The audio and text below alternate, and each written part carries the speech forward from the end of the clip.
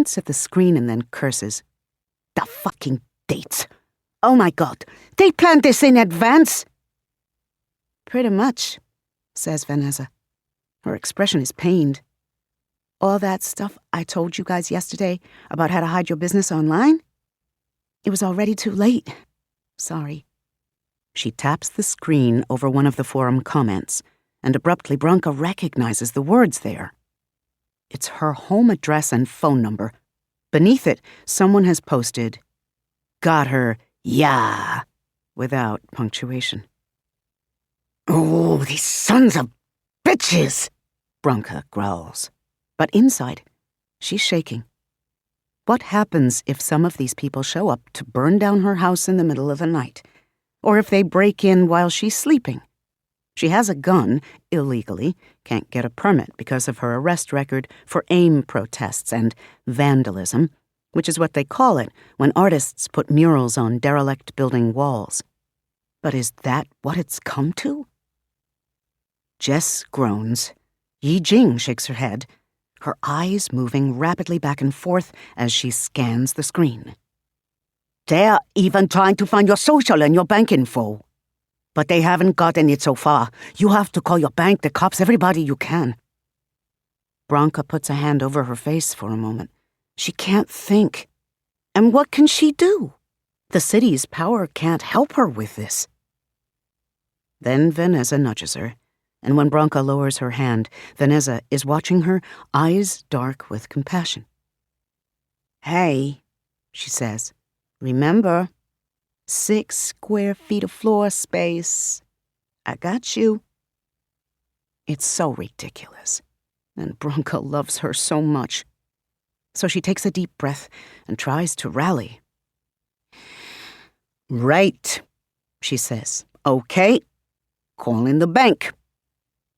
We need to get online, Yi Jing says, scowling. Do some counter-campaigning. You handle your business, Branka. But while you do, we've got to start fighting back. It becomes a whole big thing, Branka realizes, through the endless day that follows. She's still dazed by the looming threat of employment termination, but that's only one gun in what turns out to be a fucking broadside. The artiste's video, which Branka watches, despite Vanessa warning her that it would only heat up your brain, is almost a masterwork of insinuation. At no point do they come right out and say that Branka rejected them because they're white men. That's unprovable and actionable. They say everything else, though. That Branka is an out lesbian and indigenous rights activist with an Ivy League PhD. I thought Indians were supposed to be poor, sneers 15, who's included in the video as a guest expert on something. That Yi Jing's own work has appeared in the gallery.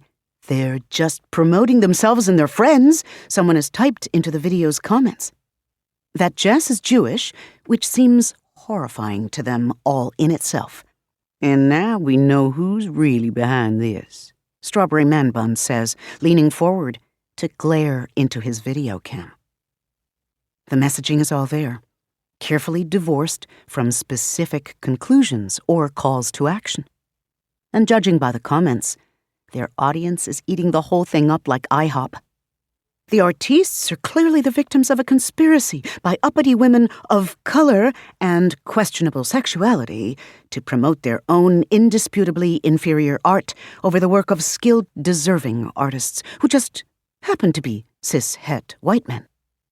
In conclusion, the artistes instruct viewers to let the Bronx Arts Center know what you think, after which they display the names of the board from the center's own newsletter masthead. They knew exactly whom to target, and their goal was precisely what's happened. Branka's job is in danger. Yi Jing and the others are on it. Jess calls and texts a number of the center's artists, while Branka's on the phone with the bank. Branka's mystified by how Jess is picking her calls, until Jess explains, not the biggest names, but the ones with the widest reach on social media. She gets them to start posting about the situation, which Vanessa has already bullied most of her art school buddies into discussing online. The goal, Jess explains, is something that will look like a spontaneous show of support from the public. There is a spontaneous show already occurring, as Vanessa shows them. It's just unfocused. There are quite a few posts floating around asking why people seem mad at the center, which has done so much good for the community, and trying to figure out how an anti-racist mission statement is getting called racist. But within an hour, Yi Jing is on a conference call with 3 arts media reporters and a news feature editor where she explains that the center's director has been asked to remove the work of a talented artist in order to make room for hate art. BuzzFeed posts something about the situation, so does Drudge. But everything was already cockeyed on that side of the looking glass anyway. Vanessa's started something she's calling a counter-hash. Hashtag Bronx not bigots, although at one point she gets annoyed because some helpful wit has also started using hashtag art not alt. That's a dilution of our message, she proclaims. But as far as Bronca can tell, both messages are working just fine. When Yi Jing shows her how to look at all this fiddly social media stuff, there are thousands of people tweeting and blogging in support of the center. It's the most beautiful thing she's ever seen. And then, toward evening, a good hour or 2 after the center should have closed, but of course they're all still here again, Bronca's direct line rings. Raoul's number. Bronca takes the call in her office. It's brief. When she emerges to find the other women sitting there staring at her, she has to laugh. It's a weary but much-needed cathartic release after this ridiculous day. Yeah. So, the board has reviewed the situation and publicly put its full support behind the freedom of expression that any champion of the arts should blah blah blah blah. Bronca shrugs. Translation: they rejected the Better New York donation. Also, they're not firing me. Vanessa jumps up and yells in triumph. Jess looks like she's going to faint. Yi Jing is furious. Translation: the entire goddamn internet jumped on them and they didn't want to look bad. But are they going to apologize for even considering this Dr. White's offer? It's the board. You know that's not how they roll. Yi Jing opens her mouth, and Bronca holds up a hand. Look, this is bullshit. But it's bullshit we survived. Go home. Have dinner before 9 o'clock for a change. Forget about this place for a while, and thank you, all of you, for saving my job. That silences them for a moment. Yi Jing looks at Vanessa. Vanessa makes some kind of face at her, trying to convey something that Bronca cannot interpret. Finally, Yi Jing looks exasperated, but she turns to Bronca and draws herself up a little. I have a guest room, she says. A little stiffly, but still. Given how much they hate each other, it's a gesture that makes Bronca regret half the things she's said about Yi Jing over the years. The other half? She'll stand by till she dies.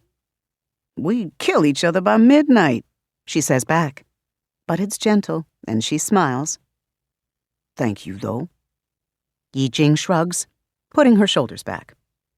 Putting up with you seems like a small price to pay to stick it to these fuckers. But what are you going to do then? It probably isn't safe for you to go home for a few days. Bronca rubs her eyes.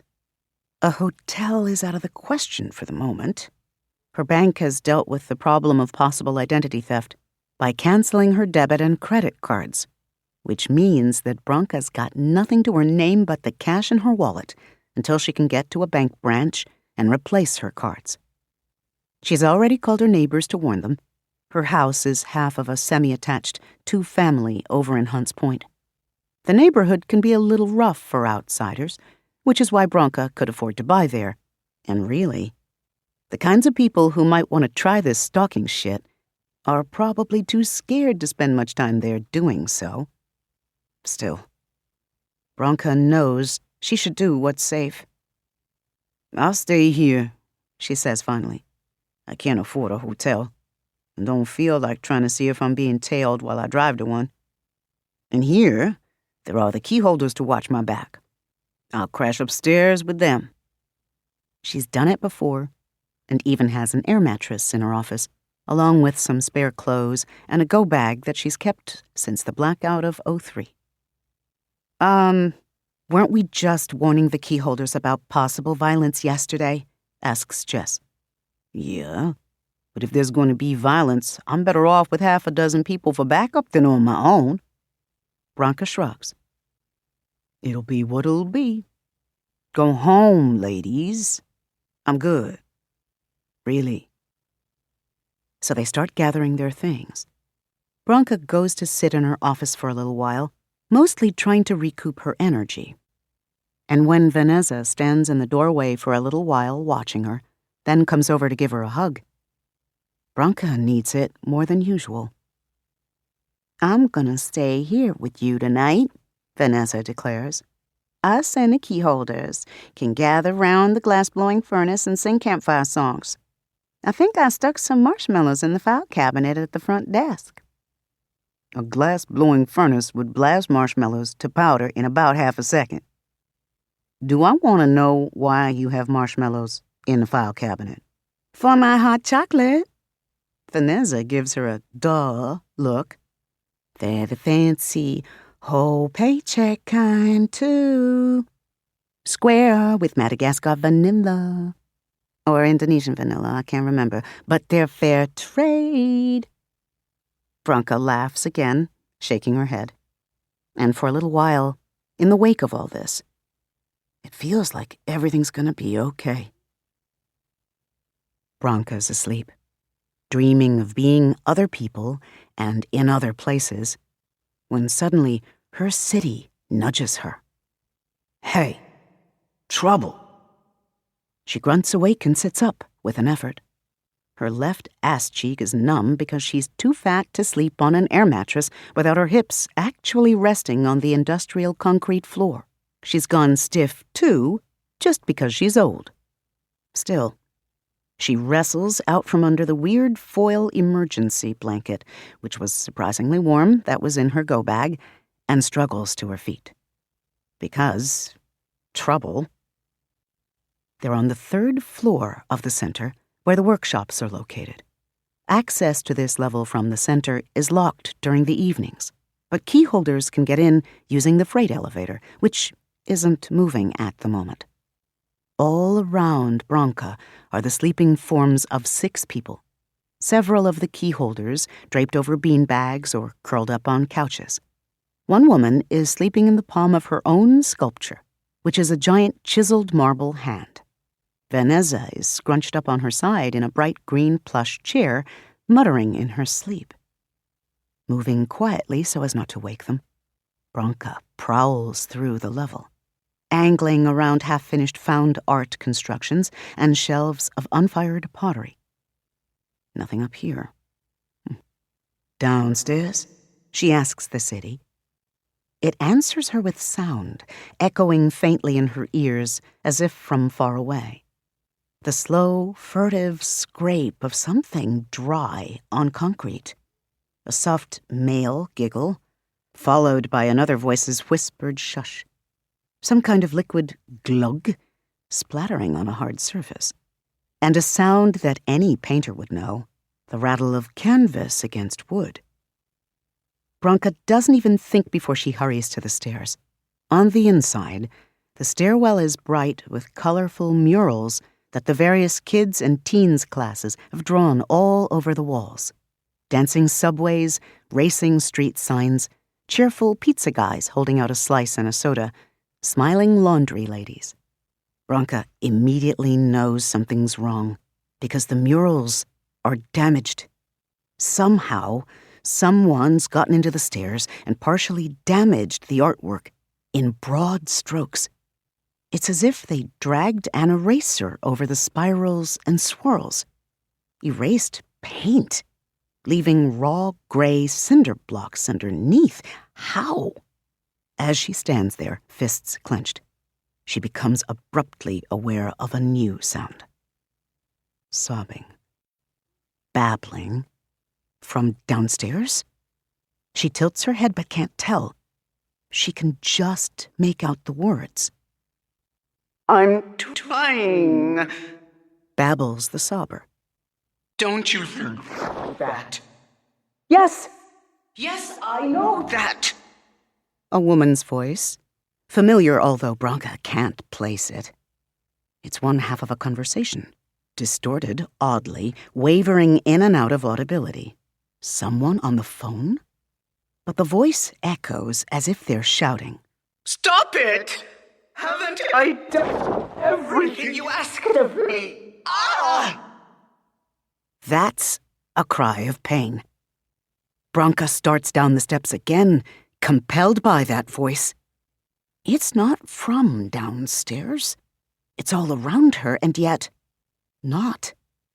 Distant in a way that makes it sound like it's not in the building, not anywhere nearby. I know it, I know. You hate me for this, but am I not a good creation? Now the voice hitches. I know. I see how it is I am. But it isn't my fault. The particles of this universe are perverse. There's a long pause this time. Branca has almost reached the ground level when the voice chokes out, now thick with bitterness. I am only what you made me. Then, silence. Branca pauses for a moment, with her hand on the ground floor door's latch, listening. But there's nothing more. She sets her jaw and turns the latch. On the ground level, where it's dark except for low-power lighting, she can hear them clearly. Several people moving around inside. How did they get in? Doesn't matter. What does matter, she sees when she passes Morrow Hall, is that they've pulled all of the photographs of Unknown's work off the walls. The frames have been haphazardly piled in the middle of the hall, and someone sprinkled lighter fluid on them. She realizes as she gets close. Her nose wrinkles, half at the smell and half in fury. She catches the edge of her favorite, which is face down on top, and turns it over to find that someone has scratched all over the young man's sleeping face with what looks like a black marker. "Oh, you motherfuckers," she snarls. "There are remarkably few of your kind who actually do that," says a voice that makes Branca stiffen with recognition. Stall woman. That was her in the stairwell, too, Branca realizes now, though her voice was less clear there. "I expected much more motherfucking when I first came to this city," Stall woman continues. She isn't distraught anymore. Now she sounds detached, bored even. "Given how often New Yorkers use the term, I honestly thought there would be mothers getting fucked in every alley. A veritable plague of motherfucking. Unless, of course, mothers like being fucked, which I presume they do. Then I suppose I should call it a bounty of motherfucking. But there really isn't that much at all. Strange." Branca looks up. Morrow Hall has a 30-foot ceiling, which is why the taller installations usually end up in it. Right now, however, Branca spies something moving in that corner of the room. Under the white paint somehow, as if the paint is still wet. She inhales a little at the sight. The shape under the paint is spider-like, although flat to the wall and lacking several legs. Not large, maybe palm-sized? Whatever it is. It doubles in circumference as Branca watches, and then doubles again. Abruptly, there is a tearing sound, and the crack, because that's what it is, suddenly splits apart. The wedges of the opening begin to peel back. Not like something organic, but like something computerized. Pixels overlapping each other, piling up, and then spilling away to reveal a space beyond. What should be there is the ceiling of the next gallery over, or maybe some insulation and ductwork. What Branka actually sees, however, is a white ceiling that is much farther away than it should be, farther than is possible, given the dimensions of the center.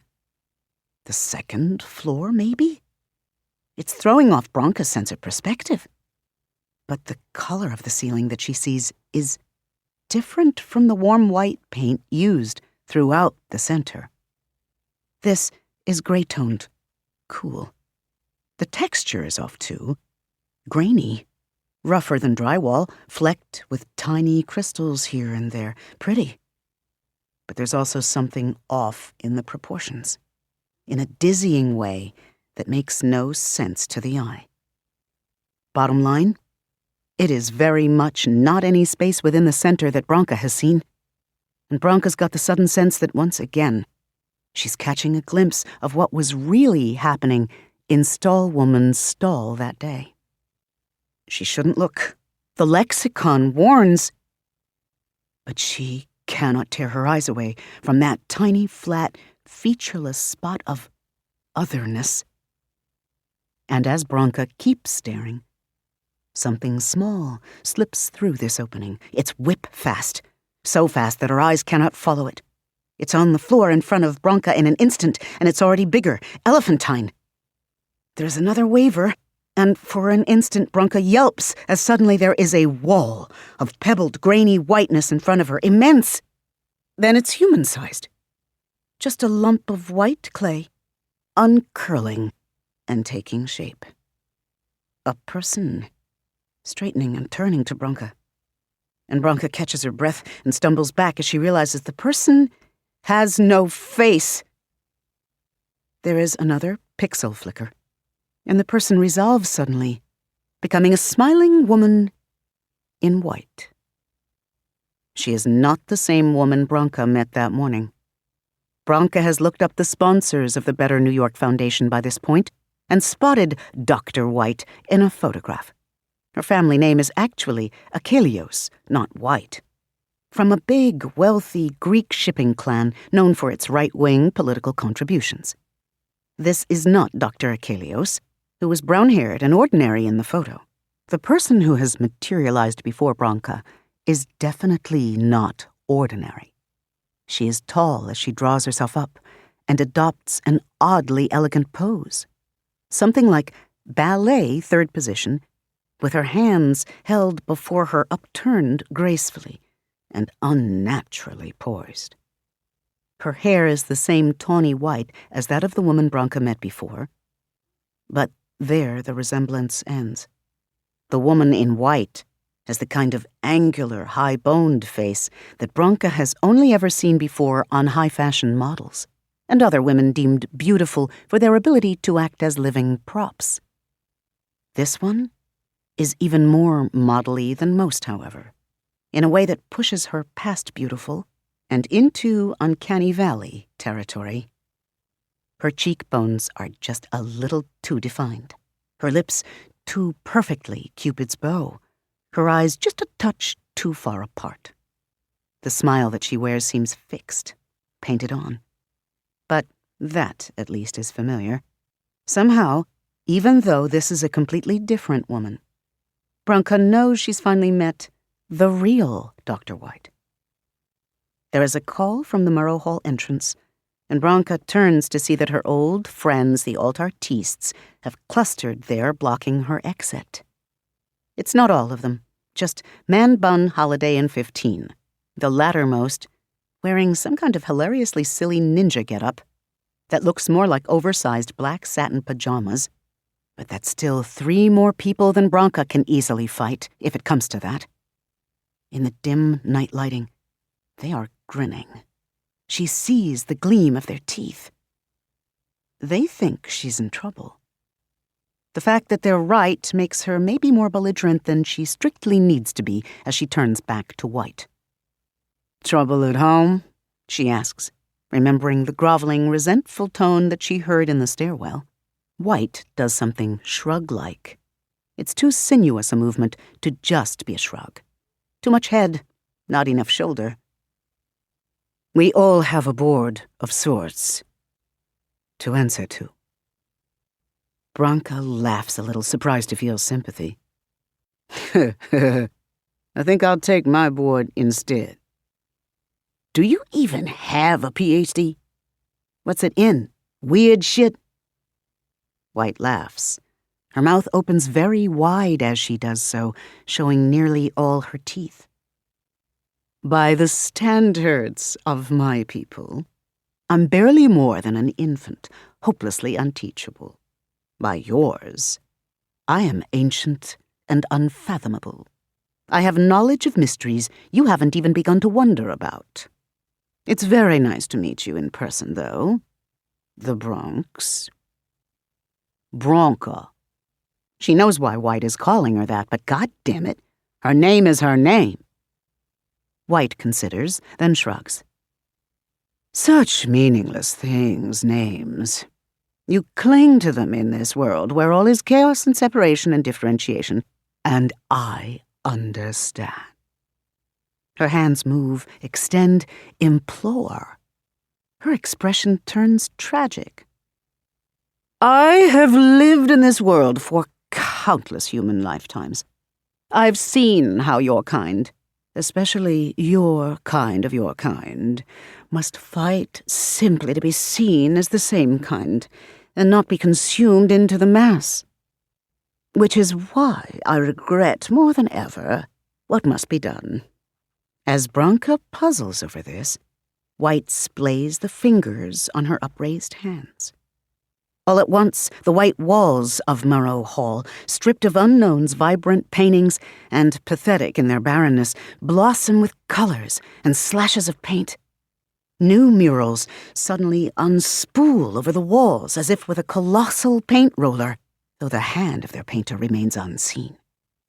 But Branka's stomach clenches as she recognizes the style of this work and sees faceless, paint-strewn figures resolve out of the spreading swirl of colors.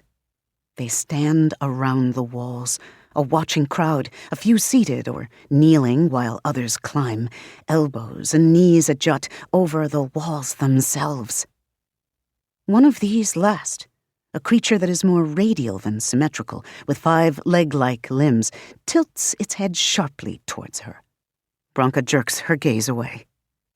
The mural is on every wall, though, and spreading over the ceiling in her peripheral vision. Her heart's pounding.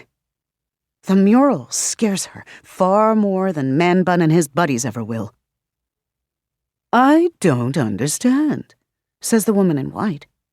Her head tilts suddenly, sharply, in a parody of puzzlement. There's no kindness in her voice anymore. Wasn't it you who tried to barge into my toilet stall? Didn't you want to come in and see me? And I left the door open for you, too. Oh, yes, I did. But then you kicked me, and the door shut. Rude. Her smile vanishes abruptly, replaced by annoyance. Then she sighs. But I haven't given up on you, the Bronx. My offer from the toilet still stands. If you work with me, I'll help you. There's no need for you and your favorite individuals to die in the conflagration to come. Or at least, not for some time, as you reckon it. I can see to it that you, the Bronx, are the last to be enfolded. All I need you to do is find him for me. And she gestures down at the pile of Unknown's photographed art. On top is Branka's favorite, still beautiful despite its desecration. Looking at this, at the clean lines that are still visible despite the marker and the distancing second-handness of photography, steadies Branka through her fear. She remembers the day she found the real image. It was a mural that someone had painted onto the wall of a crumbling low-rise in the South Bronx, near one of the number 4 train stations. Another brickyard. Branka can't seem to stay out of them. But then, amid decay and despair, she'd seen this. The self-portrait of a young man who'd drawn it without hands, without paints, from miles away. The city painted it for him. That was why the eye for that painting felt different. And now the avatar of New York is somewhere underneath the city, she knows instinctively. Somewhere in the subway tunnels. He's sleeping in the image. And at last, Branka understands what this means. Something has gone wrong. The avatar's sleep is unnatural, enchanted, a desperate last-ditch measure to conserve strength while the city labors through an unexpected crisis. The reason the city is so dangerous, so infested with the woman in white and her ilk, is because all of its defenses are at their lowest ebb and faltering. Why? Why is the city's avatar sleeping? It comes to her, almost painfully fast, as if the city has just been waiting for Branka to ask this question. Because New York is too much for one person to embody. Because its avatar embodied it anyway when the city needed him, and he fought and won, but otherwise the city wouldn't be here. But doing this, using that much power, nearly destroyed him. Now he waits for Branka and the others, the ones who are meant to help him. They must heal him. He can't wake up without their help. Branka could tell the woman in white this. She doesn't know which subway station the painting depicts, but she could share what she does know. Right now, Murrow Hall's walls are an open doorway into another universe. One that is so fundamentally inimical to everything that Branka is. Human, woman, individual, flesh, matter, three-dimensional, breathing. One step in any direction might take her there. A shove, a tug, and even one moment spent there, clashing with its alien atoms and trying to breathe its alien air, will rend her to her core. Is there air? Is that a thing that would exist in such a place? She knows this, as surely as she knows her own names, as surely as she knows her own kin and skin. The enemy is not just at the gates, but at her throat. And if she means to live, she has no choice but to surrender. But there is something else she knows as well as skin. That she is a warrior. Not born, maybe. Chris once told her that she had a gentle soul wrapped in razor wire. But the sharp edges are not her fault. The world trained her to violence, to ferocity, because it hates so much of what she is. This isn't the first time Branka has been surrounded on all sides by those who would invade her, shrink her borders, infect her most quintessential self, and leave only sanitized, deadened debris in their wake. It's not even the first time she's had the power to fight back. This is just the first time it's happened since she became the goddamn Bronx. No, Branka says to the woman in white. I don't fucking think so. The woman sighs. Oh, I'm sorry then. She makes a little twitching movement with one hand. Something behind Branka makes a sound. It's nothing she can easily describe. At its baseline, a low gulping, almost musical double reverberation, like something electronic. Except this is organic, she knows.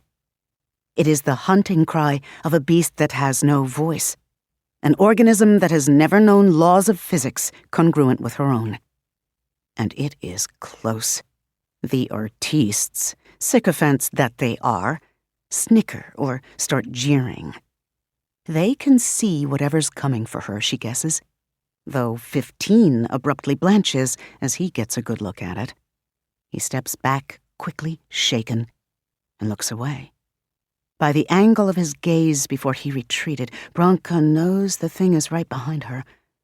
And Branka laughs. She can't help it. Some of this is nerves, the rest is fury. These people! They have come into her borough, her territory, and ripped down good art. They've tried to force her to accept their disgusting, mediocre bullshit instead. And here is this white woman who is not a white woman at all, but who has tried to manipulate mechanisms of power against Branka, just like the worst of them, demanding that Branka capitulate. Like fuck she will. The woman in white frowns at Branka's laughter. I don't know who the hell you think you are, Branka says, and she is spreading her arms. And I don't know what you are. But you don't know who I am if you're coming at me with this weak-ass game. The woman's eyes narrow. You're the Bronx. Yeah, Branka says. And I'm also the one who got all the knowledge of how this works. She is setting her feet. The others probably don't know how to do this yet, but I do. A wind has begun to blow within the hall, stirring papers hanging along the center's corridors. Branka does not notice. The world has divided into two. Murrow Hall, where the woman in white curses as jittering figures amid the wall mural draw back in what Branka suspects is alarm, and the other, New York.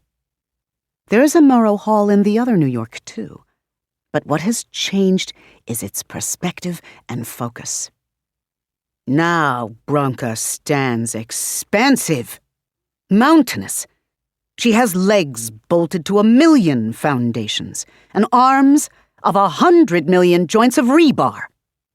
The flesh that fills the gaps is the soil where 1,000 generations of Branka's mothers grew and thrived, which has been invaded and poisoned and built over again and again. But it survives still, survives strong.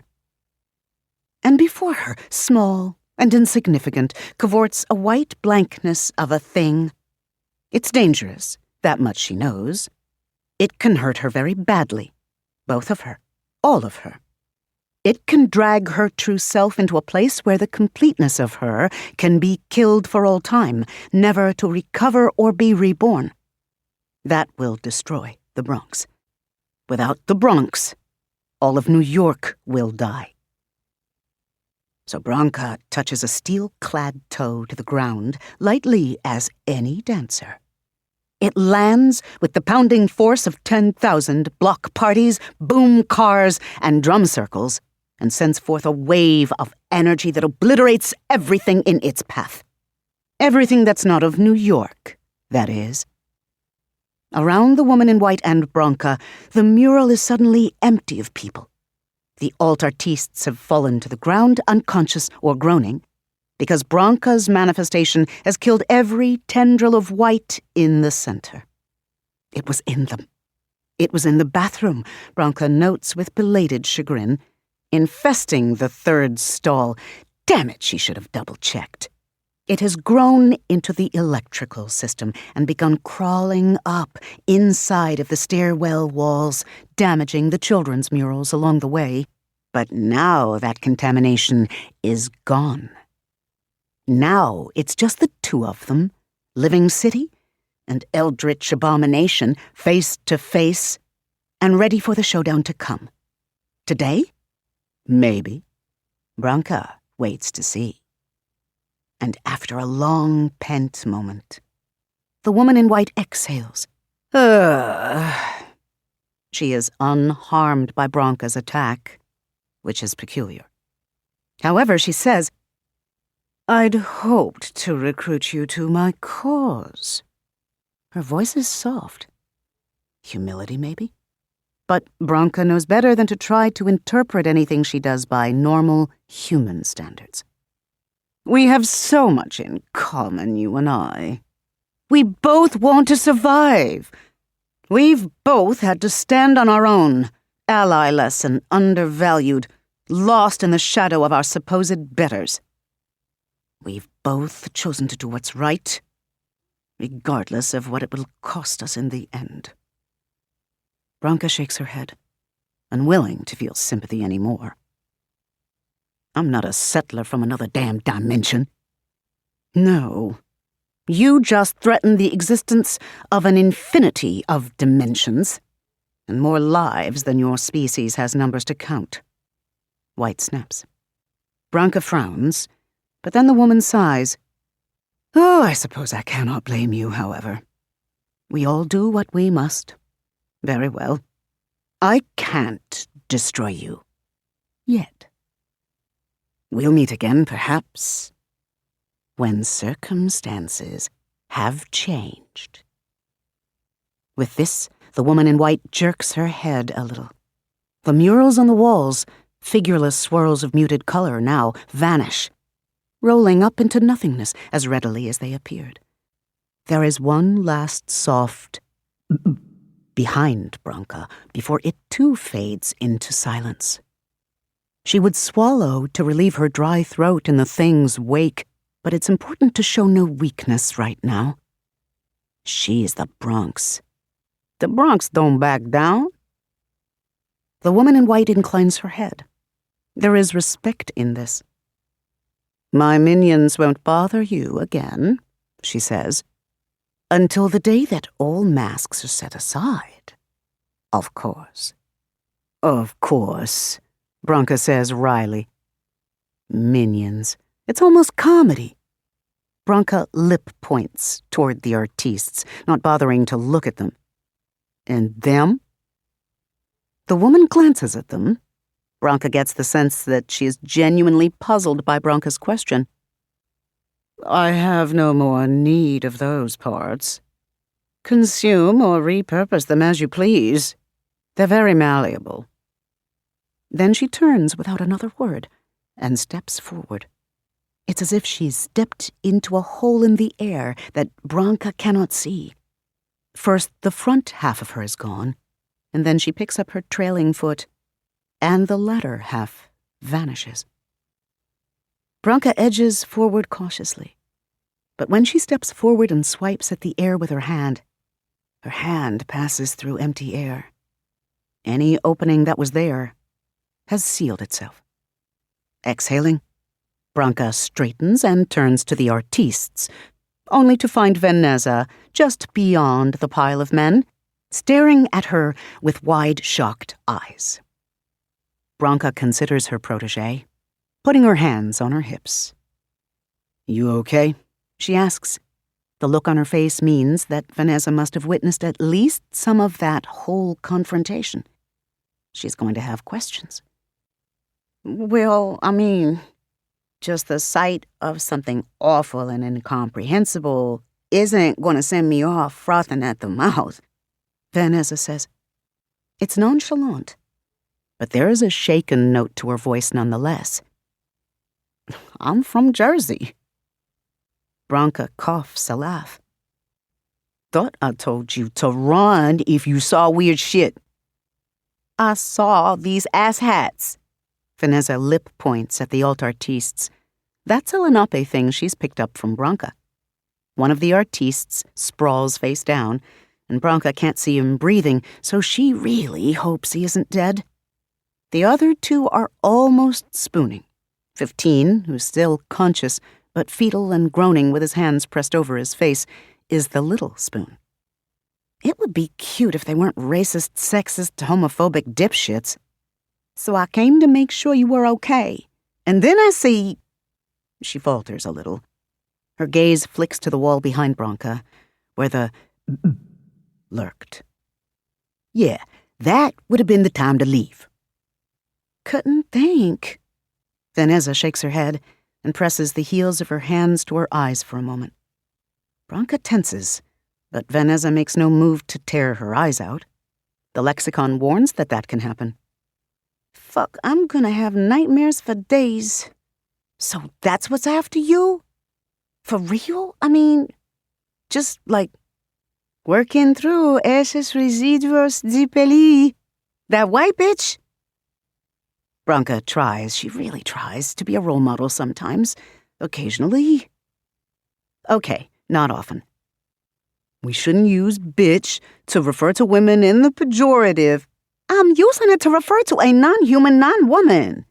So, is this whole scheme like an extra-dimensional shakedown or some kind of fuck shit like that? Is that what I am seeing? Vanessa's voice has gone more than shaky. It is seismic. She's trembling, too. And now her hands are rubbing tears from her closed eyes. Branka sighs and goes over to her.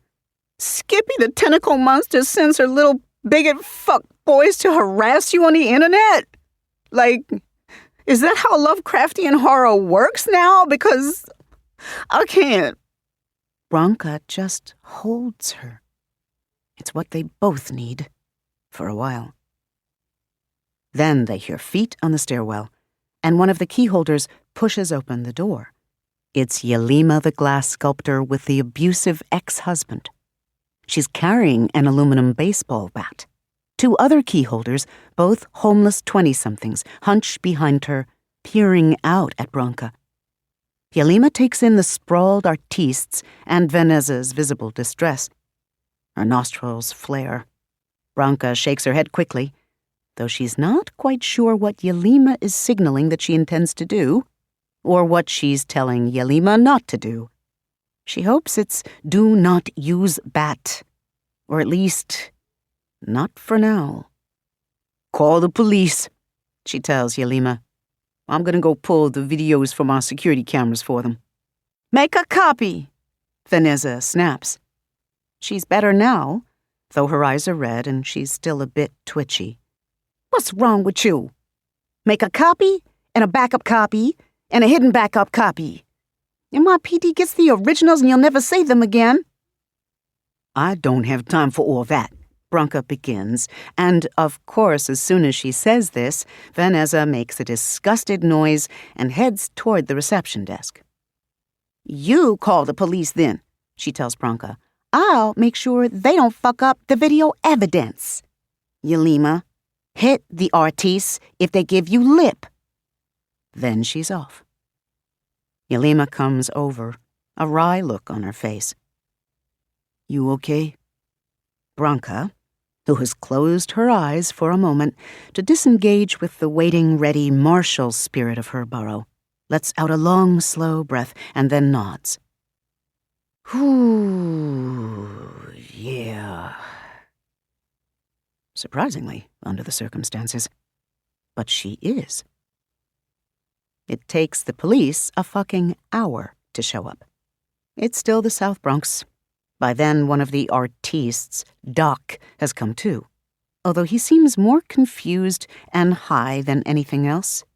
He sits shivering against the wall, while Yelima watches him with a taut attention born of experience. He keeps saying that he's cold and asking how he got there. Branka supposes that whatever the woman in white did to him could have affected his memory. But she also knows that the woman in white could not have used Doc and company unless there was something sympathetic, synchronistic, within all of them.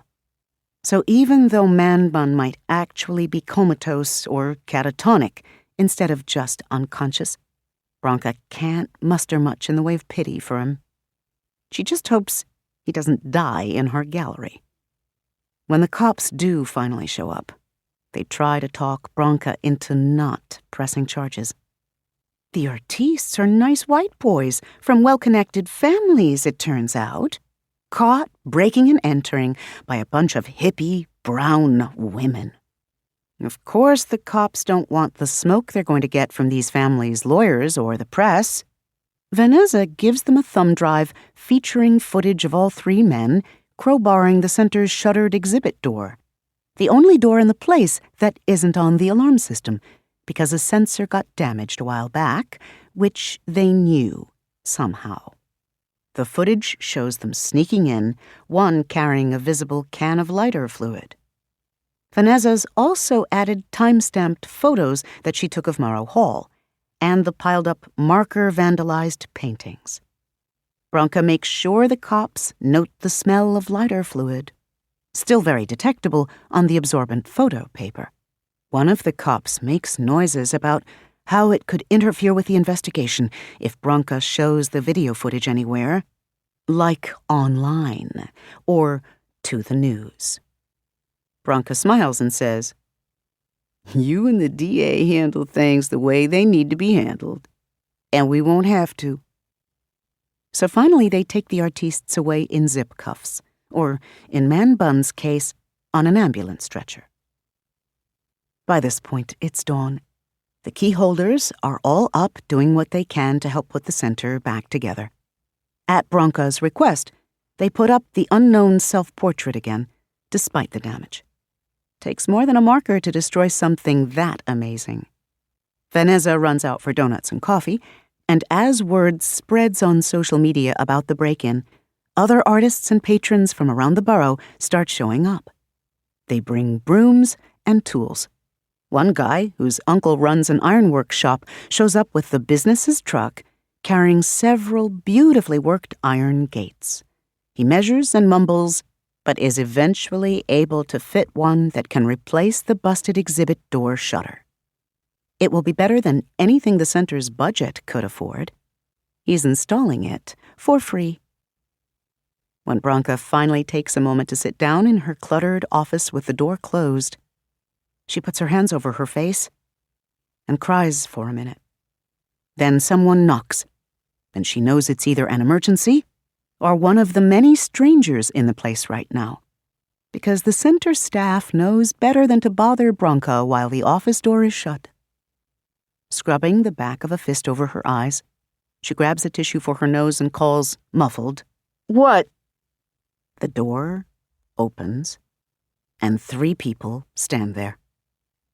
Even if Branca hadn't been raw inside, she would know them by the sudden, almost painful ring of recognition that sounds throughout her soul. They are kin, battle companions, the missing fragments of herself. They are Manhattan, Brooklyn, and Queens. And they're grinning, ostensibly elated at having found Branca. "What the shit do you want?" Branca demands. Chapter 10. Make Staten Island great against Sao Paulo. Aislinn is up on the roof again, gazing at the distant city in the night, when her mother scares the life out of her by touching her from behind. She yelps loudly enough for her voice to echo from the nearby houses, and turns to glare at her mother. "Mom, are you trying to give me a heart attack?" Sorry, her mother says. "But are you sure you should be up here? That allergy attack you had?" Aislinn has spent the past 24 hours on Benadryl to try to reduce the hives she picked up at the ferry station. They're mostly gone now, and not as itchy, though the Benadryl has made her dreamy-headed and slow. Sitting on the roof is one of her favorite pastimes ordinarily, but between the drug and the soft, constant song of the city, the experience has become sublime. "I'm good, Mom. It feels nice out here. The wind's so cool, and you can smell the harbor even from here." It feels so good, in fact, that on impulse she adds, "Sit down. Look at the city with me." The roof of the Houlihan home isn't much more than an access door and some satellite dishes, though her father jokingly calls it their rooftop bar. Aislinn's put 2 folding lawn chairs out here, and she knows that her father often takes advantage of them because she has to pick up his beer bottles and put away his binoculars whenever she comes up. This is the first time her mother has ever climbed up, however, so she watches with some interest as Kendra, she's thought of her mother as this since her teens because it's what her father calls her, settles gingerly into one of the lawn chairs. It creaks and slides back a little beneath her weight, which makes her yelp, then laugh nervously. "Sorry," Kendra says again. "I don't like heights." But then she falls silent, gazing at the cityscape. Aislinn is pleased to see her mother's face, too, relax into wonder. Manhattan is scary to contemplate up close, and apparently full of bees, but from this safe distance, it is a jewel to behold. They sit for a few moments in companionable silence, and then her mother says, "So, did you make it to the city yesterday?" Aislinn starts, her heart constricting, though she doesn't know why. Aislinn does not understand her mother. Kendra is basically an older version of herself, black-haired and slender, and so pale that sometimes there's a green cast to her skin. Aislinn often finds herself hoping that she'll grow up to be as beautiful as her mother, since Kendra has only fine threads of gray hair and a few minute wrinkles, even in her 50s. Black Irish holds the years well. However, Aislinn does not want her mother's eyes. All of Kendra's age lives here. Not in lines, but in constant darting flickers and a slow, sad weariness. Back when Aislinn was a teenager, she often thought of her mother as dull. Since then, Aislinn has come to understand that women sometimes have to pretend to be dull so that the men around them can feel sharper. Adult Aislinn has had to do the same thing with increasing frequency as she's grown older. So she and her mother are finally beginning to become friends. But it's fragile, like any friendship formed amid stress. And her mom has never intruded so far into territory that Aislinn regards as inviolably hers before. She shifts a little, trying not to show her discomfort, although the rickety lawn chair betrays her by creaking loudly. "How did you know?" Kendra shrugs a little. "You usually take your car to go shopping. The bus is so slow. But NYPD photographs license plates at the ferry station." And her father almost found out anyway because of her panic attack. Aislinn sighs in careful frustration. I just..." And then she can't think of anything else to say. Her mother has also lived nearly her whole life on Staten Island. How can Aislinn say, "I just wanted to leave you and Daddy and everything I've ever known to go to the city you've spent years warning me against"? And for what? To meet total strangers who are part of me, part of New York. And I am part of New York, and I don't think I want to be, but I am. And then Kendra destroys Aislinn's entire image of her and perception of herself with a single sentence. "Really hoped you would make it," she says quietly. Aislinn flinches hard enough to make the chair shift back. She stares at her mother. Kendra offers another of those tired smiles, though she doesn't look at Aislinn while she does it, just keeps her gaze on the city. "Wanted to be a concert pianist when I was young," she says, further flooring Aislinn. "I was really good.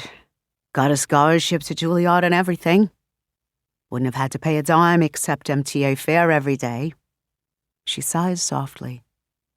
"I mean, I was really good. Fucking amazing." Aislinn can count on one hand the number of times that her mother has dropped an F-bomb over the entirety of her life. But that isn't the thing that's jolted her the most. I've never seen you touch a piano. You don't even listen to music on the radio except when Dad does." Kendra smiles a little, with just one corner of her mouth, while the rest of her face remains its mournful, immobile self. She doesn't say anything. Aislinn can't believe this. "Because your parents said no?" Her maternal grandparents are dead now. Heart attack for Grandpa, undiagnosed liver cancer for Grammy. But Aislinn remembers them as being very traditional, stolid, no meat on Fridays Catholics.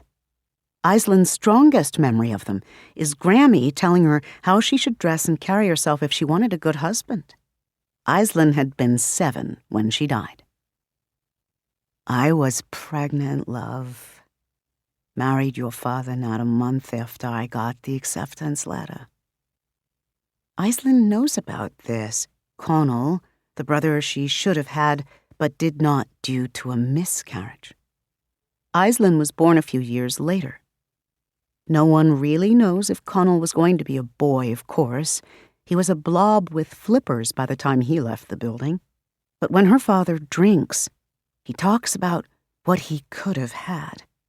A brother in arms to help the family face this terrible world. Instead of a daughter, there's only another useless thing to protect. Aislinn knows that the idea of working motherhood is anathema to both her parents. But since Connell wasn't, and it would have only meant working wifehood, Aislinn frowns. You still could have gone, couldn't you? If... She has tiptoed around Connell for years. Her father still grieves. Her mother keeps her own counsel on the matter, because that's what women have to do sometimes, she has always told Aislinn. I meant to go. Your father wasn't much help with, anything. But I was determined to find a way to make it work. Her mother smiles again, that little half-a-mouth smile, less than a quarter of her face. Her gaze is distant, somewhere well beyond the city. That's why I had the abortion. Aislinn's mouth drops open.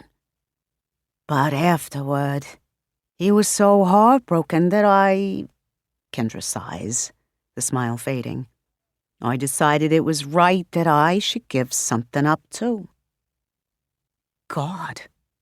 Aislinn has to swallow hard to muster words. You never told Dad? Why would I? So many answers wrapped up in that one. Why would she tell a conservative, son-hungry man that she'd aborted his baby? Why tell a husband that it was his fault for forcing her to choose between one dream and another? And then there is the matter of how he would have reacted. Aislinn shifts again, realizing she's drawn back from her mother a little. She didn't mean to. It's just a lot.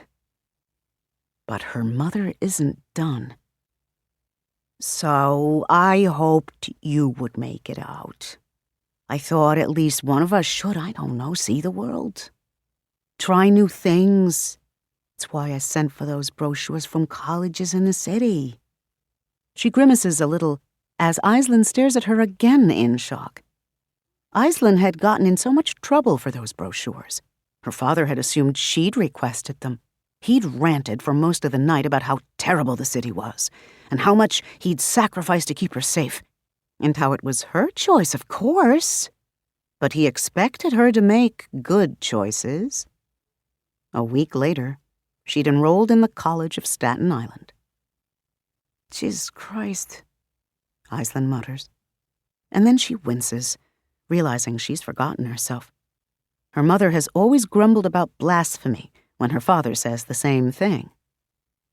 Yeah, that was a real shit show, wasn't it? Her mother says. Okay, Aislinn's gonna stroke out any minute now. Sorry. Finally, though, her mom gets to her feet and turns to Aislinn. All at once, Aislinn finds herself imagining a different version of her mother. Still the same woman, still limned by the distant light of the city, but wearing a stylish little black dress and with her hair elegantly coiffed instead of just a fraying bun at the back of her neck. The way she's seen concert pianists dress on TV. There would be fewer lines in her face, Aislinn decides, considering this stranger who has been her mother for 30 years. Lighter circles under her eyes, if any. And her eyes would be just beautiful, instead of beautiful and tired and sad. Then the moment passes, and Kendra is just Kendra again. Don't stay here, she says to Aislinn. Just don't. If the city calls you, Lynn, listen to it and go. Then she pats Aislinn on the shoulder and heads for the roof access door. Aislinn sits there a long hour more, staring not at the city, but at the door that her mother passed through. As Aislinn comes downstairs, she realizes someone else is in the dining room with her father. That's unusual enough. Aislinn's father doesn't like intruders on his territory. But when she leans around the door to see who it is, she is surprised to find her father sitting at the dining table with a man of about Aislinn's age, whose entire appearance screams Antifa, or commie, or weed head, or any number of other things that Matthew Houlihan has called young men who look like this. The young man is wearing perfectly rectangular, black-rimmed glasses and a conspicuously old-fashioned mustachio, curled and waxed at the tips. His arms, mostly bare, he seems to be wearing only a short-sleeved button-down with suspenders, the kind of outfit her father has called gay on other men, display unimpressive biceps and such a profusion of tattoos that Aislinn cannot make any one of them out. He sits close to Aislinn's father, kitty-corner at the table edge, showing him something on a tablet computer. They're both snickering at whatever it is, like small boys at CCD lessons on Sundays. Her father, a broad man even up to his balding pate, is literally twice the younger man's size. It's like watching a bulldog snicker at a dachshund's jokes. Then they both look up, and Aislinn is caught staring. Her father immediately beams and beckons her into the room. Hey, yeah, Apple, come on in. I want you to meet a friend. Aislinn comes in, trying not to frown so that she can be polite, but her father does not have friends. He has guys from work, who are cops as well, and to judge by his comments about them, her father regards most of those as rivals for the rank of detective, which he has been striving to achieve for most of Aislinn's life. He goes drinking and occasionally to ball games with them, however, and this apparently serves as enough of a substitute for friends that he's never sought anything else. And yet here's her father, grinning as he says, "This is Connell McGinnis." And then he laughs, as Aislinn cannot help widening her eyes at the name. Good Irish name, right? Always liked that one. Connell laughs too. Blame my father. Matthew chuckles and slaps him on the back, while Connell regards Aislinn. Very nice to meet you, Aislinn. I've heard a lot about you. Hopefully all good. Aislinn banters by rote, trying not to squirm. She's gotten better at this since she was a child, when she would simply stand before strangers without speaking, having frozen up. But she's still not good at it. Usually her father knows this and gives her plenty of warning before he brings a stranger home for her sake. Nice to meet you too, thanks. And to her father, just because the curiosity is killing her, she adds, Is this, somebody else from work? Work? Hey, no. Her father's still smiling, but all at once, Aislinn knows that he's lying. But what is the lie? Connell doesn't look like a cop. He doesn't feel like a cop, although Aislinn's cop-dar is understandably limited in its scope. But maybe Connell is a friend of cops in general. We're just working on a thing together, kiddo. A hobby, Connell adds, and then he and Aislinn's father dissolve into boyish snickering again. Aislinn has no idea what's so funny. When they recover, Connell is the picture of pleasantry. Apple, huh? That's cute. I figured you'd have a nickname based on Aislinn. Dreams, dreamer, dreamy, you know. That's the meaning of Aislin's Gaelic name, which Aislinn looked up in a book once when she was a child. You really are a true son of Ireland, huh? Connell grins. Aislinn's father nods approvingly and adds, Apple? 'Cause she's my little apple, here in the Big Apple. I started calling her that when she was little and she loved it. Aislinn has always loathed this nickname. Do you, need anything to eat or drink, Connell? Dad? We're good, kid. Hey, but Connell, Aislinn's a great cook. Even better than her mother. Kendra! It's a sudden bellow that makes Aislinn jump. But for once, her father isn't angry.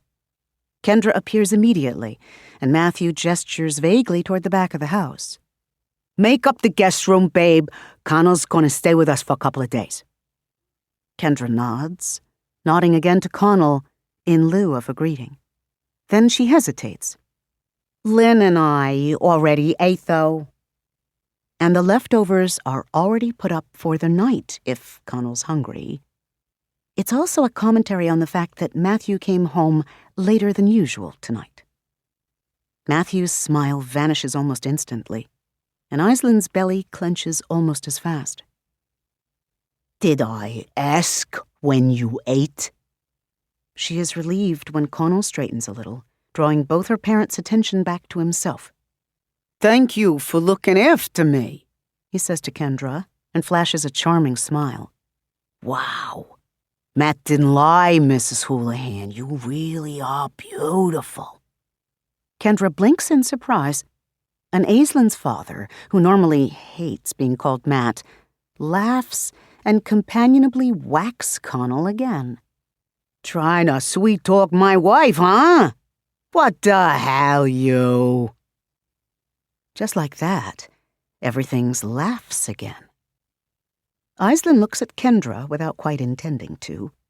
She's learned over the years that she and her mother cannot appear to be allied even if they are. But Kendra seems just as puzzled by the whole situation.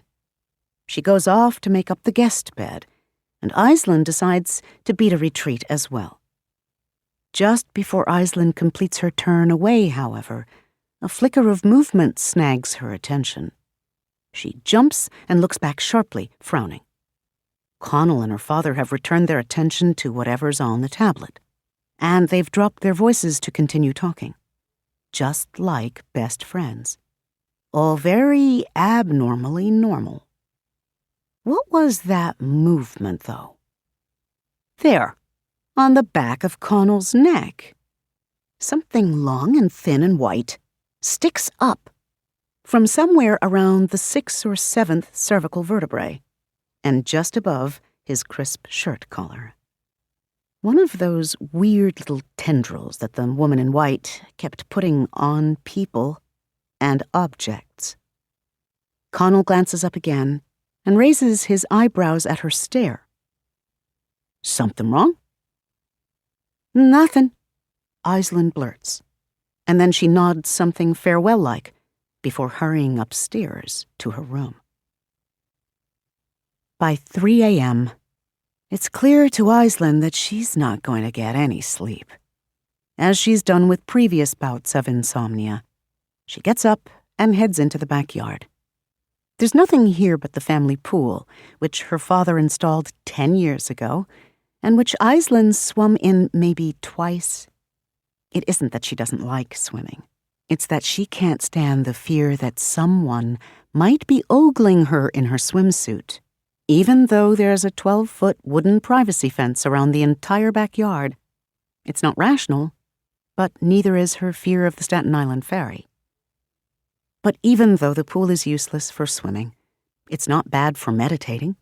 If moping beside a pool while clad in jammies and her favorite Danny the Dolphin plush slippers qualifies as meditation.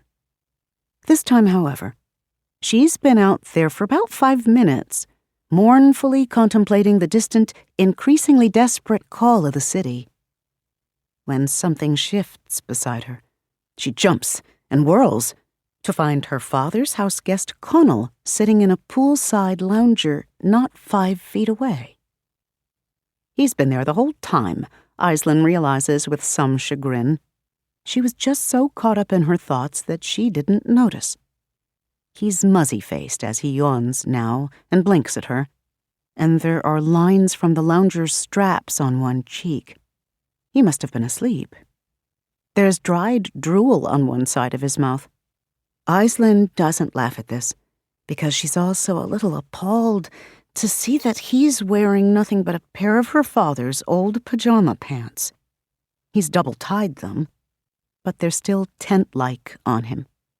As he's without a shirt, she sees now that he also sports a farmer's tan and a series of additional tattoos across his chest and belly that are a lot less ambiguous than the ones on his arms. One's an older, nicely done Irish Trinity knot over which the number 14 and a separate 88 have been etched in jagged, more amateurish lines. She remembers reading something about those numbers, and though she can't recall what they're supposed to mean exactly, she doesn't think it's anything good. A couple of the tats are semi-comprehensible outlines of what look like Norse gods. They're very muscular.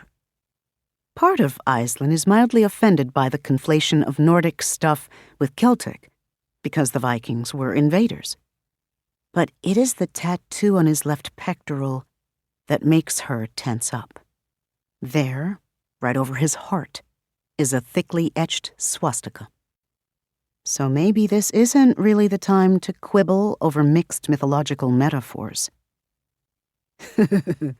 Well, you haven't run screaming. Your dad did say you are a true daughter of the Isle. What's Ireland got to do with... Aislinn gestures at the swastika.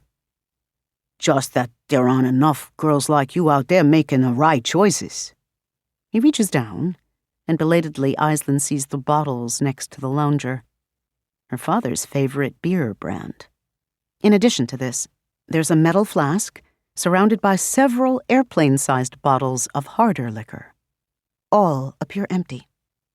Aislinn cannot see the white tendril on his neck from here. Can the woman in white watch her through it? Is she part of him somehow? Aislinn is groping for a way to ask, Did she tell you her name too? When Connell sets the bottle down and says, Ever fucked a black guy? What? Her thoughts freeze. The question doesn't make sense on any level. That he would ask such a thing of a stranger, that he would ask it of her of all people, that he would ask it of a supposed friend's daughter, that he would put that string of words together in that order. What? You know. Ever take a swing on the old jungle gym? Or made the beast with a wet back?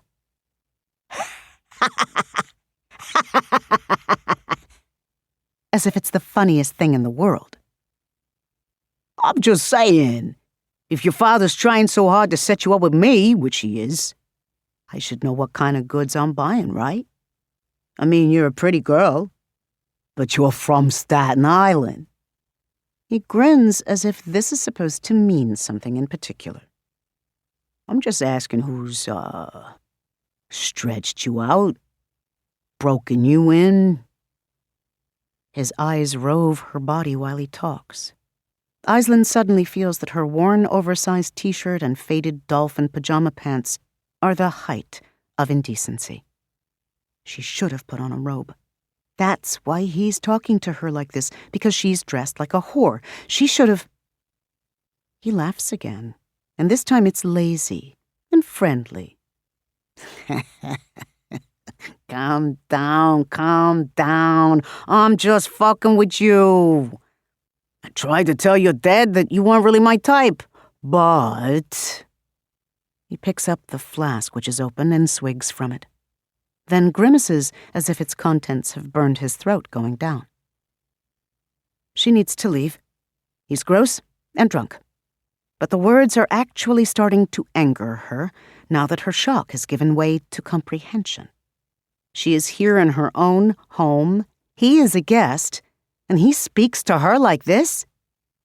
I'm definitely not your type, she says. Then she turns her back on him, but does not leave because she refuses to look like she's fleeing from him even if she wants to. He snickers. It's infuriating. Aw, hey, eyes, I'm sorry. Friends, okay? Let's be friends. Hey, I want to show you something. When she deliberately does not turn, he shifts a little, making the lounger scrape the concrete. At this, she jumps and whirls because some part of her is abruptly afraid that he's going to get up and... What? Now she's being irrational. Her father is a cop and a shout away. Connell wouldn't dare. But Connell is still in the lounger. He's sprawled out more, in fact, spreading his legs and planting his feet on the pool deck, and that isn't a bottle tenting his pants. Aisling flinches and starts walking away, hot-faced and disgusted. Connell catches her hand as she goes past, to her astonishment. Sure you want to go? Let go of me, she snarls. Look, eyes, he says. He's dropped his voice into something low and persuasive. We both know you'll die in this house if some guy doesn't marry you away. That. Aisling freezes. That's. He reads the horrified acknowledgement of reality in her shock and grins. And we both know you've never done anything with any guy, let alone any big fat jungle dicks. I've seen your type. Good Catholic girls too scared to do shit. Wanna know a secret? Nobody likes virgins' eyes. It doesn't make you pure or special. Just a shitty lay whenever somebody finally gets around to you. His hand, already tight enough that she's going to have to struggle to break his grip, pulls her down a little. Daddy's girl, still living at home, never had a boyfriend, but you want to leave, don't you? You dream about having a real life. You want to get away from this shitty island. Be somebody, right? Let go of me, Aisling says again, but this time it's weak because some of what he's said has struck entirely too close to home. She's shaking too, and she hates it because he can feel that. But she's surprised to realize in a sudden epiphany that she isn't shaking out of fear. He's said a lot of things that are accurate, but this shitty island? Her hand twitches in his, and he tightens his grip in response. He thinks she's trying to get away. She isn't. Shitty? So here's your ticket, he says, bumping his hips up so that his erection bounces in obscene suggestion. Your dad just loves me. But you don't want to be his anymore, do you? Be your own woman. Suck my dick. Or we can even get started on grandkids for him if you want. I got a fat cream pie already up in here. He grins and then fumbles at the drawstring of his pants, trying to tug them down. Or if you're really committed to the virginity thing, anal's good too. Doesn't hurt at all.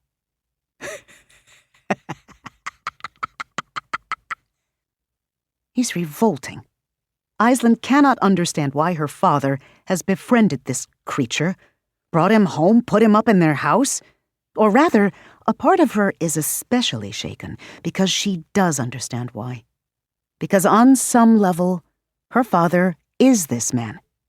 She cannot imagine Matthew Houlihan being this crass with her mother, or else her maternal grandparents would never have let Kendra marry him. But beneath her father's veneer of traditional respectability, he is also a beer-swilling, controlling bore. Aisling loves her father. Of course she does. But Connell is right on one level. Her whole life, Aisling has had to scrape and struggle to maintain her own emotional real estate.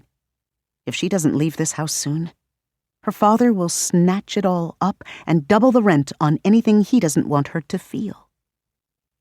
Connell is very, very wrong, however, about something important.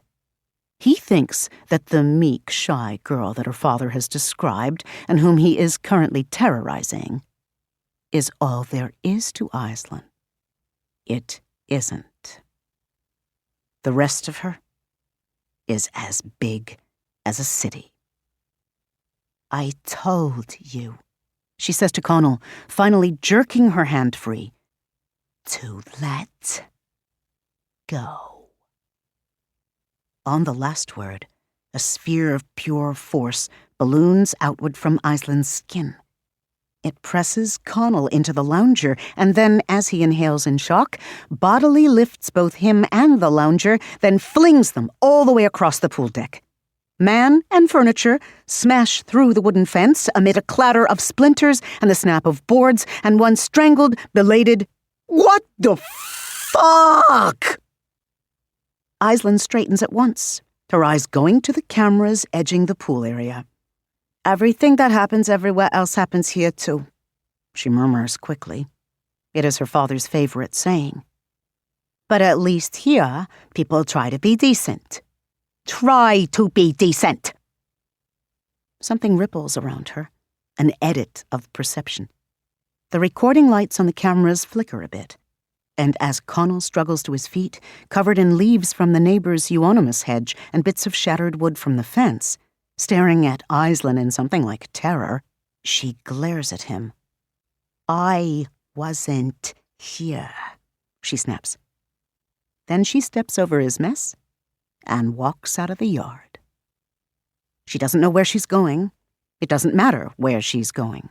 She's got no money and no ID and can't go far anyway because she's walking in puffy slippers shaped like dolphins. But as she walks, her limbs moving with tight, brisk efficiency, her jaw full of tension, she feels the island, her island, editing perception around her. No one notices or pays attention to a lone young woman walking down the middle of the street because her street has no sidewalks. It's not that they don't see her. The drivers of the cars that pass, or the neighbors who chance to look outside after hearing a loud noise from the Houlihan house. It's just that as they notice her, something else catches their attention. A movement in the trees, a car rolling past with speakers blaring, a bus in the distance stopping on screechy brakes.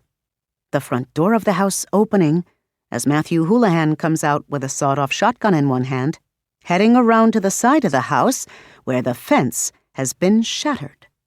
He doesn't see Iceland either, even though she's only maybe 20 feet away in that moment. He sees what she wants him to see. Everything that happens everywhere else happens on Staten Island too. But here people try not to see the indecencies, the domestic violence, the drug use. And then, having denied what's right in front of their eyes, they tell themselves that at least they're living in a good place full of good people. At least it's not the city. And at least Iceland is not at this very moment being raped by a man in whom her father sees himself. This, and the fact that she's heard her father make fun of rape victims, is why she doesn't bother to tell her father what Connell did. This is why, if her father checks the video feed from the cameras, he'll see an indistinct figure, not Iceland, standing by the pool, who then gets into a struggle with Connell and runs away after bodily throwing Connell through the fence. Evil comes from elsewhere, Matthew Houlihan believes. Evil is other people. She will leave him this illusion, mostly because she envies his ability to keep finding comfort in simple black and white views of the world. Iceland's ability to do the same is rapidly eroding. This is why she stops on the corner with her head down and her fists clenched and her shoulders tight. She's sucking in breaths to try to get a hold of herself and trying not to cry. It's late enough that the street that winds past her neighborhood is quiet. A car passed a moment ago, and the next one coming is at least a mile behind it. Here in this liminal silence, Aisling can be afraid and angry and bitter about all the forces that have conspired to make her what she is. She can wish for better. She can... The car that's been coming along the road for the past minute or so reaches her. It's going slowly, and as it gets closer, it slows more. Finally, it stops right before her, the driver leaning over to roll down the passenger side window. Aisling tenses, bracing herself for the catcall or solicitation. The man inside is ferociously lean, dark-haired, and something other than white. He's got a lit cigarette held tightly between his lips as he stares at her for a moment. Then he says, "Staten Island?" She jerks upright, and for an instant, the world changes. High-rises wheel past, buses squealing between them, docks and piers bristling into a defensive configuration. Before her looms a foreign, neon-bright skyline so immense and building-studded that it casts her into shadow. And then it is only the thin brown man again, who is staring at her with narrowed, cynical, knowing eyes. "Get in," says this total stranger. Aisling starts toward his car without a second thought. Before she can reach for the door handle, however, there is a stir at her feet and a playing card quick shuffle of realities around her. And then suddenly curling, lashing white flower fronds whip up from the earth between her and the car. Aisling stops, her eyes widening, and the man curses, throwing the car into reverse and trying to back away from them. Still growing, the fronds swiftly become taller than Aisling herself. Then they lunge away from Aisling toward the car, which they rapidly rise to surround and entangle. She can hear them slapping and hissing as they hit and sear at its chassis. And as Aisling stumbles back from the frond mass, the woman in white catches her from behind with tight hands on her shoulders, leaning forward to peer into her face. "Phew! He almost got you. Are you all right?" "What? No, let go!" Aisling shakes her off reflexively. Where the hell did she come from? In the same instant, from within the lashing tangle of white flower fronds, there is a strange knot sound, a vibration, but with no tone that her ears can detect. It sluices through part of the thicket of fronds, dissolving them, and then the car lurches forward with a screech of tires. Out of control, it skids a little onto the grassy slope off the main road, then stops, brake lights glaring. Aisling barely notices, almost tripping over her puffy slippers in her haste to scramble away from both the remaining fronds and the woman in white. The woman looks wholly different from the last time Aisling saw her, 2 days ago at the ferry station. This time, she's wearing a tracksuit, which makes it easy to see that she's much plumper and shorter, with her white hair streaked here and there with a few strands of faded bottle auburn, now in a shoulder-length soccer mom bob. Her face is not the same woman, Aisling realizes with a frisson of shock. This is someone wholly different, and yet she is also the woman in white. Every instinct that Aisling possesses identifies her as the same woman from before. Same manic energy, same bright, too earnest eyes as she holds up hands as if to soothe a skittish beast. Aisling's mind thinks of a name, but flinches away before she can recall all 3 syllables. Or is it 2? 3, but slurred, maybe. It starts with an R. Rosie. She'll stick to Rosie. Doesn't matter. "Stay away from me!" Aisling snaps. She's shaking. In her mind's eye, She is seeing that delicate white frond growing from the back of Connell's neck. Once, she thought those fronds were beautiful, but the woman said she could see what was happening through them. That means she saw, and did not stop, what Connell just tried to do. It infuriates Aislinn. "I thought you were my friend. You said you would help me." The woman frowns, looking genuinely hurt and confused. "That's what I'm trying to do. That fellow. He's another city, and I hate him. Did he hurt you?" "Your fellow?" Aislinn feels so stupid. Was the woman watching while Connell held on to Aislinn and invited her to suck his Nazi cock? Did she do nothing to help because it did not involve cities or boroughs or any of the other bizarre business that has taken over Aislinn's life? "In my house! In my own home!" Somehow, this is an extra bit of insult. In the meantime, the brown man has gotten out of the car and is walking toward them.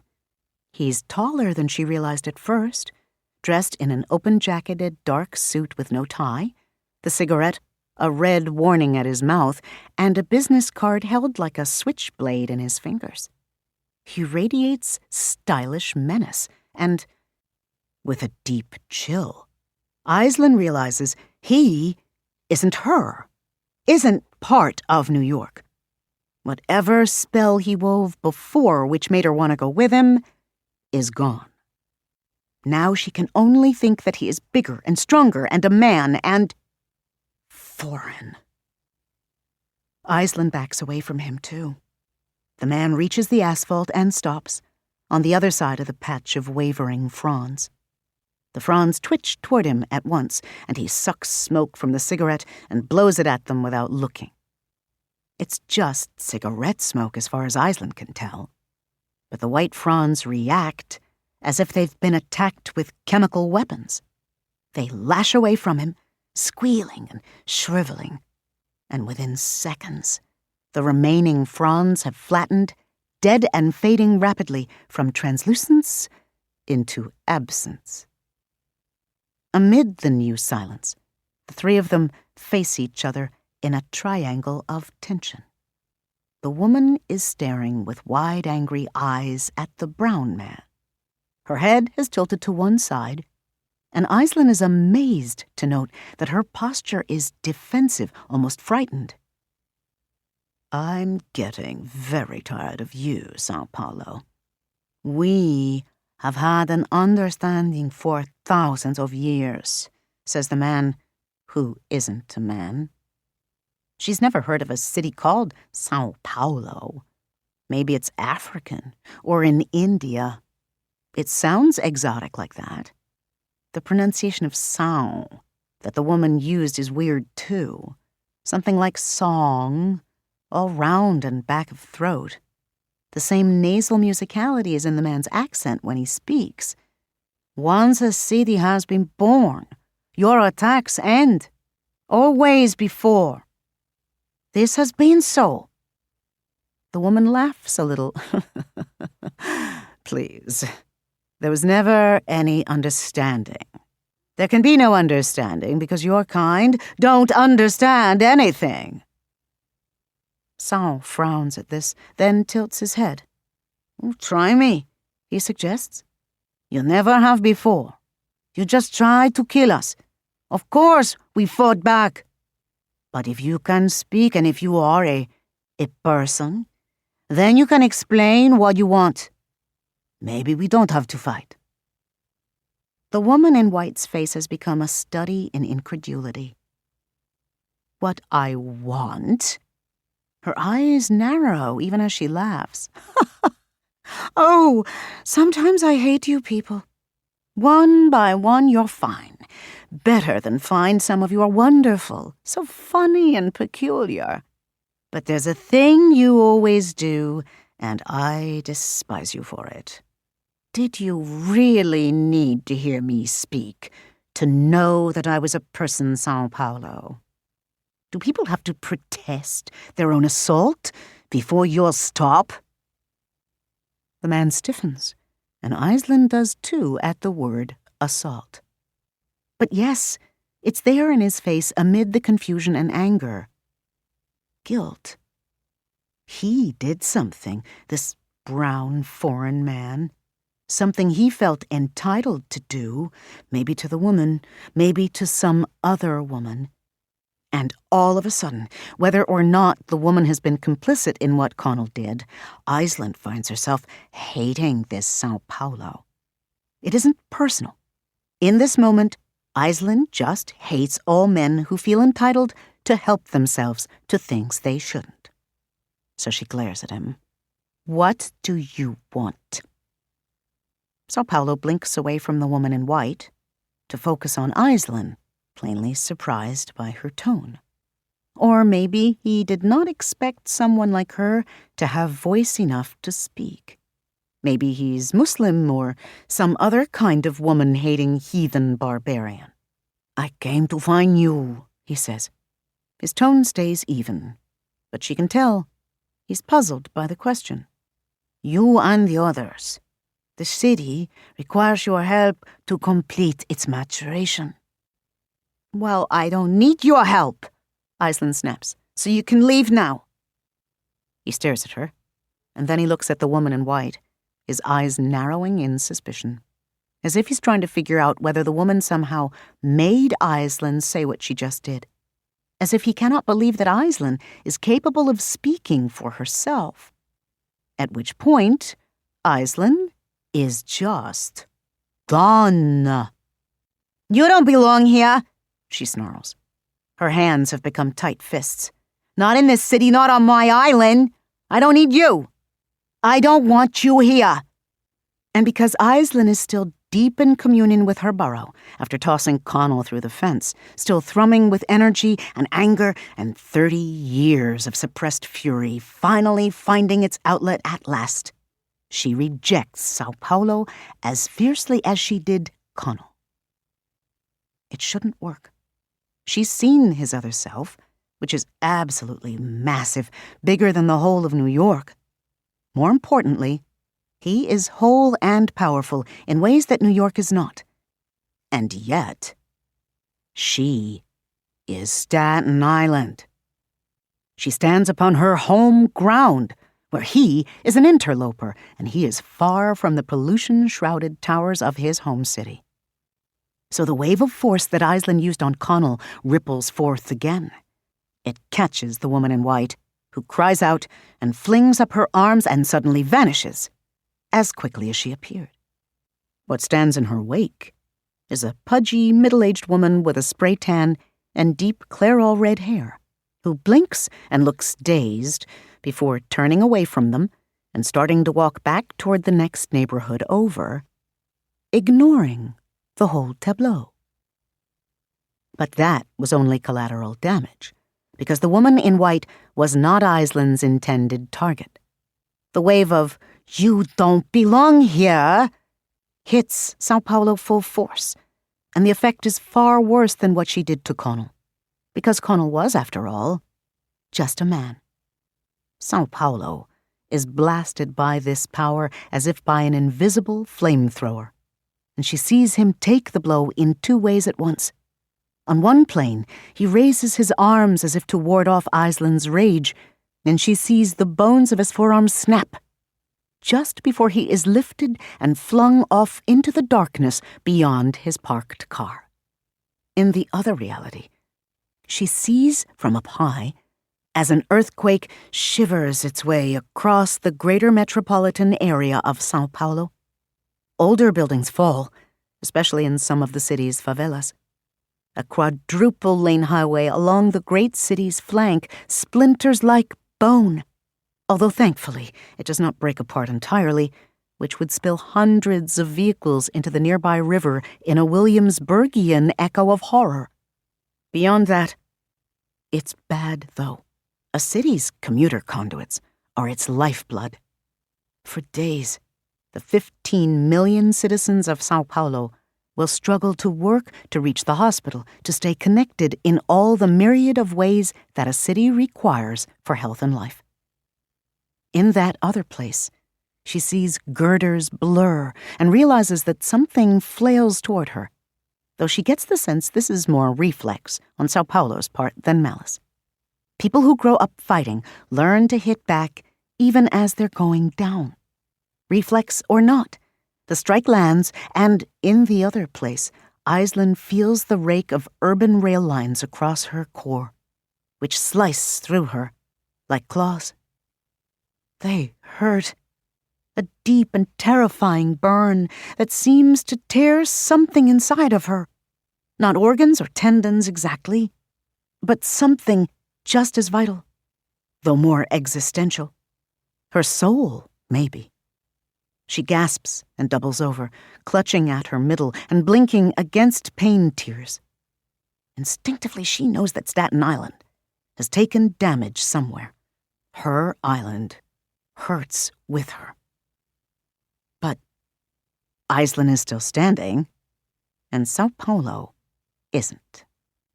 Aisling has subsisted for so long on mere survival that the endorphins and elation of victory, of feeling strong, even for a minute, go right to her head. She starts laughing, despite the pain in her middle, and for a dizzying instant, she cannot stop.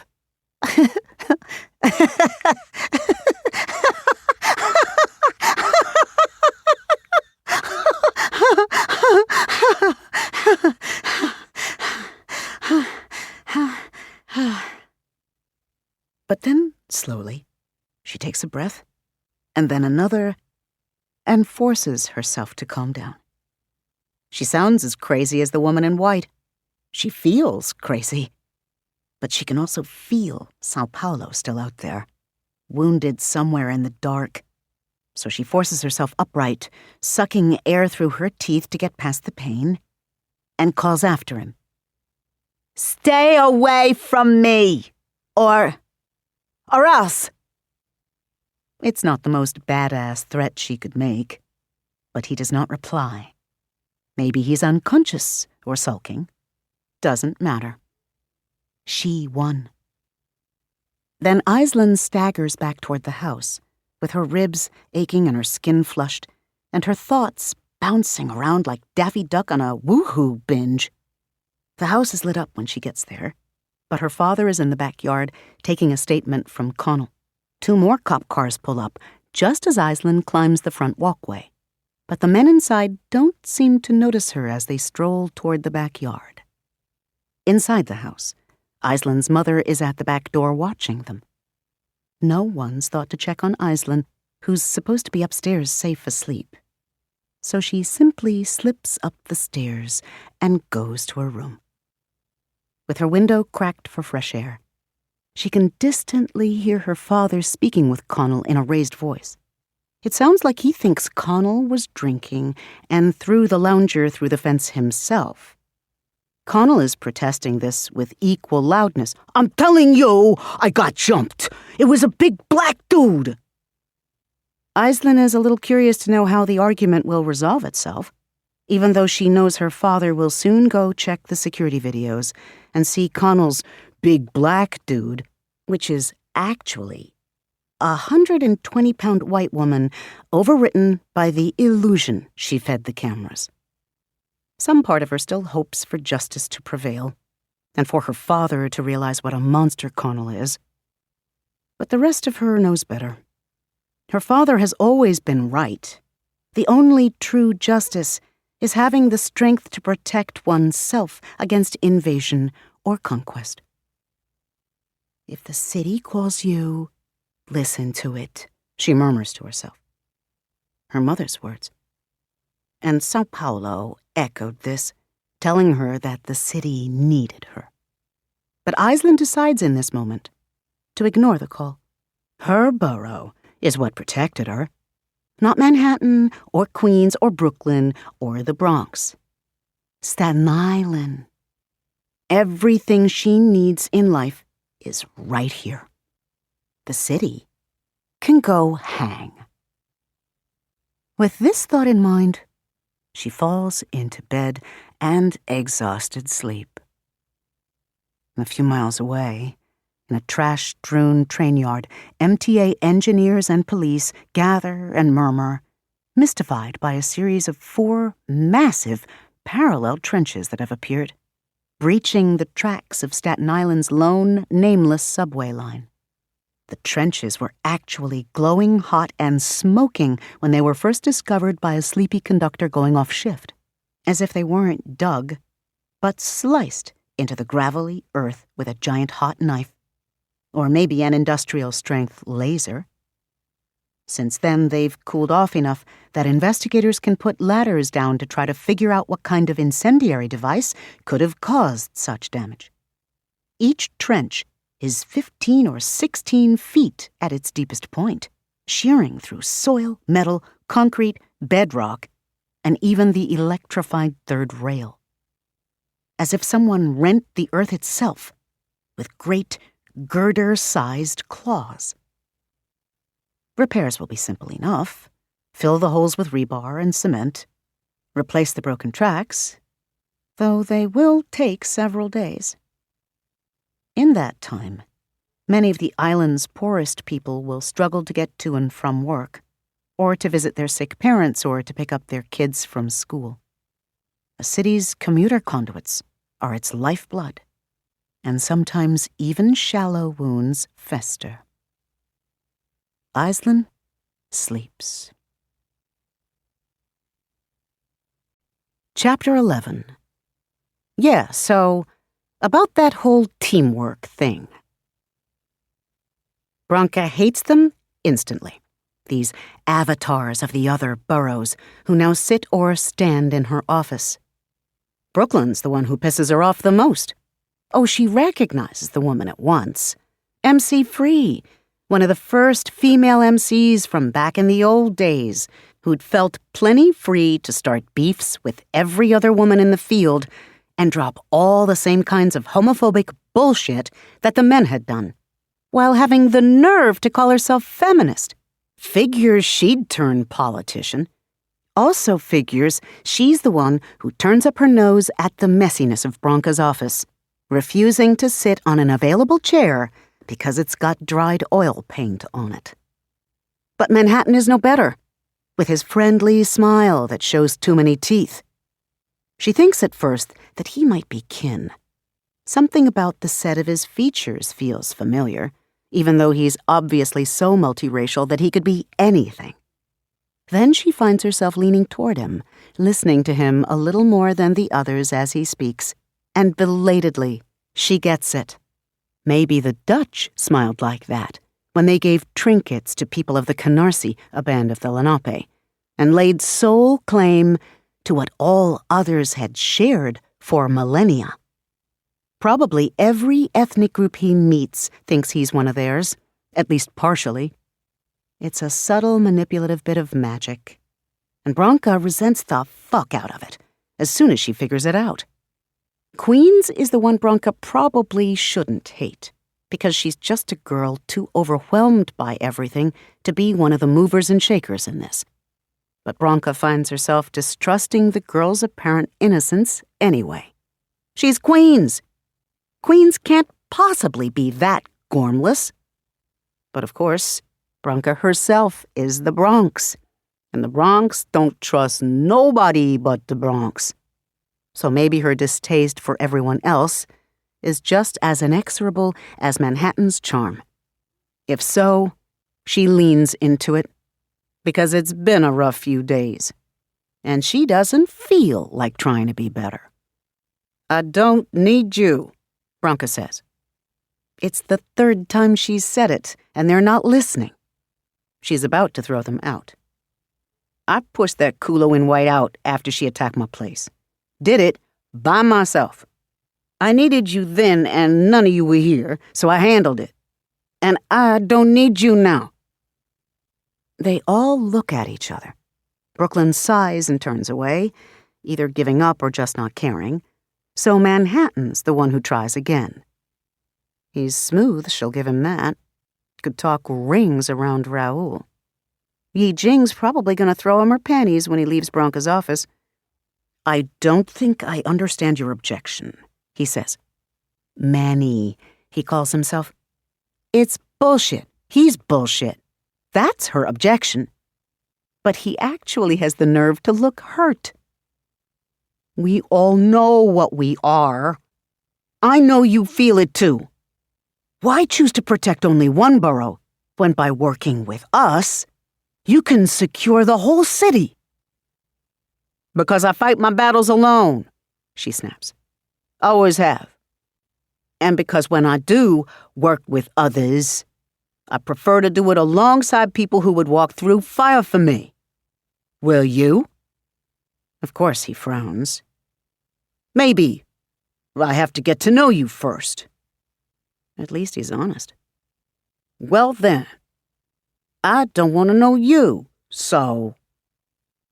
The fire we've got to walk through is here now, sis, says Brooklyn. But she says it with her back to Bronca, while looking through the office's inner window at the exhibit hall beyond. It's disrespectful as fuck, and Bronca suspects Brooklyn's not even trying to be disrespectful. She's just naturally an asshole. Doors hot, alarms going off, stop, drop, and roll. I'm not your sis. And don't act like you'd piss on me to put the fire out. Poor Queens. She gave another name, but Bronca doesn't remember it, and anyway, she's Queens. Just looks confused. Do you all know each other? She asks the room. I feel like there's bad blood here. Always bad blood between the Bronx and the rest of the city, Brooklyn says. Bronca's nastiness has finally earned her full attention, however. She's turned to face Bronca now, with her arms folded and an "oh, so it's like that" expression. Time for the earrings to come off, then. Bronca braces herself. Plenty of good stuff here in this borough, lots of good people, but they can never get their stuff together enough to exploit it properly, so when everybody else does, the Bronx throws a shit fit and claims it's disrespect. It ain't even that, though, sis, see? Brooklyn plasters a thin smile on her face. Disrespect would mean we care. Bronca plants her hands on her desk and pushes to her feet. You can see yourself right the fuck out of my office. Brooklyn snorts and is halfway to the door before Bronca can draw another breath. Manny glares after Brooklyn, but then spreads his hands to plead with Bronca. None of us is going to survive this alone. Get out. They leave. They stare at her like she's crazy while they do it, but they go. In their wake, Bronca sits down again. She's shaking. She doesn't know what she feels. She's eaten half a donut. She's running on a couple of hours of sleep amid one of the worst 3-day periods of her life, and she has faced death at least twice in that period, maybe 3 times. She has an idea that if she'd been any less powerful in the moment that she kicked the bathroom stall door open, well, at least twice. Maybe she's being irrational. In fact, she's pretty sure she's being irrational. But for fuck's sake, they were getting on her nerves. She's sitting there, seething and staring at the uneaten half of the donut, when the door opens. She inhales at once to start shouting again, but it's Vanessa. Vanessa is always okay.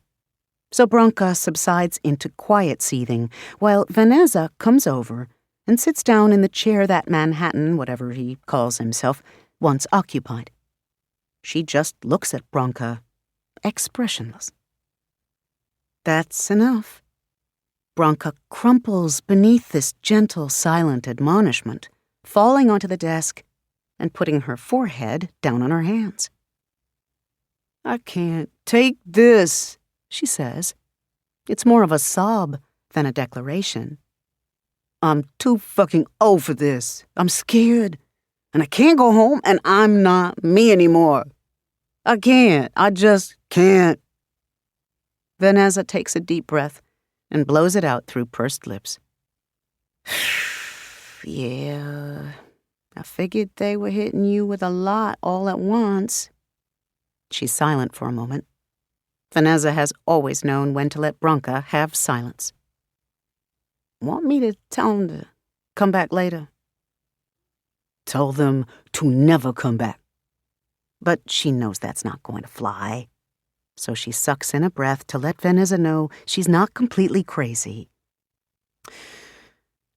Tell them to give me an hour. Gotcha. But Vanessa's got more to say, Branca's pretty sure, since she doesn't move. After a long moment in which Branca finally starts to calm down, Vanessa says, "You know, I hated New York before I met you. You are the one who showed me how to love it." "Kiss my ass." Branca says it to the desk. She's sulking, and she knows it, and she wallows in it. "I hate this city."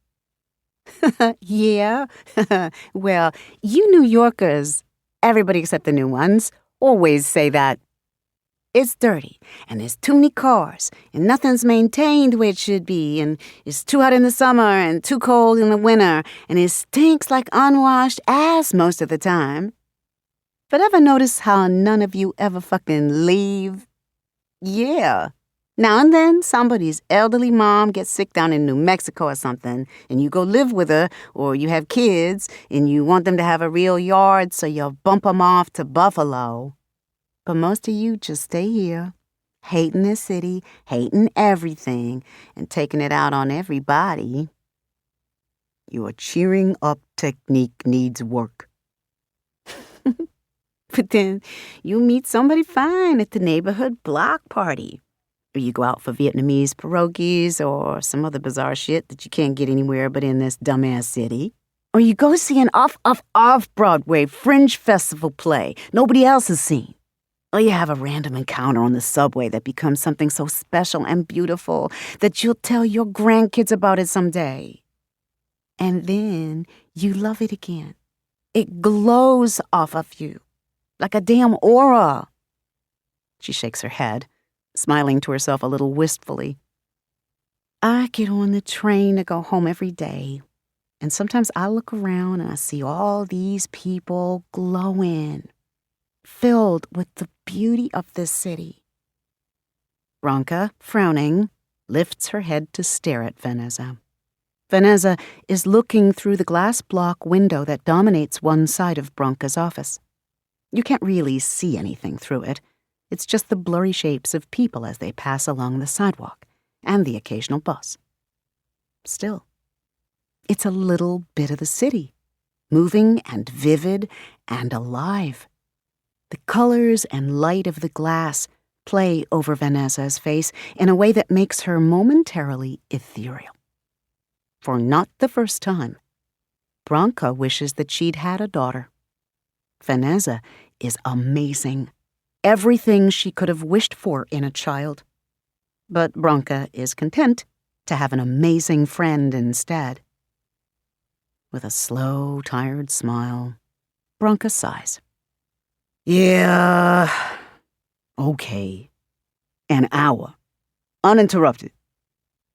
Then she will apologize to the other parts of herself, swallow a bit of pride, and join them as she knows she should. She still doesn't fucking like them, and might never. But she needs them to save the city that Vanessa loves.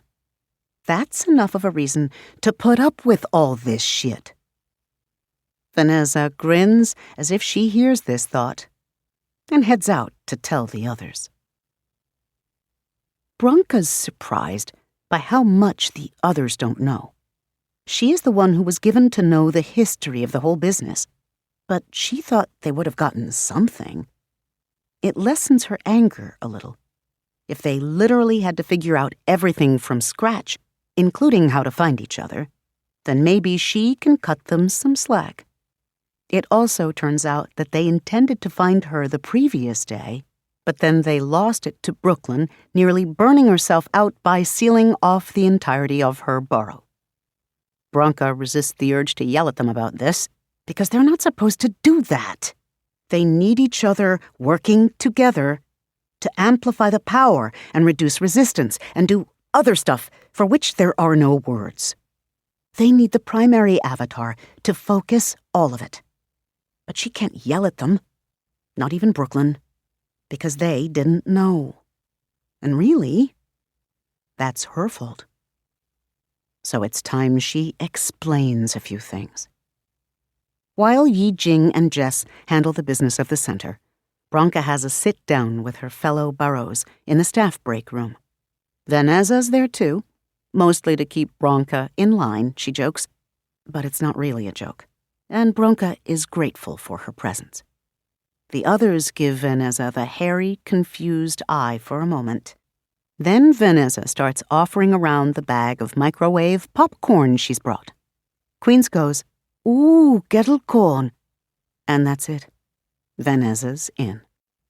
It's actually been several hours rather than just one, because Bronca had to divert some time to interviews by 2 news crews who showed up unannounced to cover the vandalism and arrests. Naturally, spotting a city council member on the premises, they roped Brooklyn Thomason into commenting too. Brooklyn gave a pretty good impromptu speech too, answering the question of what a council member from a different borough is doing helping a Bronx institution with an attack on the Bronx is an attack on all of New York, which even has the virtue of being true. So now they're all sitting around eating delivery pho. With real food in her, Bronca's inclined to be a little less of an asshole, so they're all getting along better. Brooklyn even apologized for being an asshole back. And it turns out they actually tried to call her when it became clear they wouldn't make it to the center before this morning. Uselessly. Voicemails full of hate messages, and nobody listened to it. They're all buddies now, which is good, because Bronca's got some stuff to tell them. Okay, so, she begins, we've got to find Staten Island. With 4 of us together, that should actually be pretty easy. We're already calling to her, but together, we can narrow down her location and go to her, if she doesn't find us first. But what we really need to focus on, even while we're looking for SI, is tracking down the primary avatar. They stare at her like she's just spoken in Muncie. She checks with Vanessa, because sometimes when she's tired, she does slip into that. She spent a few years trying to learn the language when she was younger, and it comes out at odd times now. Vanessa shakes her head. Nope. Just incomprehensible English, then. So there really is a 6th one, Brooklyn finally says. She throws a look that Bronca can't read at Manhattan. Good Lord. Yeah, there's a 6th one. You didn't know that? Now both Queens and Brooklyn are looking at Manhattan. Manhattan grimaces a little, then takes a deep breath. We suspected, but our source for information was that woman. He doesn't need to describe her.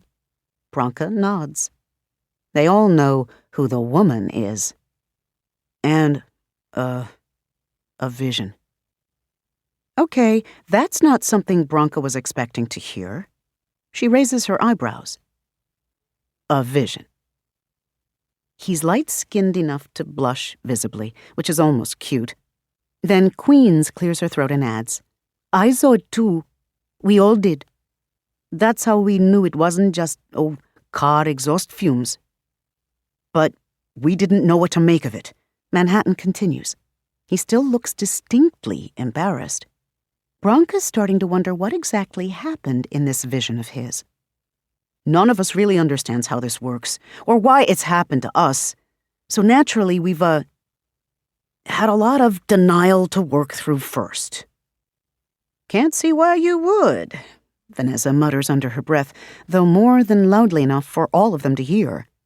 Squiggly shit coming out the damn walls? Manhattan shakes his head and focuses on Bronca. You seem to understand more about this than the rest of us. How? Bronca's briefly tempted to spin them some bullshit about it being a Lenape legend. She doesn't, because she's too tired for bullshit. So she says, all cities know it. It's like, I don't know, ancestral memory or something. It comes from the other cities that have made it this far. When we become avatars, the knowledge pops into our head. Or in our case, since the 6 of us, 1 is the usual for most cities. The knowledge popped into my head. I have to admit, though, I figured you guys would have gotten at least some backwash. There are a lot of things in my head, Manhattan says without apparent irony. Nothing about why cities turn into us. He gestures around the table. Yeah, well, Bronca says, there's stuff we can all do, but then each of us gets unique skills on top of that, because each borough contributes different strengths to what makes New York what it is. Bronx has the most history. Endless generations of Lenape stretching down the lines of the past, changed, though not destroyed, by colonialism. The survivors moved to South Jersey and thrived, but the Bronx is their ancestral land. So I got the memory of what came before. I don't think I got any weird skills, Queen says. She sounds sad about it. Brooklyn considers. She looks tired, Bronca realizes at last, and when she recalls why Brooklyn is so tired, the realization pivots her perception of Brooklyn just a little. Securing her borough had wiped her out for the whole day, and she's lucky it didn't put her down for longer. Maybe her manner is not so much distance and hauteur as exhaustion and some kind of simmering anger, the latter not aimed at Bronca, though, as Bronca has seen, Brooklyn's more than willing to let rip at all comers. But there's something going on with her, something besides turning into a living city. Bronca files it away for later. I'm not sure if I got any weird abilities either, Brooklyn says. I hear the city's music, but maybe that's just because, former musician. Manhattan's got that distant look on his face again. Bronca pokes at it deliberately. Well? That painting downstairs, the one the vandals defaced, which you call a self-portrait of unknown? That was the vision I had. That exact thing. Same angle, same lighting. I couldn't see his face either. Interesting. So you know where he is? Asks Bronca. No. If I knew, I would be there. Manhattan shifts, a momentary irritation flickering over his expression before he controls it. He's alone, and that woman is after him. Someone has to protect him. I am supposed to protect him. He blinks once and pauses, and there is something about his manner that hints at sudden surprise. I am supposed to protect him. Sounds like we've found your thing, then, Brooklyn drawls. Queens, the kind soul, leans forward and puts a hand on his shoulder. We'll find him, she says. Yes. And then Manhattan's gaze shifts, sun to moon, warm to ice. The speed of the change is breathtaking, and Bronca doesn't unnerve easy. He's not even looking at her, just the floor, speaking his desire into existence. We will. And God help anyone who gets in his way. Bronca shakes her head, though, just to warn him that she's got nothing good to offer on that count. I don't know where the primary is either, and we might not be able to find him without Staten Island. But to track him down, we have to, become what we are in the other place. Here. Suddenly, it's hard to explain. Not because of English, but because words are inadequate. They all nod as if they get it, though. Okay, so far so good. Warming up to her subject, Bronca leans forward. When we do, we'll see the full complexity of our existence. There will be a deep point that draws us in. That will be him.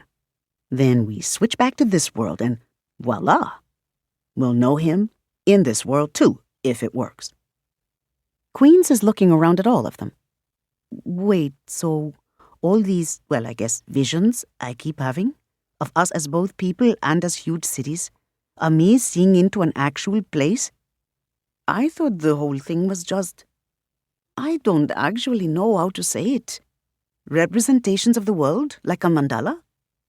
Branka says, I don't know anything about mandalas. It is a representation of this world, if that's what you mean.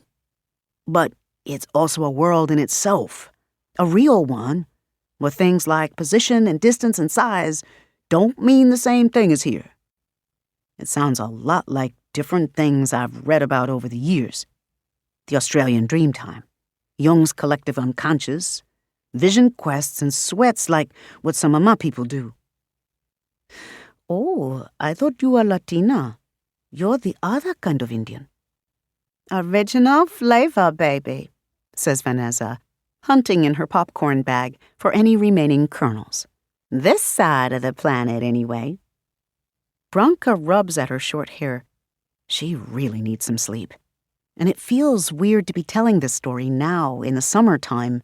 Stories are for winter, when the animals have gone to sleep. That was what her mother always said.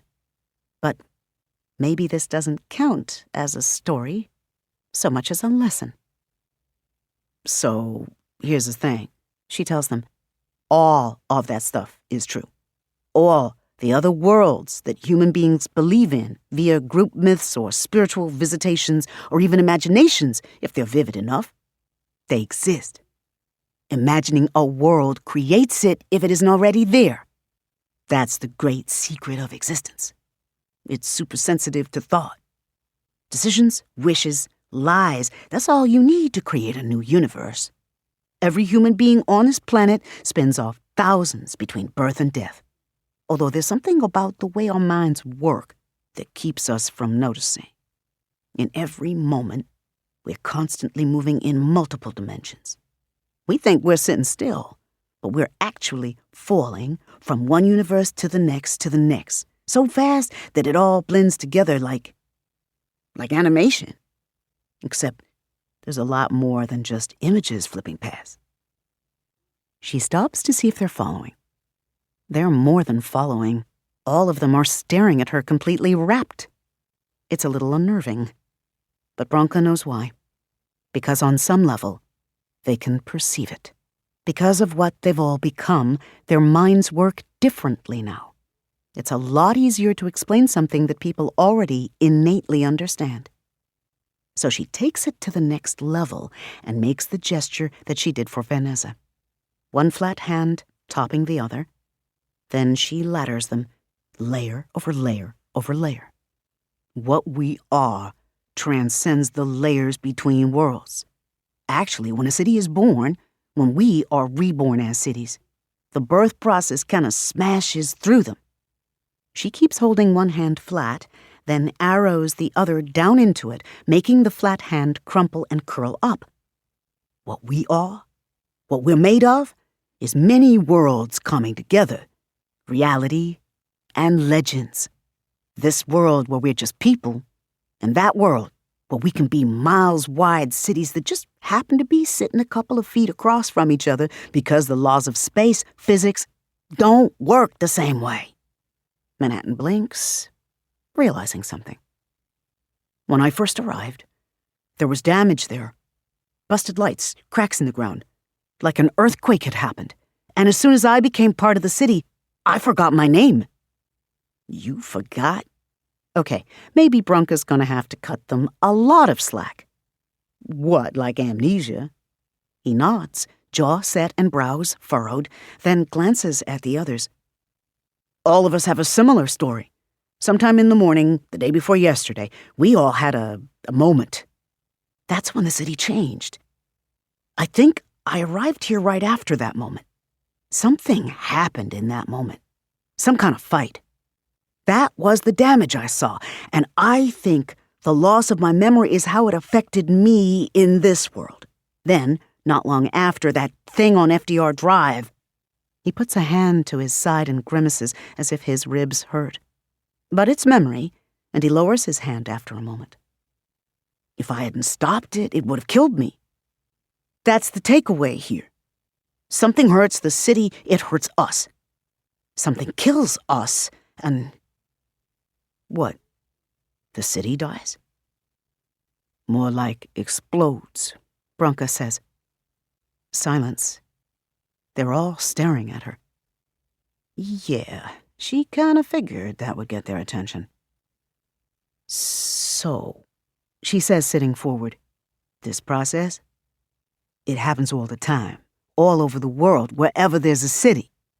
Enough human beings occupy one space, tell enough stories about it, develop a unique enough culture, and all those layers of reality start to compact and metamorphose.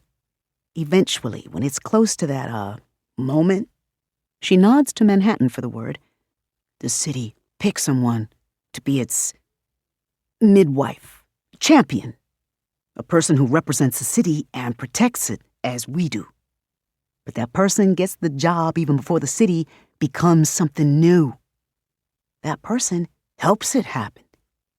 Poor sucker, mutters Vanessa. Manhattan frowns at her. If all goes well, Bronca continues, the city becomes whole. The enemy can't touch a whole city, not directly, or at least not without a lot of effort. But the birthing process can go wrong. If the enemy catches the primary avatar, for example, and rips him to shreds before the city can do its thing, then the city isn't born. It dies. It dies hard. We don't know the names of some of the cities that have died this way, but the ones we do know will tell you what we're up against. Pompeii, Tenochtitlan, Atlantis. Atlantis isn't a real thing, says Brooklyn. Then before Bronca can say it, she inhales. Or it isn't a real thing anymore. What you're saying is that it was a real thing once, but its avatar failed.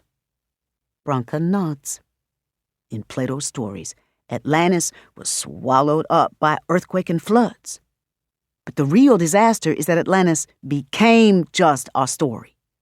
It failed so catastrophically that the entire human race shifted into a branch of realities in which Atlantis never existed at all. They all stare at her and each other. Holy shit, Vanessa murmurs, which seems to cover everyone's expressions. Jesus, B. Bronca lets out a slow, careful breath. Yeah. But we're good on that count. Our primaries succeeded. New York obviously survived. Now they all start talking at once. Manhattan blurts, "Then why is he sleeping?" And Brooklyn pronounces, "Well, something seems to have gone wrong." And Queens shakes her head and says in an irritated tone, "Then why does he need us?" And Vanessa gives Bronca a skeptical look and says, "Are you sure about that? Because squiggly shit." As noisy and rude as children. Bronca pushes through their talking. "It survived," she says, and pauses till they shut up, which at least doesn't take long. "But the battle was hard, and the primary, who did not understand that we were necessary to him, fought alone. Brave, strong young man, her unknown. He won, but it took all his strength. He fell into, well, I guess we could call it a coma. He can't wake up, can't strengthen the city as he should until we find him. And we need to find him. We are not supposed to do this alone." With deliberate emphasis on his last line, she looks at Brooklyn, who still radiates visible weariness even after they allowed her a day to recover. Brooklyn, already frowning, catches this look and understands instantly, inhaling a little. But then, surprisingly, she turns to gaze at Manhattan. "Guess I owe you more than I thought. Bad time for a coma." Manhattan nods, looking amused. "If I'd realized what was happening sooner, I would have helped more. Next time, don't go charging off in your pajamas alone."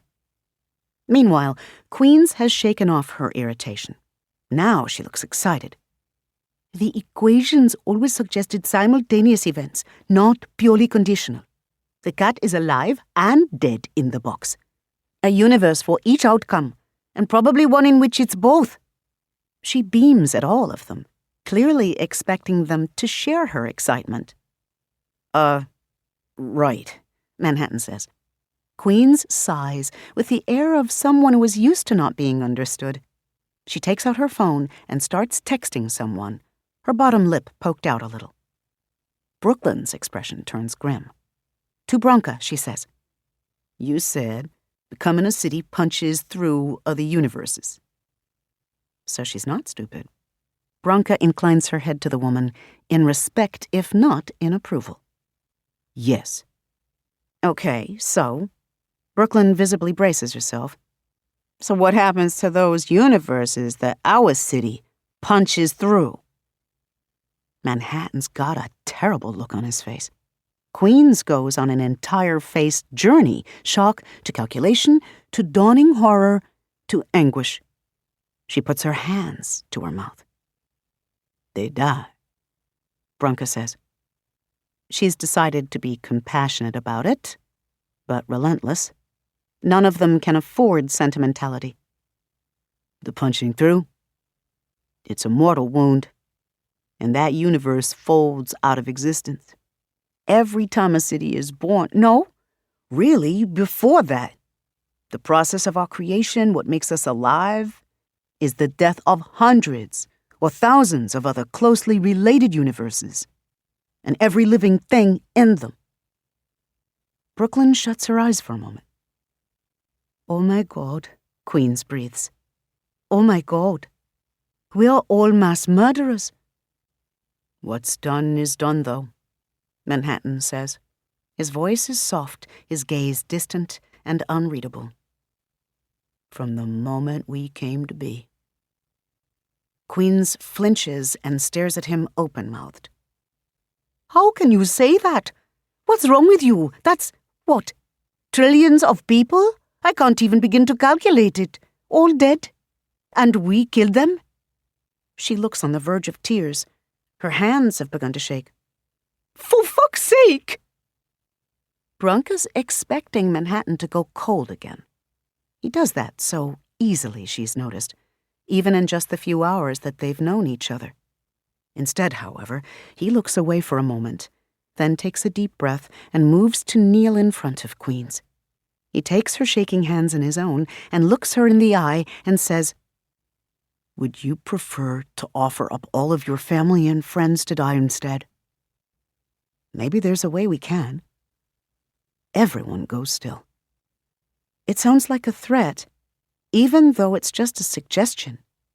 Bronca's not sure how Manhattan makes such a quiet statement sound so awful, but maybe it's the fact that there is compassion in his gaze instead of coldness when he says it. Coldness would be reprehensible, horrifying.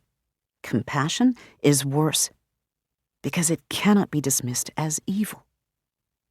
And Padmini stares at him for a long, pent moment.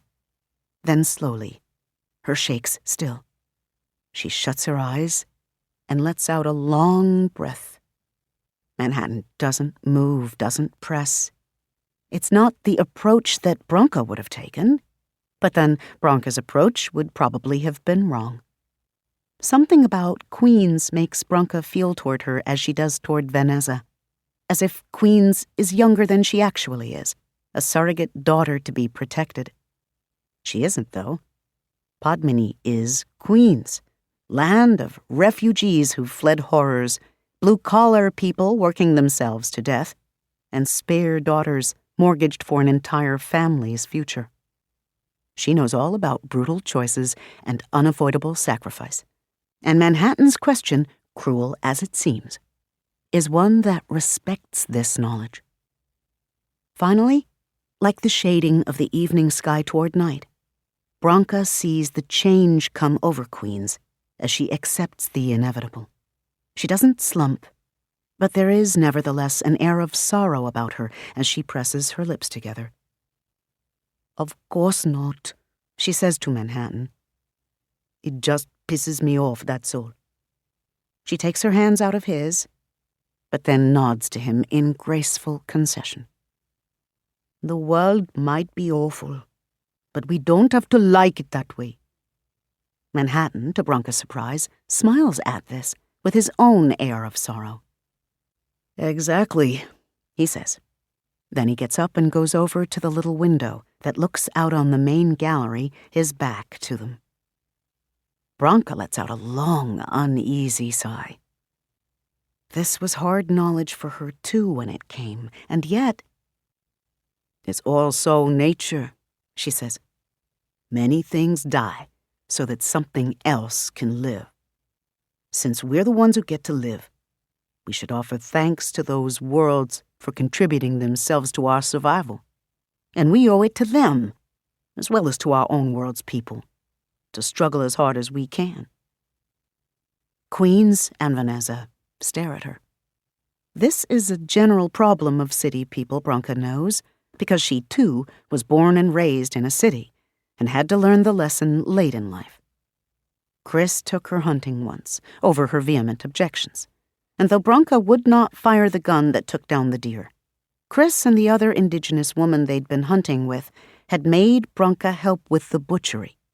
It was important, they told her, to know where her food came from and to understand that not just one, but many deaths had enabled her survival.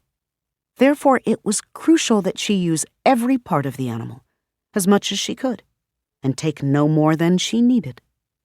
To kill under those circumstances, or to survive, was respectful. To kill for any other reason was monstrous. Manhattan gets this, Bronca notes. So does Brooklyn, who's probably seen some shit in her day. And Bronca suspects so does the avatar of New York City, in his peaceful, enchanted sleep. It seems like a New York sort of thing to understand. After a moment, Manhattan takes a deep breath and turns back to them. So, what's our next step? He asks. Since you seem to understand best how this works. Now, we find Staten Island. Problem, Brooklyn says. She holds up her phone for some reason. I've had my people on this, the ones who aren't trying to figure out who stole my damn house, and there hasn't been a single bit of weirdness on social media that we can zero in on. It's Bronca's turn to be confused. Weirdness to zero in on? They explain their process to her, and Bronca finally gives up being angry with them for not finding her until now. The whole thing is entirely too loosey-goosey for her tastes.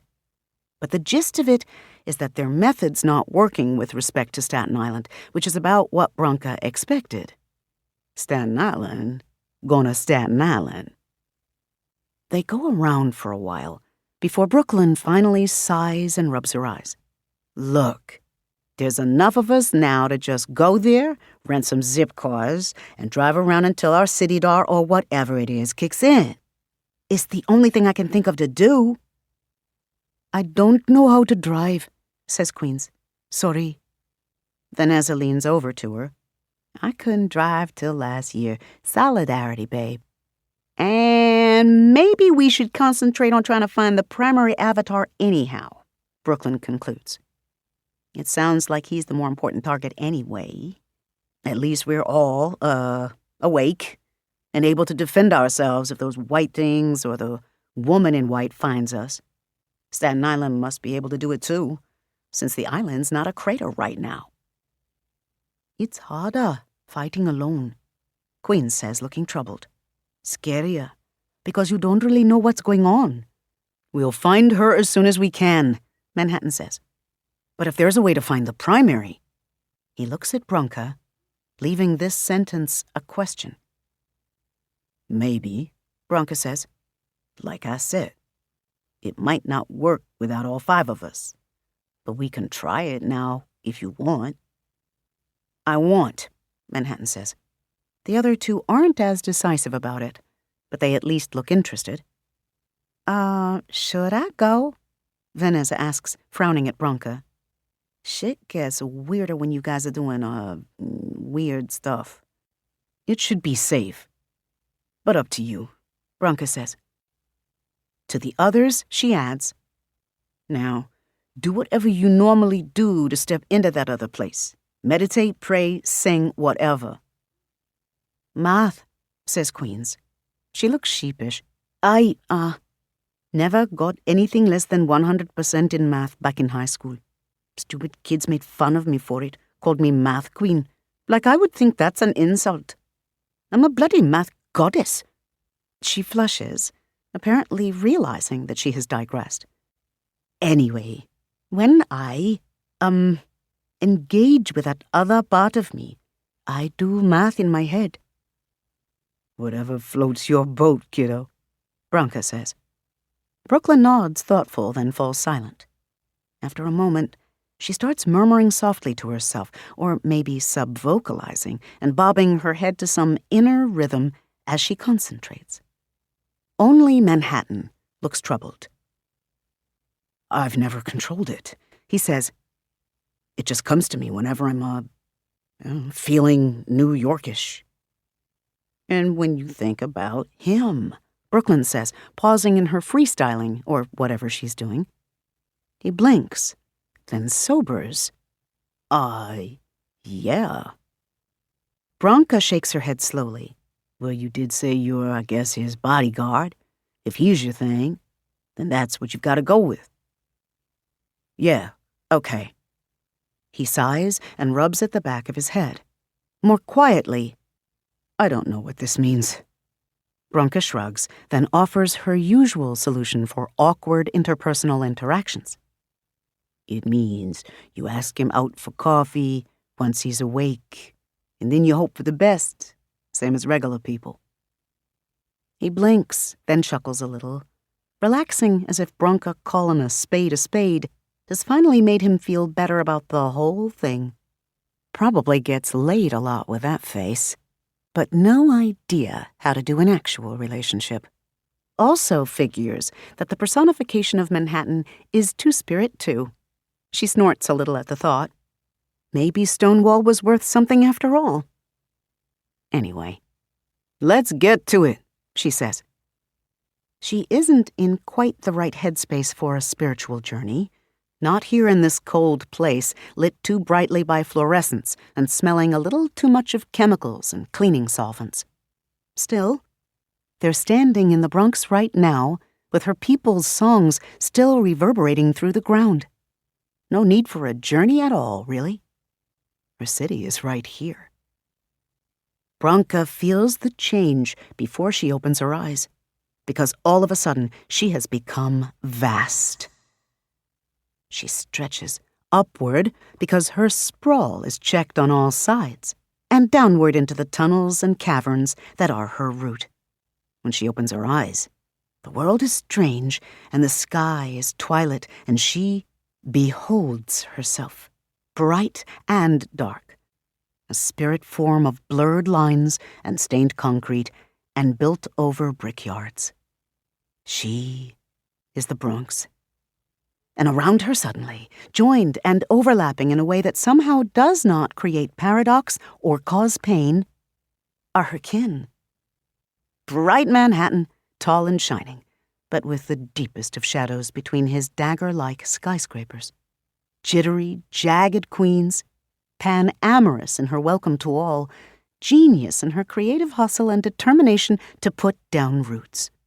Brooklyn is old, family solid, a deep-rooted thing of brown stone and marble halls and crumbling tenements. Last stop for the true-born of New York before they are forced into the wilderness of horror of horrors, Long Island. And together, they turn and behold their lost sister at last, Staten Island. She is dim compared to their light, suburban where they are dense, thinly populated in comparison to their teeming millions. There are actually farms somewhere amid her substance, and yet she bristles with tiny throwing daggers in the shape of ferries and defensive fortifications built in semi-attached two-family blocks. They can feel the strength and attitude of her, blazing more brightly than any sodium lamp. She is so different, so reluctant. But whether she wants to be or not, and whether the rest of them are willing to admit it or not, she is clearly, truly, New York. It's strange, though. Even though Staten Island is right there, and there is no space in this place, she's somehow also distant from them, and dimmer than she should be, her high-rises shadowed and streets oddly clouded, as if something's laid down fog in thick, obscuring lines. Bronca reaches but cannot touch her. Manhattan tries too and comes closest, his bustling businesses almost brushing her commuter hubs. But at the last moment, she shies away. Very strange. Not the only one they've come for, however. The others stir restlessly, so Bronca takes hold of the wheel of them and spins it. She is the guide, and in order to see where the singularity of New York is, she must back out of the other world. She must shift her perception up a level, and then up again, until it becomes possible to see the entire universe. She feels Queen's awe, because she alone understands the scale of what they are seeing. But Bronca shies away from the girl's eager grasp of the numbers. They are immense. They contain multitudes. That'll do for Bronca. And then they shift up again. Before them floats the immensity of space and time as Bronca now understands it. Not just here, but everywhere. Not one universe, but an infinity of them. It is an endlessly growing, broccoli-esque mass, here in the no place of perception. Each branch consists of thousands of universes stacked atop each other like plates of mica, forming columns that snake around and branch off. Dominoes set up by someone with no sense of order. There is an order to it, and she hears another part of herself, Queen's, thinking loudly, "A fractal tree." But in its immensity and dynamism, in the ferociously energetic churn of creation, it's almost an overwhelming thing to grasp. Not limitless, as Bronca first thinks, but vast beyond her ability to easily imagine. 1,000 branches that Bronca can see grow and then crank out 2,000 fissioned-off children that then generate 4,000 grandchildren and... But abruptly, there is a hollow thump and a ripple, and one of the bigger thickets of branches collapses before them. It happens so fast. There is a fleeting blue-shifted glow, and then that whole twisting cluster burns away, all the way back to the stem it branched off from. Bronca feels the others shudder in anguish and horror, and she shares it.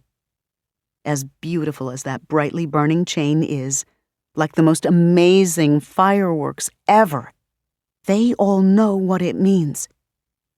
Countless universes have just died, or become as never were, like the branchings that must once have spawned Atlantis. But Bronca draws their attention to what floats in this branch's place, tiny but bright, not connected to the other universes, but blazing and stable all on its own, a singular point of light. Bronca spins them, and again they behold themselves. They are such a light. They have witnessed the birth of another city like themselves somewhere in the universe. Many such lights dot the tree, interspersed among its splits and folds, thousands of cities, glowing like jewels against the formless dark. There are places in the distance that seem to lack those lights. The tree's trunk, maybe. But amid the nearby crown, cities. Everywhere. And now Bronca uses the strength of the other four to direct them back and down and in to the center point of them all. Before them, in a pool of mottled light, lies the primary avatar of New York. He curls atop a bed of ancient newspapers, asleep. There's a layer of pale dust on his black skin. He's been here for days. He looks so alone there, self-contained but unguarded, so young, so fragile. The thought comes, I will do anything for him, which is not Branca's thought. Manhattan, whose conviction is part knight-errant discovering the quest to which he needs to devote his life, and part raw lust. Still, Branca feels it with all the conviction of her own heart. Ours is what she does think, which surprises her, because she's never been the possessive type. Someone else in their gathering reacts to this, but there is pleasure in the reaction. Yes, flows the thought, echoed this time by all of them. It doesn't really matter anymore who it comes from. Ours. He is ours, and we are his, of course. But wait, this isn't good. How are you in my head? Focus. Branca pushes through their growing anxiety. Too many strong egos all tangled up together. This isn't going to last long. Where? The pool of light spins, and for the first time, they get a good look at the walls of the place where the primary lies, albeit fleetingly. There are white tiles in patterns, arches decorated with a mosaic of colored bricks. Branca gasps suddenly. She knows those tiles. There is no real sense of placeness or direction. Branca tries to stop the spinning, reaching out, down, toward the primary again, but she cannot control it. And far below them, as they pull away, primary avatar's one visible eye suddenly opens. Getting warmer, he says without words. Then he opens his mouth, and they twist and fall again into the yawning blackness between his teeth. Someone shakes Branca roughly. She resents the hell out of whoever's done this. Leave me alone, she snaps. I'm old. I need my fucking rest. Oh, B, if you don't get up right now, I'ma pour cold coffee on you, and if that doesn't kill you with a heart attack, you're gonna die from cussing me out. Get up! So Branca pulls herself awake. She's lying on the rattier of the two couches in the staff meeting room, which means she's gonna be sore and achy whenever she manages to sit upright. Some of the key holders are busy upstairs. She can hear one of them distantly doing something with a circular saw, and it's a testament to how tired she is that she actually slept through that racket. There's still daylight coming in through the exhibit hall glass, so she couldn't have slept that long. It's maybe 8 p.m. In June, the sun doesn't really set till around 9. The others are still there, flopped across the chairs or couches. Vanessa's the only one on her feet. Manhattan's actually sitting on the floor near a couch, which Branca feels compelled to warn him against. He's not going to have any feeling left in his ass if he spends too much time on industrial concrete flooring. Too late, though, because he's blinking blearily as if he too just woke up. Brooklyn's awake, barely.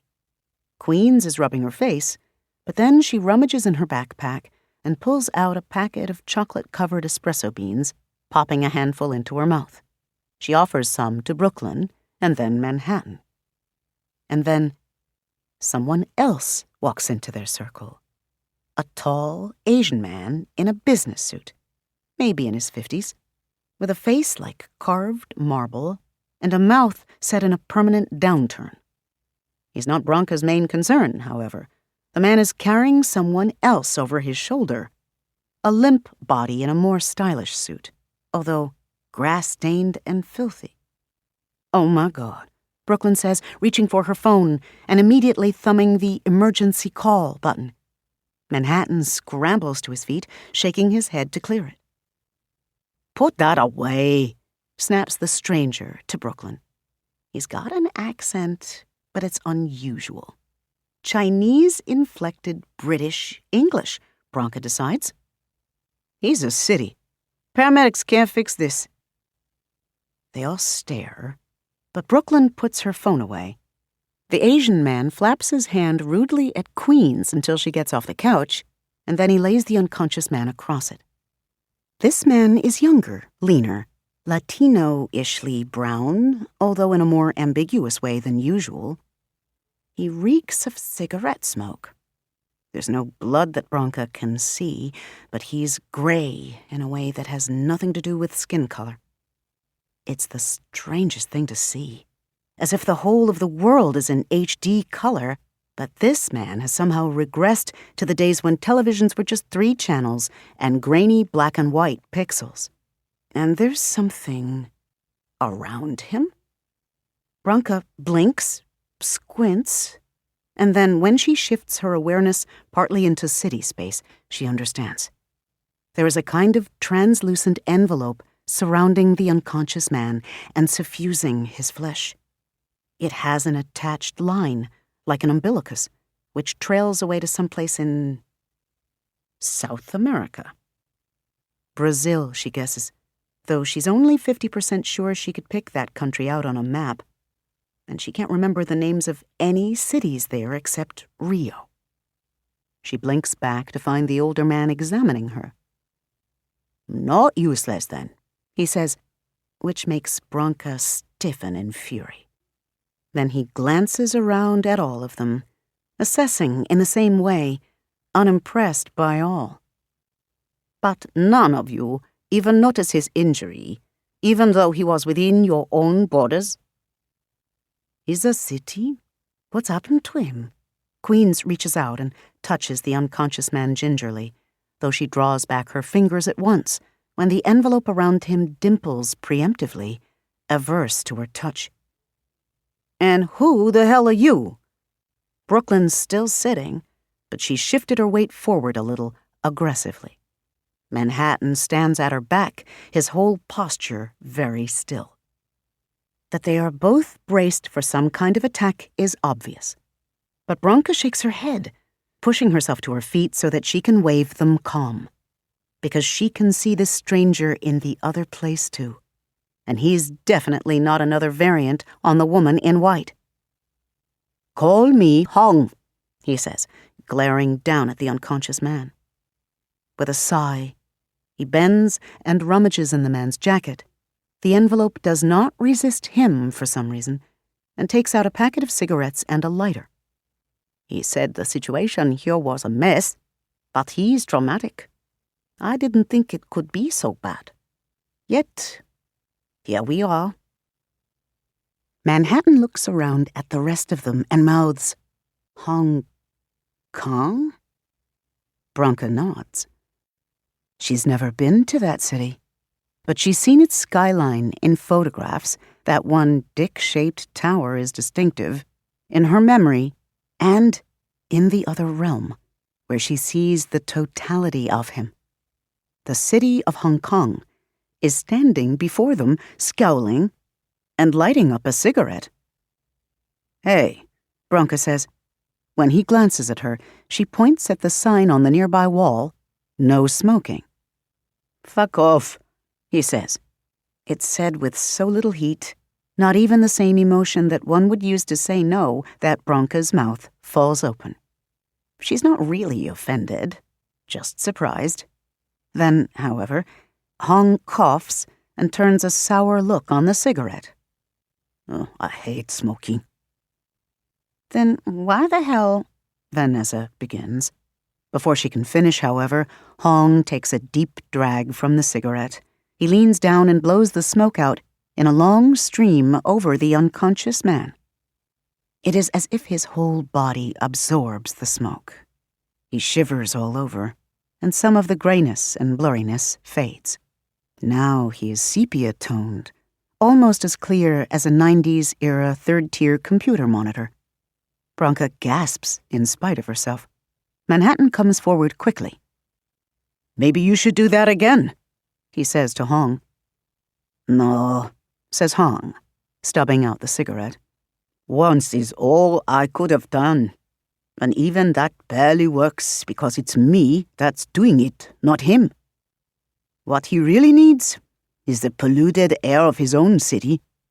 But it isn't safe to travel through macro space right now. And unless one of you is willing to get on a 10-hour flight to bring him there, as I just got off of a 15-hour one, and don't want to see a plane again for a week, then I'm not sure what else to do to accelerate his recovery. He slumps into a nearby chair, rubbing his face. Okay, wait, Vanessa says. You're Hong Kong. Who's he? She points at the unconscious man. Hong lifts his face long enough to glower at her. Sao Paulo, of course. Who else could he be? Rio? Some whole other city. Queen stares at him. How are we supposed to know? Rio has not yet been born, Hong snaps in an acid tone. Only 2 cities in this hemisphere are currently alive, his and yours. That is why he is here. As the last city born, it's his duty to help you through your time. Now, do you understand? Are you caught up yet? Queen stares at him for an instant, stunned at his rudeness, and then she flares. You don't have to be such a fucking asshole. Don't I? Hong stabs a finger at Sao Paulo. I see him barely capable of manifesting in this world, half dead. But none of you seems remotely concerned. And none of you has asked the obvious questions of a supposed ally. Who did this to him? And how might he be avenged? Sao Paulo, Sao Paulo. Vanessa, murmuring to herself, slides off her chair and trots over to the meeting room fridge, starting to rummage through its freezer. The others stare, but Bronca, long used to the girl's peculiarities, ignores this. Manhattan moves over to Hong and the unconscious man. Bronca wonders if it is intentional that he has positioned himself between the strangers and his fellow boroughs. Queens leans around him. We don't know this guy, she says to Hong. You seem to expect that. But if he was supposed to help us, he didn't. Is he going to die? Sao Paulo still stands, doesn't it? After delivering this cryptic remark, Hong leans back in his chair and regards them all with a hard, dispassionate glare. Brooklyn says with strained patience, Look, we don't know this guy from Adam. I'm sorry your friend is hurt, but there's pretty much only one person who could have done this to him, if I understand all this correctly. We've been calling her the woman in white, but Hong is smiling. It's a far more unnerving smile than even Manhattan's, because it's so obviously fake. Bronca's never seen active hate in Manhattan's eyes, and there's definitely a glimmer of it here. She didn't do this, Hong says. Brooklyn is so thrown as to actually exchange a look with Bronca, who shakes her head because she doesn't get what Hong Kong is on about either. And you know this how? Bronca asks. This kind of injury happens only when we step within the boundaries of another city, and that city takes exception to our presence. Hong's gaze rakes over each of them. In this place, at this time, only New York could have hurt Sao Paulo so badly. Whoa, wait, that's crap, Manhattan says, scowling. Belatedly, Bronca registers that she's never heard Manhattan curse. What a strange trait for the island of fuck you. None of us did this. We were all here anyway, except... Silence. Slowly, inexorably, the realization hits. Brooklyn groans softly. Queens shakes her head in disbelief. Manhattan's expression hardens. Bronca doesn't want to believe it herself, but the conclusion is undeniable. Hong watches each of them. Evaluating them, Bronca realizes, checking to see if any of them is faking surprise or dismay. Well, he concludes finally, his tone softening just a bit. I'm told that New York has 5 boroughs, and I see only 4 of you. And that one. He nods after Vanessa, who has, by now, worked most of her upper body into the freezer. She seems to be digging for something behind the ancient tub of Neapolitan ice cream left over from the staff birthday party for Jess. Staten Island. Attacked Sao Paulo.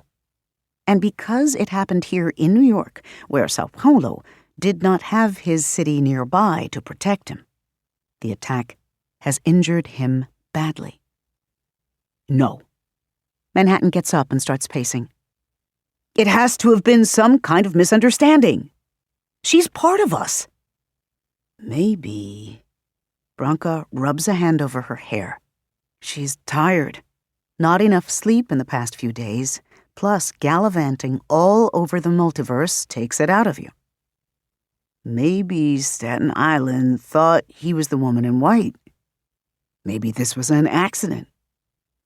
Or maybe, says Brooklyn, who has moved to lean against the wall, her arms folded. It's just like what always happens with Staten Island. We should have expected this. Manhattan rounds on her. What? She laughs humorlessly. Right. You wouldn't know, new guy.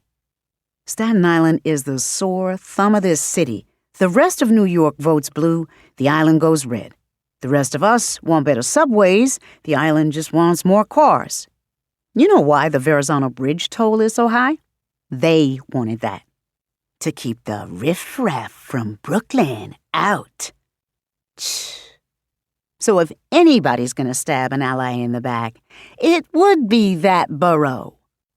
We can't awaken the primary without all of us. Manhattan still hasn't raised his voice, but his words have grown clipped, his tone dangerous. We need her. Then one of us is going to have to go talk to her, Branka says. Convince her to work with us. Silence. Hong sighs and takes a silk handkerchief out of his pocket, mopping his face and neck with it unnecessarily. He was right. This is worse than London. Though I suppose that's why this Staten Island turned on the rest of you, if she figured out the danger. What danger? Branka frowns at him in confusion. What's London got to do with? Then Vanessa exclaims in muffled delight and emerges from the freezer. In one hand, she's got a plastic grocery bag, which has been partially wrapped around some kind of square tray inside. Immediately, she crouches and yanks the bag open. These are frozen, but you can still kind of suck on them, she mutters. I was worried my Mala half-brother would eat them when he comes over to my place, because he would, so I stored them here at work, then forgot about them. Ha! And she triumphantly lifts a small round chocolate-looking thing out of the plastic container. What the fuck? Brooklyn says. Vanessa rolls her eyes. Brigadeiro. Some kind of Brazilian candy thing, like, truffles. My dad's Portuguese, not Brazilian, but we eat them too because, yay, colonialism.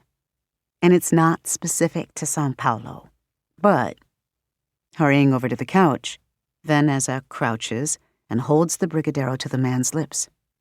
If Branka hadn't already been staring, she might not believe what she now sees. São Paulo shivers all over and gains more clarity just at the touch of the sweet. Now he's full color, if still a bit undersaturated. Vanessa murmurs something in Portuguese, coaxing, which seems to help in itself. He shivers brighter, closer to human color. São Paulo opens his mouth. She pops the little thing in, and to everyone's relief, after a moment, he starts to chew. Ah, beleza. Fucking beautiful. I was just faking the São Paulo accent, though. I hope he doesn't think I was making fun. São Paulo opens his eyes. Valeu, he replies, and then sits up. Queens claps in delight.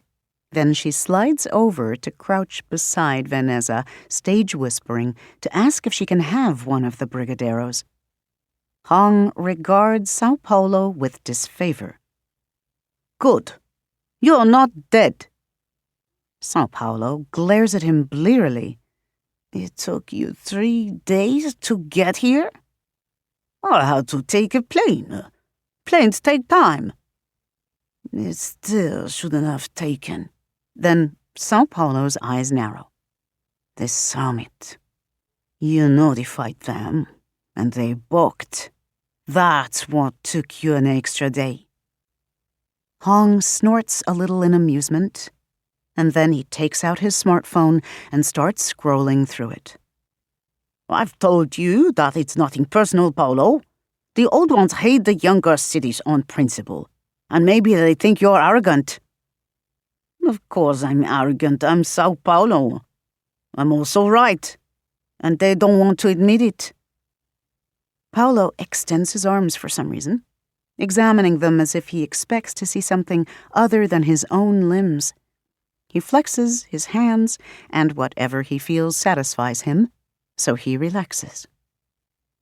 So they'll deny the facts on the ground and make this to be incompetence on my part. You keep asking me why I hate them.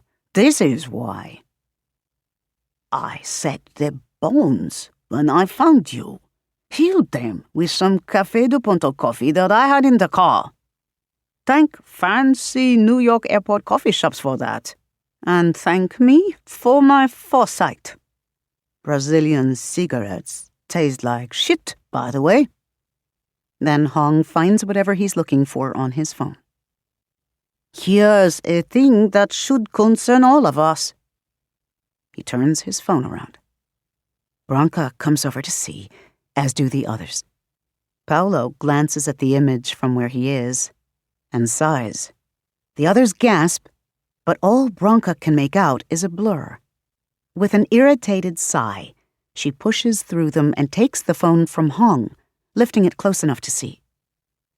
It's an aerial photograph of New York City taken at sunset. She's seen photos like this before, artsy shots taken from drones or helicopters and using specialized equipment. This one is typical in centering Manhattan, but unusual in not excluding the other boroughs from the shot. The helicopter seems to have been hovering somewhere around the midpoint of the island, maybe over Central Park, pointing south. In the foreground spreads Lower Manhattan, with its cluster of skyscrapers huddling uneasily on the tongue of landfill that makes up that part of the island. To the left, the image is slightly curved, a deliberate distortion probably meant to suggest that New York encompasses most of Earth, is probably Long Island City, Queens, and maybe Bay Ridge in Brooklyn, curving away toward the Verrazano Bridge. To the far right is Jersey City or maybe Hoboken. Branca can't tell. All of it sparkles in energy-efficient LED-lit squares. The photographer has added a slight orange filter to warm the coldness of the lights and give the whole image more life. It's New York at its brightest and most beautiful. Except for the farthest point of the image across a dark stretch of water from the lowermost tip of Manhattan, Staten Island. Its lights are much dimmer. So dim, in fact, that Branca wonders why she hasn't heard anything about a brownout. But as she squints at the image, she realizes the problem isn't dimness. It's that Staten Island seems much farther away than it should be. She blinks, shakes her head. No, the borough is where it should be, but its perspective is off. An optical illusion, maybe, caused by the distortion of the photograph? Whatever it is, it looks as if Staten Island is miles farther from Manhattan than it actually is. Her thumb bumps a button on Hong's phone by accident, and the image shifts to let her see that the photo is part of some kind of social media thread. Most of it's in Chinese, but there are a few English-language posts. More terrorism? Shouts one spelling-challenged alarmist. Hong takes his phone back. This has never happened before, he says. It's mostly to Paolo, though he glances at all of them. His jaw is tight. City space is city space. People space is people space. They are different universes normally bridged only through us. Yet this photo reflects the fact that one borough of the city, in city space, is actively attempting to withdraw from the rest. And the denizens of people space have noticed. Paolo has pushed himself to his feet, though he needed Vanessa's help to get all the way up. She blushes, Branca notes, when he nods to her and murmurs something that's probably good thinking on the brigadeiro in Portuguese, and which she's clearly hearing as, "Come with me to the Casbah." "This is what I've been trying to tell all of you old sheets," Paolo snaps, his accent lengthening the last word into sheets, though otherwise his English is only lightly inflected with another tongue. "Something here is impeding the normal postpartum process. Something more than just the fact that this city hasn't finished its maturation. The dimensional overlap is unstable. The enemy is too active. Active in ways it never has been." Yes. Hong dismisses him and focuses on Manhattan, who he seems to have arbitrarily decided is the leader of the group, probably because he's the only other man present.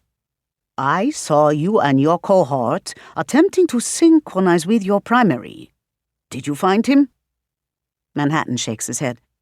"No. We saw him, but..." That's when Branca inhales, remembering what she'd suddenly noticed during their whatever it was. "Those tile patterns," she says. "I know those fucking tile patterns." And then she turns and heads for the meeting room door. Behind her, the others are still for an instant. Then she hears them scramble or stumble to follow. Beyond the meeting room, the center has closed for the evening. Yi Jing's left a sticky note on the monitor of Branca's office desktop, even though she knows that Branca only turns the damn thing on when she has to. 600K in new donations! Branca stares at it for a moment, unable to process the number. Then she puts the note aside to focus on something that makes sense, like tracking down the living embodiment of New York City from clues she picked up in a dream. By the time the machine has finished its endless boot-up sequence, she's gone to one of her bookcases and yanked out a big photo book titled Beaux-Arts Century. And by the time the others have crowded into her office to try to figure out what she's figured out, she's found it. This! She slaps one of the photos in the book, then turns it around for them. It's a full-color, high-quality picture of a room with a beautifully vaulted ceiling, tiled with what looks like decorative gold bricks. Manhattan leans down to peer at it, and a muscle in his jaw flexes. That's the style, not the place. "Yeah. I don't think the primary is sleeping in the Grand Central Oyster Bar," drawls Brooklyn. She's frowning, though. "But I do feel like I've seen tiles like this in other places." "You have," says Branca, grinning. "Because back before people with no taste started replacing every beautiful thing in this city with cheap bullshit, it was one of the most distinctive architectural forms in the world, an art movement that was centered in New York. They're called Gustavino tiles. Obsolete now, but back in the day, they were designed to be fireproof and self-stabilizing. Perfect for a city that's half underground and full of flammable trash." She taps the ceiling in the photo. "There's only a few examples of this left in the city. So..." "Oh, yeah, I got you," says Vanessa, sliding into Branca's desk chair and pulling the keyboard toward herself. Branca sees her typing in Gustavino tiles and Manhattan. Manhattan, meanwhile, has been thumbing through the book. This says, a lot of the Gustavino vaults were in old tenements, he says, looking troubled. Buildings that are derelict. He stops. Branka sees how his eyes widen. Then he turns the book around so fast that the motion knocks over a cup of pens on Branka's desk. Here, he says, his voice tight as he points. Here. Brooklyn looks and chuckles. Oh my God, of course. Vanessa looks, then grins, and turns the desktop monitor so they can see the web page she's pulled up. Decommissioned subway station is architectural jewel in the city's crown, the header reads. It's the same place that Manhattan has found in Branka's book. Old City Hall Station. Then that's where he is, Manhattan murmurs. He leans on the desk, letting out a sigh of relief. We can go and find him, finally. It's not easy to get to, Brooklyn warns. That station is defunct, closed to the public most of the time. Only way in, if you don't want to sneak onto the tracks and risk electrocution, getting run over by a train, or getting arrested, is via the Transit Museum. But they only do tours once in a blue moon. I think I've got a favor I can call in, though. She reaches for her phone. Can't you get there on the 6 train when it turns around? Vanessa asks Brooklyn. Tourists do it all the time. I did it once. Yeah, but they don't let you out of the train. It doesn't even stop. Hong has come to peer at the book while they're talking. Then he shakes his head impatiently and glowers around at them. Fine. You'll need to get there as soon as you can. You'll have to hope that the strength your primary gains from consuming you for will finally allow him to awaken and properly protect the city, even without the 5th borough. Silence falls for a moment. Then Brooklyn says, I'm sorry. What? Chapter 12. They don't have cities there. In the morning, after Aislinn has made breakfast and eaten with her parents, and Connell, who did not look at her the entire time, she heads off to work. On the doorstep of the house, she stops short, however, surprised by the sight of an enormous 20-foot-wide white pillar taking up most of the front yard. It's nothing identifiable, just a big, smooth-sided and featureless, cylindrical white thing jutting up from the ground and out of sight into the sky above. Aislinn stares at it, trying to understand how someone has built something this big in their front yard without her noticing, and without anyone in her house remarking on it. And so fast, given that it wasn't there last night. Then she realizes she can see a flock of passing Canada geese through its translucence. And she understands, sort of. The pillar is like the flower fronds, and like the woman who always wears white. Neither is from around here. And like the flower fronds, no one other than Aislinn can see the pillar, which is why, when her father passes her on the way to his own car, he waves without remarking on the Titanic tower that now shadows his house. Her mother won't be able to see it either, Aislinn is pretty sure. Only Aislinn knows it's there.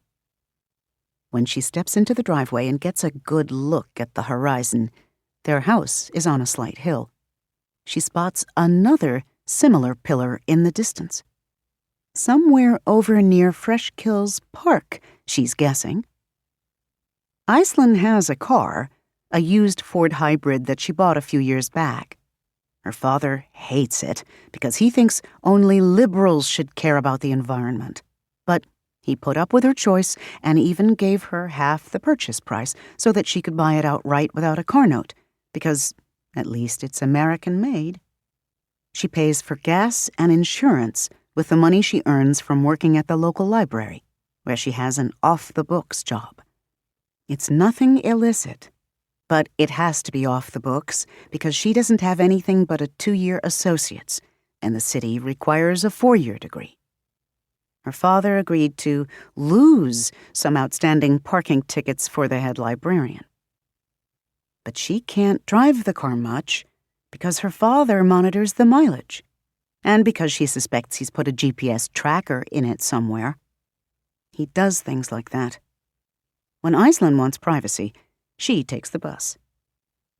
Right now, though, sitting in the car and staring at the tower in her yard, and thinking of the strange man, the city of Sao Paulo apparently, who approached her, and thinking of Connell and her fear of leaving the island and everything, Aislinn abruptly feels like she just can't take much more of this. So she looks up at the rearview mirror, where a thin, barely visible white tendril wafts about.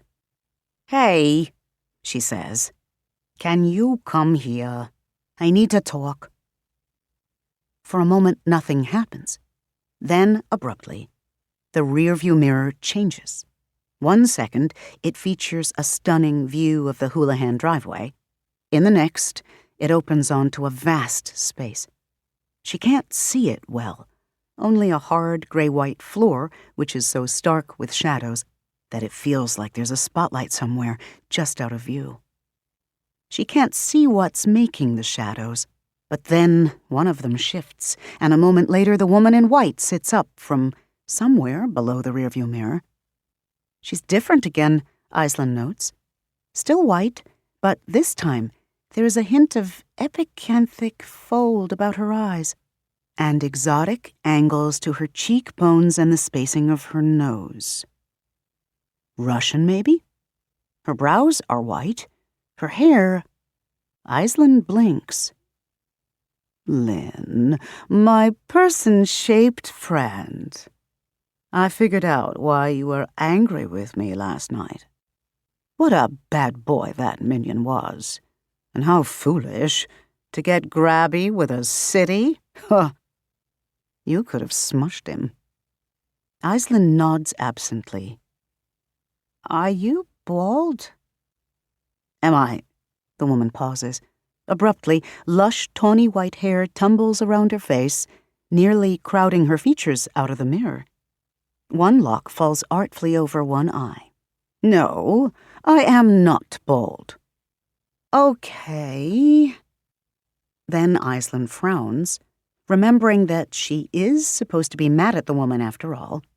Despite Connell's subdued manner, Aislinn's father had been delighted with him that morning, slapping the younger man on the back and calling him son.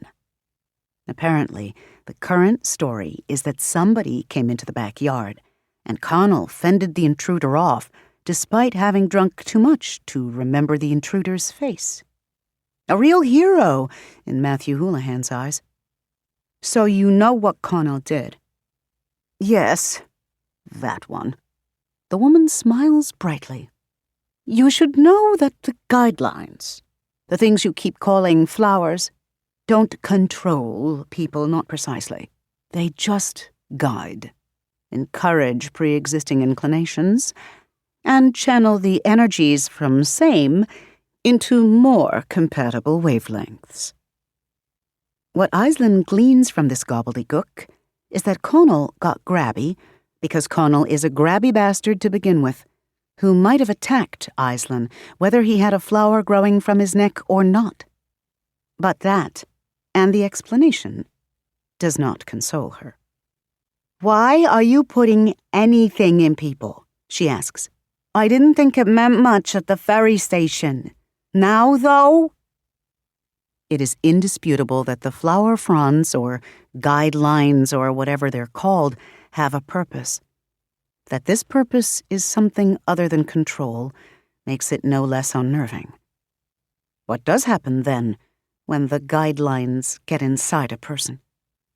Aislinn has a sudden memory of watching a nature show on a slow day about parasites. One episode had been all about a fungus that grew inside ants as a kind of webwork throughout their bodies, eating them as it grew. and controlling their behavior. Then once all the juicy bits of the ant were gone, the fungus popped out of their heads in order to release its spores. From the back of the head, Aislinn remembers, incidentally, what would be the nape of the neck on a person. In the mirror, the woman in white leans closer, narrowing her eyes. You're getting the wrong idea, I can tell, she says.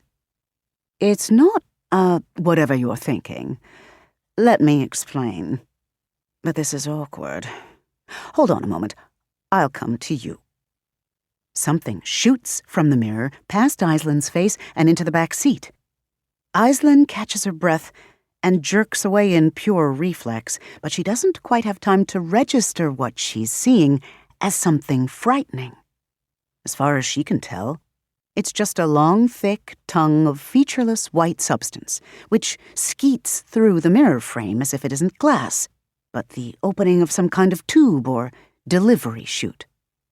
What she sees when she turns is not a puddle of goo, as she is half expecting, but feet. White, featureless boots attached to nothing, although the bottoms of the boots are beginning to develop texture and color. Then something pixels up from these to form legs, primly crossed at the ankle. Then hips, a waist, all of it achieving realistic definition only belatedly. And finally, the woman in white sits there, beaming, with a little clutch purse in her lap. There is an instant in which Aislinn's mind tries to signal an alarm, doom, existential threat, all the usual fight or flight signals that are the job of the lizard brain. And if the gush of substance had been different somehow, something hideous maybe, she would have started screaming. 3 things stop her. The first and most atavistic is that everything in her life has programmed her to associate evil with specific, easily definable things. Dark skin, ugly people with scars or eye patches or wheelchairs. Men. The woman in white is the visual opposite of everything Aislinn has been taught to fear. And so, even though intellectually Aislinn now has proof that what she's been seeing is just a guise, and the woman in white's true form could be anyone or anything, Aislinn also thinks, well, she looks all right. The second thing that stops her is the latent, not quite acknowledged realization that the woman is dangerous. What will happen if she screams? Her father will come running to defend what's his, and Aislinn is fairly certain that the woman cannot be harmed by any ordinary human being. And then, will the woman put one of those parasite flowers into him? He is already a man inclined toward violence and control. Will he become worse? She will do nearly anything to avoid this possibility. The third, and possibly most powerful of the things that stop her, is that she is agonizingly lonely. And the woman has begun to feel something very like a friend. So Aislinn does not scream. Now you just drive to work, the woman in white says, reaching forward to pat Aislinn's shoulder. Again, there is a fleeting ghost of a sensation, like a sting that is short-circuited on its way to causing pain. Aislinn flinches now, realizing what that sting means. But there is no white tendril on her shoulder when the woman takes her hand away. The woman sighs a little. Aislinn lets out a shaky breath. She does not parse the woman's sigh as disappointment. She does not parse her own sigh as relief. The alternative is to challenge her own belief that the woman in white isn't so bad. This would force her to question her own judgment and biases and find them wanting. And given how hard she has fought lately to feel some kind of belief in herself, she is not ready to doubt again. So it's fine. Everything is Fine. Focusing on what matters, Aisling jabs a finger at the huge white tower-like thing in her front yard. What is that? Think of it as an adapter cable. You know what those are, don't you? Yes, but that's not a cable. Of course it is. It's just a very big adapter cable. Aisling shakes her head. She's going to lose it in a minute. Okay, fine. What's it adapting then? Well, an adapter usually connects one way of doing a thing to a different way of doing a thing, right? The woman shrugs. You want to listen to music. You have speakers designed to work with one kind of music maker. But all of your music is on a different kind of music maker. Yes? Irritating and inefficient. There's a simple fix for the problem, however. She gestures at the White Tower. It shouldn't make sense, but it does. Aisling shakes her head slowly. But what, I don't know, way of doing a thing could you possibly be adapting with that? My universe to yours. Aisling stares, then closes her mouth. She really can't think of anything else to say to that. The woman sighs impatiently, and then waves a hand at the steering wheel. Ugh, drive! Drive! I don't want you attracting any more attention by veering from your usual routine. I can't watch you all the time. That's why that nasty little Sao Paulo almost got to you last night.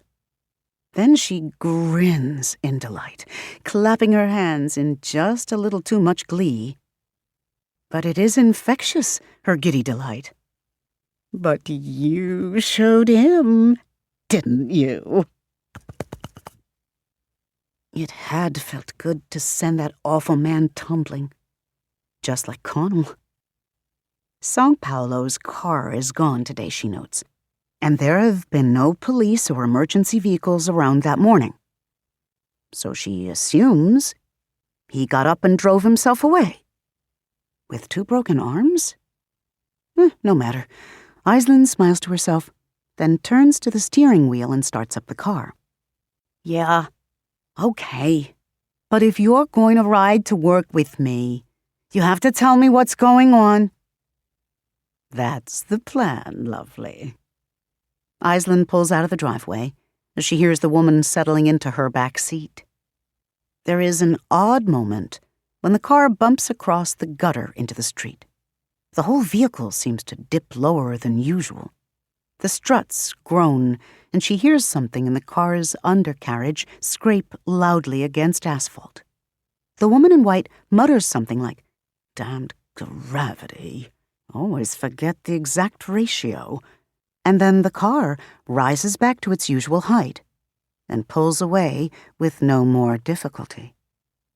The adapters are possibility, the woman says as Aisling drives.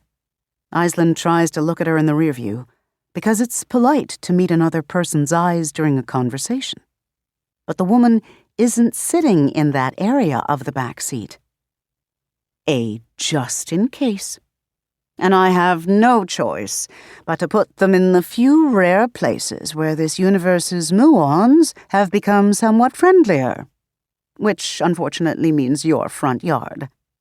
Also, on top of the ferry station, over at that park that used to be a landfill, and at that college you used to attend. Where do you work? The public library branch at... Then Aisling understands.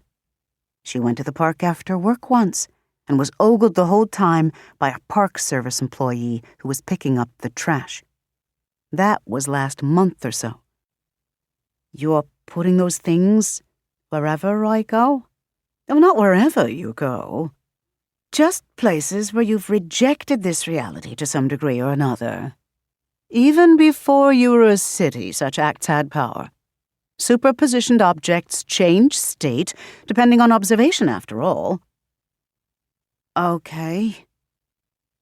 She doesn't like it. She doesn't even understand it. But it can't be a big deal because the woman in white is a nice woman who looks okay. And so Aislinn has no real reason to be afraid or to feel used. And anyway, she's telling Aislinn about it. So isn't that better than lying? Oh, okay then. That's why I like you, Lynn. It is her mother's nickname for her. Her father has never called her Lynn. She's never allowed anyone else to do so either. You're so accommodating. Who would have thought this city, of all of them, would have such an accommodating component? Such a tolerant girl shape. Yes, Aislinn has always tried to be tolerant. She takes a deep breath. So the adapters? Oh, right. Well, if I can just put down a few more like the one in your yard, I'll be able to align the... Aislinn hears the woman in white shift in irritation, maybe fidgeting. This place is so primitive. I'm not even sure I can come up with enough analogies to explain it, since you barely understand how this universe works, let alone others. Oh, wow. I didn't know there was more than one. See, how could you not know something so basic? But oh, there are X approaches infinitilions, hecretimagillions, more every minute. But for once, the woman in white does not sound delighted by this. That's the problem, of course. Once, there was only one universe, one realm, where possibility became probability and life was born. So much life. On nearly every plane and surface. Floating along every layer of air. Stuffed into every crack. Not like this stingy universe, where life huddles on only a few wet balls, surrounding a handful of gassy balls. Oh, Lynn. If only you could see how beautiful it is. And in the rearview mirror, something changes, as if in response to the woman's wistfulness. Aislinn tries not to stare because she's driving, and even though it's only a 2-lane road in an area where there are fields and stands of woods in between neighborhoods, she still isn't interested in learning what a head-on collision feels like. And yet, in quick glances at the rearview, she no longer sees the car that's tailgating her, or the road beyond it, or the school bus that should be turning onto that road from an intersection she just passed. Instead, she sees that empty, shadowed room again from where the woman first spoke to her. Then she notices a swirl of vapor in the air. Or is it liquid? Or is it, more simply, just color? Just a sinuous swath of color that darts and flows across the mirror like something liquid, but also like something alive and pinky pale against the stark shadows of the background. Something else moves across it, and here Aislinn feels a bit of alarm, because it is a black something, and black things are usually bad. It's only a little bit of alarm, though, because then she sees that the black thing is a rounded cylindrical blackness, and nothing bad ever came in that shape. This thing makes her think of hockey pucks. She likes hockey, even though the Rangers aren't very good. She prefers the Islanders, even if they're not of her island exactly. Or maybe this thing is something like those chocolate cakes that used to come wrapped in foil when she was a kid, and which she hasn't eaten since she was 13 because her father once said she was gaining too much weight. What were those called? Ring-dongs, ding-hos. Regardless, once upon a time she loved them, so when she sees this thing scuttle across the mist stream of pink and sort of erase it, she just thinks, weird but kinda cute, and keeps driving. Is that movement scuttling, though? The pink mist flinches away, She hears a faint, high-pitched gibber that makes her think of pleading, of pain and struggle, and then hopeless despair.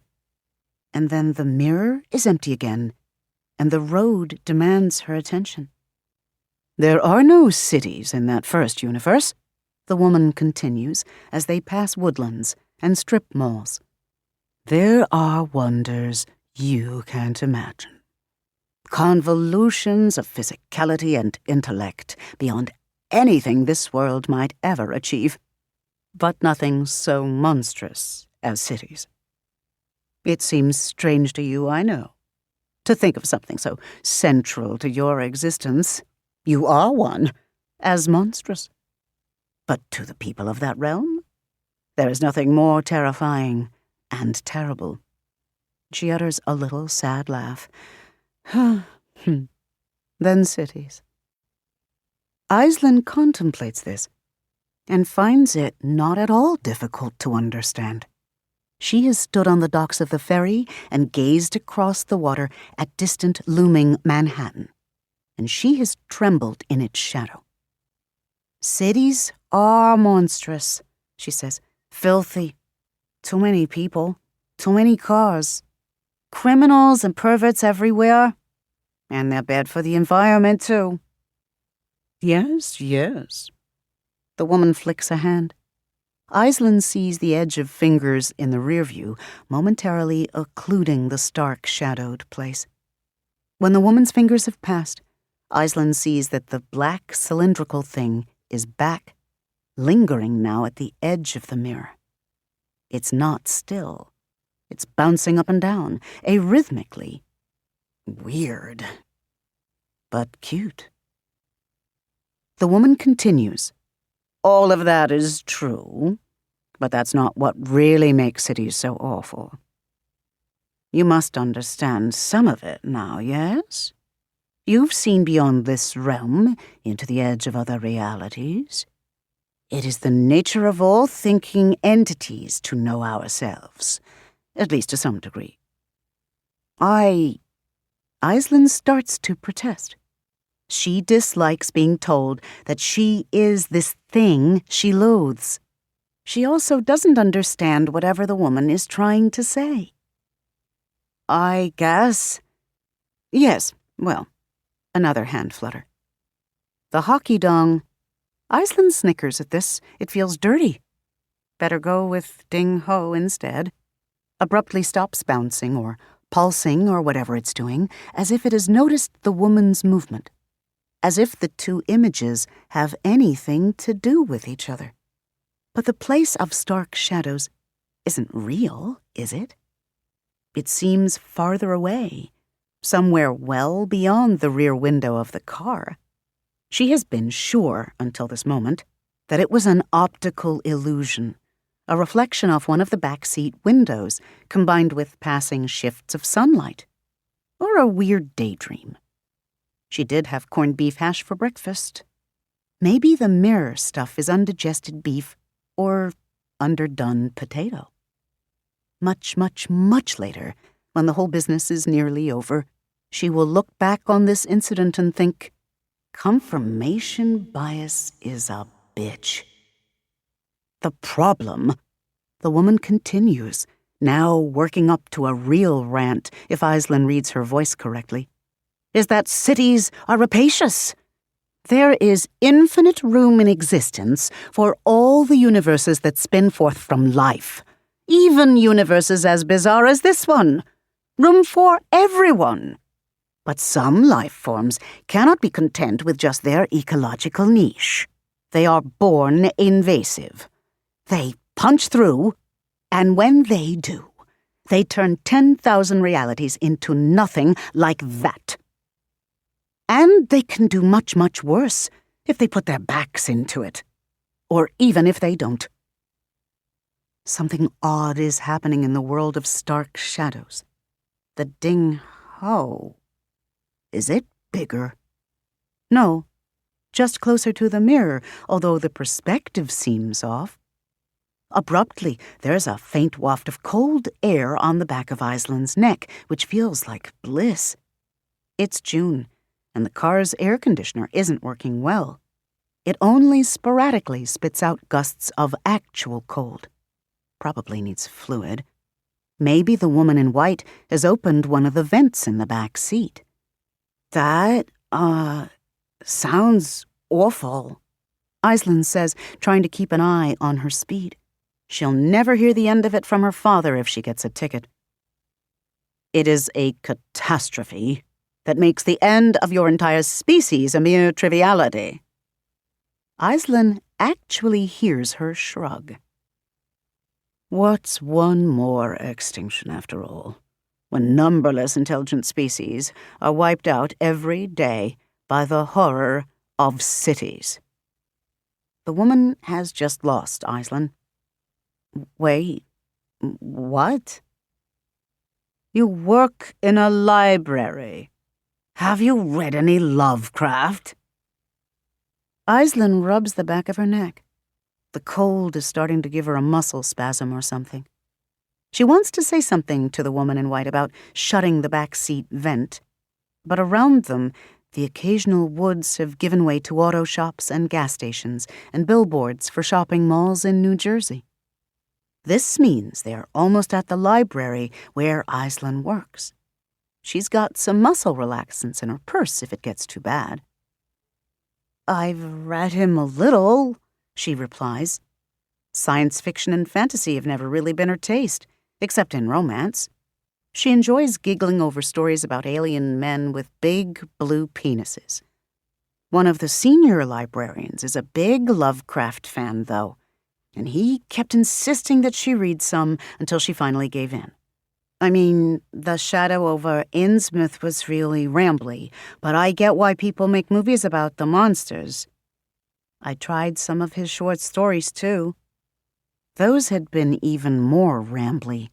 Still, the one she'd read that was about New York, set in Red Hook, where IKEA is, had sounded pretty accurate to how her father describes Brooklyn, full of criminals and scary foreigners, and gangs of foreigners being criminal. She'd liked that one at least, because its protagonist was Irish and afraid of tall buildings. The woman's voice has grown grim. Lovecraft was right, Aislinn. There's something different about cities, and about the people in cities. Individually, your kind are nothing. Microbes, algae. But never forget that algae once wiped out nearly all life on this planet. Wait, what? That doesn't sound right. Algae? Really? Really. Cities are an endemic problem of life amid these branches of existence. Put enough human beings in one place, vary the strains enough, make the growth medium fertile enough, and your kind develops hybrid vigor. Aislinn can actually hear the woman in white shudder elaborately, the cloth of her outfit shifting. You eat each other's cuisines and learn new techniques, new spice combinations, trade for new ingredients. You grow stronger. You wear each other's fashions and learn new patterns to apply to your lives, and because of it, you grow stronger. Even just one new language infects you with a radically different way of thinking. Why, in just a few thousand years, you've gone from being unable to count to understanding the quantum universe. And you'd have made it there faster if you didn't keep destroying each other's cultures and having to start over from scratch. It's just too much. Aislinn frowns. What's wrong with learning a new language? She taught herself some Gaelic as a child. It's hard to pronounce, and with no other Gaelic speakers around that she could practice on, she's forgotten nearly all of what she learned, outside of a few colorful phrases and some songs. But she cannot comprehend how learning it was a bad thing. Nothing. I'm just describing your nature. I don't judge. But it's a problem because as you grow, your cities grow. You change one another, city and people, people and city. Then your cities start bringing multiple universes together. And once a few such breaches have occurred, Why, the whole structure of existence is weakened. Now the woman in white leans forward. Aisling can see her hand on the headrest of the passenger seat. Countless people, dying on countless worlds, and you don't even notice. Galaxies crushed beneath the dread cold foundations of your reality. Some of your victims are aware enough to cry out to you, you know. But you do not hear. Some try to fight you, flee to nearby realms in hope of sanctuary, even worship you in hope of mercy. But not one of those poor souls has a chance. Does that sound fair to you, Aisling? Do you understand why I have to stop you? In a horrible way, Aisling does. And if it's true, God, it's awful. But she frowns and feels a little guilty for thinking this, but is it evil? To some degree, what the woman is talking about sounds like what Mrs. Pappalardo, one of the librarians, who's also a vegan, always tells Aisling. Countless living beings have been enslaved so you could have honey in your tea. Aisling's read that this is wrong anyway. The bees make more honey than they can use, and the relationship between bees and humans is more symbiotic than slavery. But the real reason Aisling doesn't stop putting honey in her tea is because, for God's sake, it's just honey. Maybe there's another way, Aisling finds herself saying. She recalls a bumper sticker on Mrs. Pappalardo's car. For all of us to coexist. No, it's been tried. Then the woman sighs a little sadly. Oh, the thing is, I know you're not evil. I was created to help the people back home understand you, after all. And I do. More than any of them ever could. But understanding doesn't always help. Aisling, in the middle of making a turn, twitches the steering wheel a little late, distracted by both the conversation and that weird sound behind her. The car's turning radius is off. She hits the curb and curses out loud, jerking the wheel sharply to correct. She overcorrects at first, and then has to slew the wheel in the other direction to keep from hitting an oncoming car. The whole car lurches from side to side, and once again it feels weirdly sluggish and heavy as she does so. What? Damn it! I told you to stay in the staging area! The woman snaps, as Aisling finally regains control of the car. Now look what you did. Stung, Aisling blurts, Sorry, there was a weird sound. I didn't mean you, Lindia, sorry. Abruptly, there is the sound of a door being firmly closed, and then the cold draft stops. The car lifts immediately, struts up creaking in what Aisling imagines is relief. She's going to have to get those checked. Pulling into the library's parking lot, Aisling picks a parking spot, shuts off the car, and lets out a little breath of relief at the close call. She's going to have her front rims checked for dings, too. And her dad's going to kill her if she's damaged the car badly enough to need major repairs. But she's glad it wasn't worse. When she glances at the rear view, it's normal again. The parking lot, the street beyond where cars pass, a guy walking by while picking his nose. She turns around and finds the woman in white turned around as well, glaring out the back window as if she is personally, deeply offended by nose-picking. It's weird, but no weirder than usual. So Aisling says, So, do you need me to call you a lift or something? She really doesn't want the woman in white following her into work. What? Oh, no, dear. And the woman smiles as she turns back. It is a kind, fond smile. Always so thoughtful. I'm going to miss you. Are you going somewhere? No, Listen. She reaches out to touch Aislin's hand where it is braced on the passenger seat. You understand that I don't hate you, yes? Belief matters in the multiverse, and I'm just enough like you to crave trust and connection and all that other nonsense. So, do you believe me when I say that I care about you and wish circumstances could be different? Of course I do. Aislinn has never had it in her to hold good intentions against people, and the woman in white seems so sincere in her regret. Aislinn's heart goes out to her. She cannot imagine a world where people who mean well can do any real harm. She cannot reconcile all these big elaborate topics, multiverses and inevitable doom and life as a living city, with the simple reality of the woman who is a genuinely nice person. The world needs more nice people. So she pats the woman's hand awkwardly given their positions.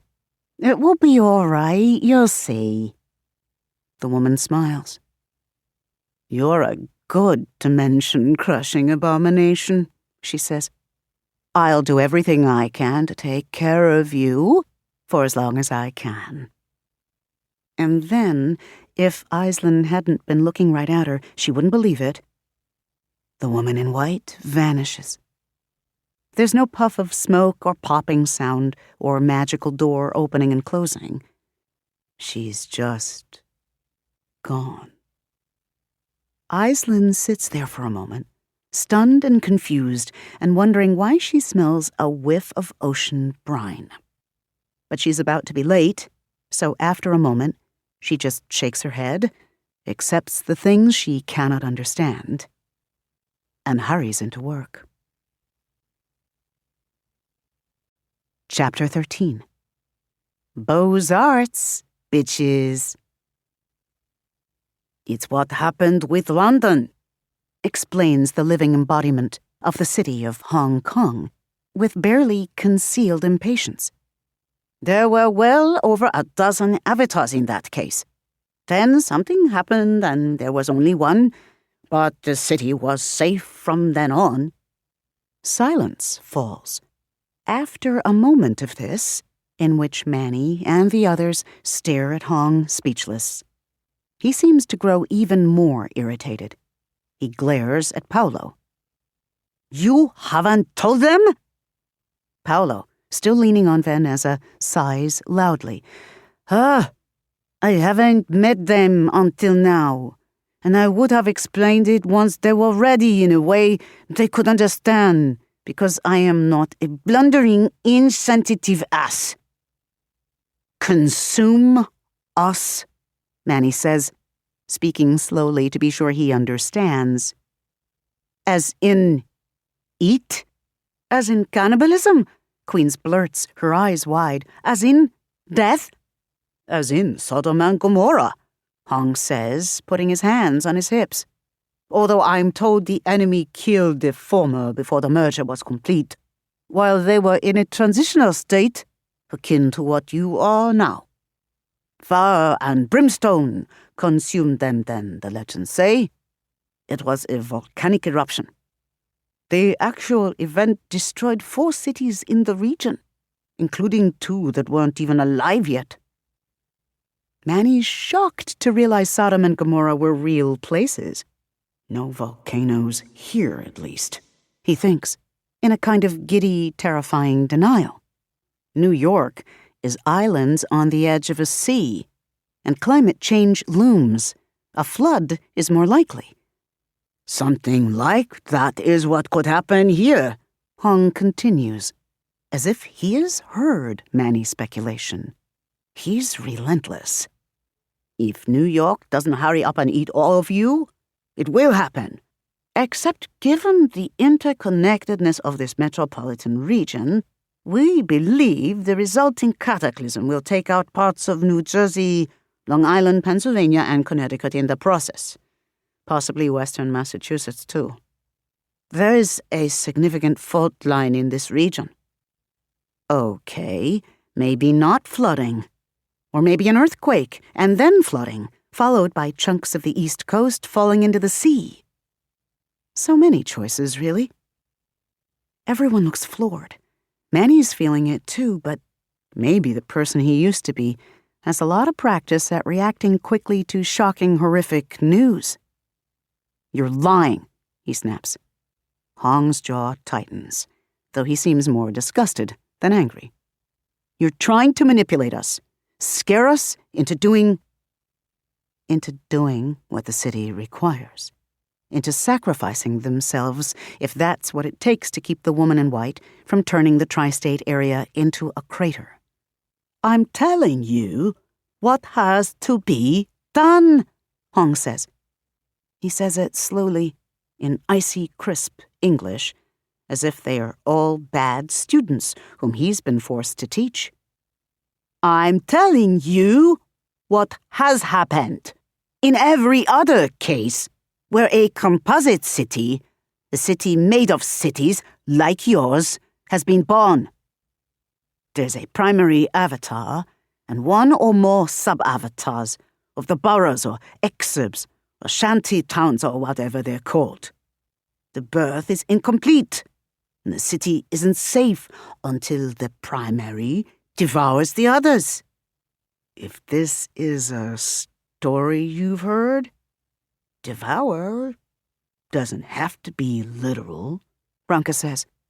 She's speaking slowly, too, though Manny suspects this is a processing thing for her, chewing the idea over out loud. It could be, I don't know, spiritual, sexual, who knows? Sexual is not better, says Padmini. She sounds horrified as she glares around at them. I don't know how the devour part works, Hong admits, but I told you. With London, there were many, and then there was one. She was traumatized. For many years, she would not speak at all. Now she is different, even for one of us. When she'll talk about the issue at all, she claims that she doesn't remember what happened. He sighs and folds his arms. It clearly isn't anything good. Manny wants to attack someone, anyone. The urge to do violence runs under his skin like a current. But violence toward whom? He will not hurt the primary avatar. Lashing out at anyone else is pointless because everyone in the room is either the messenger or another passenger on this ride to surreality. When he takes a deep breath to try to calm himself, it actually works and has the feel of old habit. Yes, he is not some monster lashing out wildly. Violence is a tool to be controlled and directed, and used only for worthy purpose. That is the man he has chosen to be. He focuses on Paolo, not to attack, but to understand. There is no way, he says, that you could have soft-pedaled this to us. Paolo still doesn't look good, Manny thinks, assessing him clinically. Here in Branca's office, he's standing on his own near the micro-fridge, but his posture is decidedly off from true vertical. There are dark circles under his eyes. Still, he draws himself up with careful dignity. I would have begun by explaining the stakes, he says. You're all selfish. Anyone would be, but one cannot be and be what we are. Thousands or millions of lives depend on a city's avatar. The enemy is within the gates. There's no more time. If you have located the primary, then you must go to him. He takes a deep breath. And then do whatever is necessary. Padmini is the one who explodes. Manny wasn't expecting that. She seems like a nice girl, but she pushes away from the wall and lunges at Paolo, shoving him into the micro-fridge. You want to let that thing kill us? Eat us? You haven't even been here when we needed you, and you just show up and tell us to die? How dare you? How dare you? Manny reacts without thinking, catching her by the shoulders before she can do more. He does this for two reasons. First, because Paolo grimaced when she shoved him, as though he has injuries greater than what they've realized, or as if her shove hurt much more than it should have. Only New York can injure Paolo so badly here within the city. Unreliable ally or not, Manny suspects they still need Paolo. The other reason that Manny reacts is more visceral. It's because Padmini called the primary that thing. Stop it, he snaps at her. He knows he shouldn't. She's upset for good reason. But he cannot bear her rejection of the primary, of New York. They are all New York. He feels it too, in the parts of himself that did not exist before 3 days ago. The same thing that any of them can do to a foreign city, they can do to each other. But New York cannot war with itself without dire consequences, any more than a man can stab himself in the guts and still be fine. Padmini wrenches away from him, her hands immediately turning to fists. Manny braces himself for a fight, both as a man and as an island of fragile built by the lowest bidder skyscrapers. Fortunately, she only shouts, "Be quiet! I don't want to hear anything more from you. You're crazy. You probably want to be eaten by him. Why would I want to be part of you? Oh!" And she turns away, hands in the air, making a sound like a growl. "I don't want to die either," he replies, then pushes on before he has time to think about Padmini's accusation that he wants to be devoured. "And we don't know that we will. Paolo said it himself. Something different has been happening here, beyond the usual process." He lifts his gaze to glare at the foreign cities. Paolo is trying not to be conspicuous about leaning on the microfridge to keep from falling over. Hong merely regards Manny impassively. I know tap dancing when I hear it. Everything, from the way we've awakened to the way the enemy is acting. Time after time, you've both been surprised by what's happened in this city. You're nearly as in the dark here as we are. Maybe so. Hong agrees readily. He looks bored. No wonder Paolo hates him. It's true that every city birth is different. Would you rather I not have mentioned that in every precedent we know of, the sub-avatars have vanished? No, we needed to know that, Brooklyn says. Alone of all of them, she hasn't gotten to her feet. She still sits in the largest of Bronca's mismatched chairs, her legs primly crossed and hands folded in her lap. Maybe only Manny sees how pale her knuckles have gone. Hong regards her for a moment, then inclines his head to her in a just-so nod. Padmini turns away to begin pacing in the narrow space on that side of Bronca's desk, muttering to herself. She's meandering between Tamil and a few creative English imprecations. Manny tries to ignore her muttering, to leave her that much privacy, but then she says, "Kankata piragu surya namaskaram," which translates to something like, "Why look at the sun after you've already been blinded?" Or, "Why bother doing morning yoga if you got up late?" And he cannot stop himself from reacting. "None of us are enemies to each other," Manny says. Padmini stops and stares at him. "We've got one enemy, the one who's already attacked each and every one of us, sometimes more than once. The primary hasn't done anything to harm us. He's on our side. He has no reason to want to kill us." "You don't know that," Bronca says with a sigh.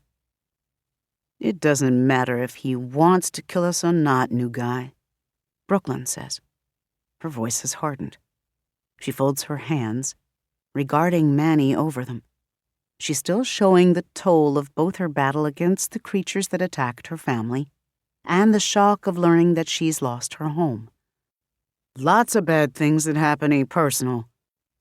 This primary could love us all like brothers and sisters, but in the end..." He's gonna do what he's gotta do. So would we in his position. Millions of lives in exchange for 4? She shrugs. It looks nonchalant, but isn't. That ain't even a debate. Manny nods at her, grateful for the support. She regards him back, her gaze frank and cool. By this, he knows that she did not say it for him. Hong then nods too. Well, now you know. Let's go then. They all turn to stare at him. Even Manny shakes his head in pure incredulity at the man's complete lack of tact. Too soon, man, says Vanessa. God knows what she thinks of all of this, but it's clear that she gets the dynamics. Way too fucking soon. I don't care if it is or not, Hong says without heat. All of you deserve to know what will happen. But Paolo is correct in that there's no more room for sentimentality, or individualism, or cowardice. Just on the ride from JFK, I saw blankets of white tentacles covering entire blocks. They're forming structures. Did you notice that? Structures? Branca frowns. Like what? Like nothing I have seen that can be compared. On Staten Island, I saw... For the first time, he hesitates and seems disconcerted. Then he shakes his head and it's gone. A tower of sorts. I have no idea what it's for. But if our enemy has built it, there can be no good reason for that. Vanessa abruptly gets up and exits Branca's office, leaving the door open. It's getting late, though sunset-tinted light still comes in through the main gallery window because they haven't put down the shutters yet. They all stare as she stops at the big window, bathed in slanting red rays, and leans forward, peering at something in the distance. Then she points out the window and turns to call to them. A tower, right? Like that? They all hurry into the main gallery and cluster at the window beside her.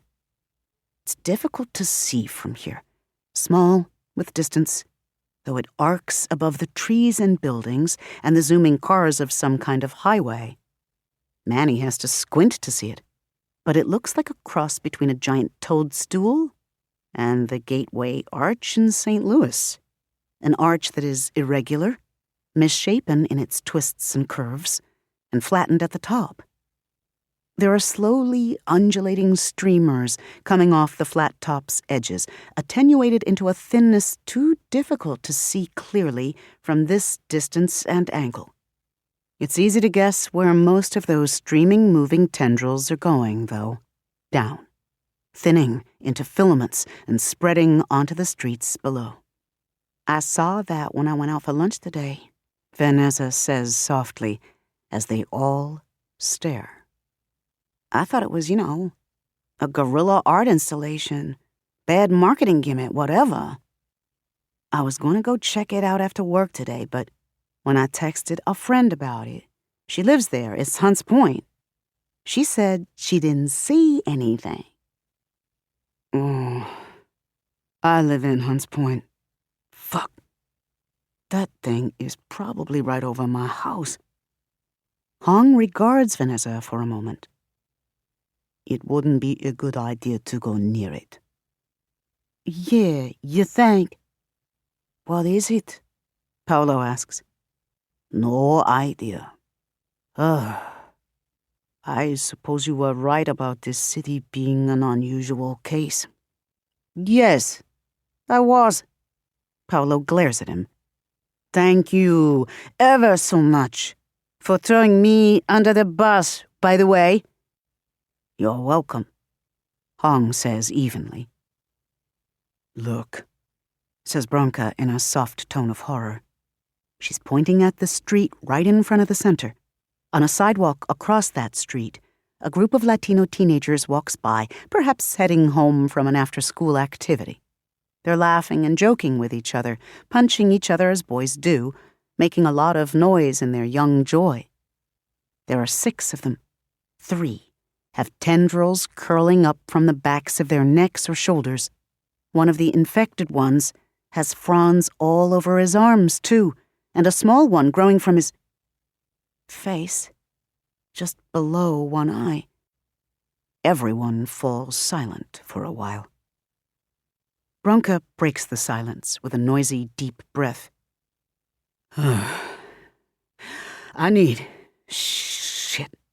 Let's go for a walk. When the stairs turn to her, she tightens her jaw. Just around the block. I've been in here without a break for going on 48 hours. I need more than just talking with you people to get a feel for what's really happening out there. They look at each other. Hong starts to open his mouth, and Paolo elbows him. Bronca makes a sound of annoyance, then turns to go on her own. Manny immediately moves to join her, though she stops and glares at him. You can't go alone, he says. She narrows her eyes at him, and it's definitely an intimidating look, even though she's shorter than him. He doesn't care. He's faced worse, he knows, though he doesn't remember what. None of us can go anywhere alone until this is done. This is bullshit, Padmini mutters.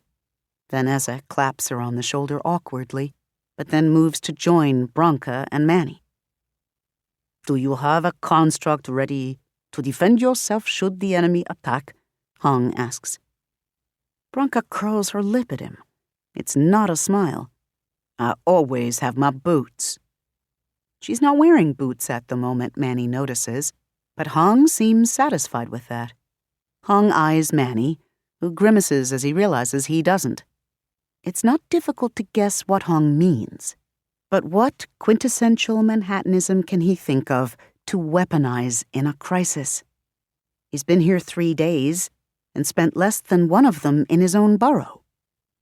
Well, he reaches back and finds his wallet.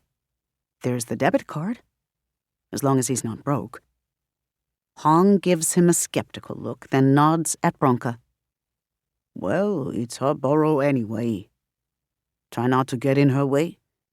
Manny winces, but follows Bronca and Vanessa outside. The instant they step outside, however, Bronca stops, frowning. Manny notices her wince and put a hand to one hip as if it pains her. Shit. I should have come out of there before. Everything feels wrong. Yeah, but it's a dry heat, Vanessa says. Bronca only shakes her head and starts walking with a noticeable limp. The center sits on the gradual slant of a hill, so they start up its slope towards some smaller avenue that Manny can see up ahead. Everything looks fine to his eye, apart from the occasional people or cars that pass by with tendrils on them. There are no big FDR Drive-esque plumes of tendrils that Manny can see. But if this many denizens of the borough are being infected, then there's something somewhere. Those structures, maybe. Maybe the thing on FDR Drive was developing into something like them, a tower, when he stopped it. Bronca strides forcefully, despite her age, glancing at every example of the infected and muttering something in a language Manny can't parse for once. Something that apparently isn't spoken much in Manhattan. She's rubbing at her side, too, in addition to the hip. Both gestures feel familiar. When she does it again, grimacing as if she's got heartburn, Manny says, When I fought that thing on FDR, it felt like it was digging into me, not just the asphalt. Oh, good. I was worried it was rheumatism. At the corner, however, Bronca comes to an abrupt halt in front of them, her face a study in shock.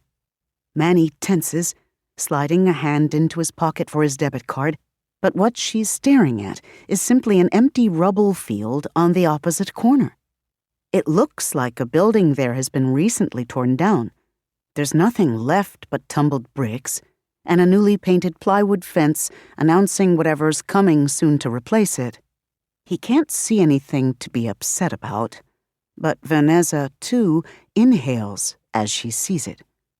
Oh no, she says. Oh my God, murder burger! What? asks Manny. Murder burger's gone. Her whole posture radiates tragedy. Those were like the fattest, juiciest burgers you ever had. And that place had been there longer than I've been alive. It's a Bronx institution. When the fuck did they knock it down? And why? There were always people inside buying burgers. I thought it was doing okay. Bronca sets her lips in a grim line and stumps across the street, her shoulders tight. Manny hurries to keep up. When she stops again, he realizes she's staring at the poster that's been put up on the fence. Luxury living, it reads at the top, above a lovely architect's drawing of a modernist mid-rise stack building. Condos, she snarls, in the same tone that others might say, cobras. Murder Burger was the storefront on a building that dozens of families lived in for years. I'd heard there was trouble a couple of months ago. Something about jacked up rents, but my God, they just threw all those people out? For overpriced, ugly-ass condos? Yo, OB, Vanessa says with sudden urgency. She has peered through one of the murky plastic windows set into the plywood fence. Now she steps back and points at it, wordless and wide-eyed. When Manny and Bronca share the view, it's hard to see at first. But then Manny catches his breath. All over the brickyard, like the newest of sprouted seedlings, short white tendrils have wriggled up from between or within the bricks. It's a whole field of them. As they watch, an older woman totters past the far edge of the brickyard, pushing a granny cart laden with laundry and groceries. She stumbles suddenly, frowning as she catches herself on the cart, and bending for a moment to rub at her ankle. When she straightens and resumes walking, there is a white tendril sprouting from the back of her hand. Probably one on the ankle, too, though Manny can't see it. Bronca's breath quickens. She rounds on the coming soon poster and narrows her eyes. This didn't just start when the city came to life, she growls, scanning the text in a rapid left-right scroll. I don't care how many people they're paying off or mind-controlling, even eldritch abominations can't get a construction permit overnight in this city. Which means Dr. White has been planning her move for a lot longer than just the past 2 or 3 days. How can that be, though? Manny's still peering through the window, though now that he knows the white tendrils are on the other side, he's keeping his feet well back from the bottom edge of the fence. Did she know the city was about to be born? No idea. Been so caught up in Raoul's political bullshit. Bronca's engrossed in the fine print, muttering as she does so. Didn't notice what I should have noticed. The land here hasn't been healthy for 100 years, but this is a new sickness. And I should have noticed. They're destroying everything that makes New York what it is, replacing it with generic bullshit. She swats the poster, and then she blinks, drawing back a little in surprise. Better New York Foundation? The name sounds familiar. Manny leans in to see, yes, tucked into the corner of the sign text is a little logo. It's a stylized letter B and the miniature skyline of New York, well, of Manhattan. Then his skin prickles as he belatedly realizes that's not the Manhattan skyline. The longer he looks, the more anomalies he notices. There's a distinctive-looking structure in the middle of it that at first he thinks is something like Seattle's Space Needle, a long tapering column topped with something flatter and wider. Then he notices the odd lumps spaced irregularly along the column's length. Also, the structure at the top doesn't look like a restaurant or observation booth. It's more organic, polyp-like some kind of deep-sea organism. Better New York. is the foundation that offered us the fucked up donation I told you about, Branka says. Her anger seems gone now, replaced by confusion and not a little unease. The one Dr. White said she worked for. The familiarity pings then. It's also the same foundation that's claimed ownership of Brooklyn's brownstone, Manny says. What? Brooklyn got an eviction notice yesterday on 2 buildings that her family has owned for years, Manny explains. Her lawyer says there's some kind of city program that's meant to reclaim distressed or abandoned properties. They give them to nonprofits that rehabilitate them and sell them off. But the program has gone wrong. They've been eminent domaining properties that aren't distressed, in some cases over paperwork errors or minor tax bills that aren't in arrears. Or nothing at all, like in Brooklyn's case.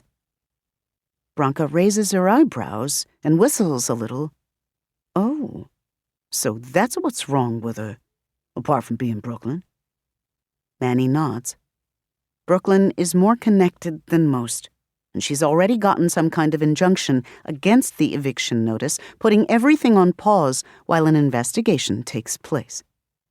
But the situation still has her on edge, understandably. And the nonprofit that's been given ownership of her brownstones is this Better New York thing. Branka turns to him. She looks as horrified as she is angry, her eyes wide. My God. She's been waiting for this. Vanessa pulls back from where she's been peering through the window. What? This is a trap. White's been setting up little traps like this all over the city. It was inevitable that the city would come to life someday, and she had all this in place here, just in case. Or maybe setting little traps all over the world, Vanessa says grimly. When they turn to her, she sighs. Squiggle bitch is a planner, right? So why would she only plan here? If most big cities eventually come alive, then she's probably everywhere, yeah? Maybe all the cool tentacles from Planet X are on that real estate tip. Branka and Manny look at each other. Manny grabs his phone and quickly plugs in the website for the Better New York Foundation, reading it off the poster. Just before he's about to hit go, however, Vanessa grabs his hand. Oh my God, what is wrong with you? Do not go right to their site. What if it gives you phone tentacles instead of malware? Look, just see if there's a news article or something. So Manny instead does this. Wikipedia says that the foundation has been around since the 1990s, he says. Holdings in New York, Chicago, Miami, Havana, Rio, Sydney, Nairobi, Beijing, Istanbul. They are everywhere, Vanessa says, clearly horrified to find her theory correct. Manny backs out of the Wikipedia entry and scans some other news items for a few moments. It looks like they didn't do most of this. The property acquisitions and policy proposals, I mean, until recently, like just the last 5 years or so. Before that, the foundation existed but was pretty much dormant. Well, something woke that shit up. Vanessa crowds in to look at his phone. At once, she gasps and pokes a finger at something Manny was about to scroll past. It's a business news site link reading, Better New York Parent Company, TMW, honored at VC Gala. Parent Company TMW? I guess there would be an overarching corporation running things if they're this widespread, Manny says, clicking on the link. Can't roll into Boston as Better New York. Branka finally leans in too, though she makes a little disgruntled sound as she squints at the phone's text. Manny, trying to be helpful, enlarges it for her. She glares at him, though it's obviously easier for her to see. I guess they really did have millions of dollars, huh? Probably chump change, all things considered. She stops. Manny flinches. Vanessa's mouth falls open. They've all seen it at once. The parent company's name. Total Multiversal War, LLC. There's no need to go around the block anymore. They've figured out what's really wrong. Night has fallen. Behind the center shutters, they've gathered in Morrow Hall, beneath the self-portrait of the primary. Being here makes Manny feel better, despite the implicit threat of the primary's image. He's fairly certain it's not comforting to anyone else, but he doesn't really care what they think, as long as they keep it to themselves. No one seems inclined to talk about the primary anymore, however. After they've explained everything about better New York to Hong, Paolo, Padmini, and Brooklyn, Hong actually looks alarmed for the first time since Manny's met him. Brooklyn, meanwhile, is incandescent.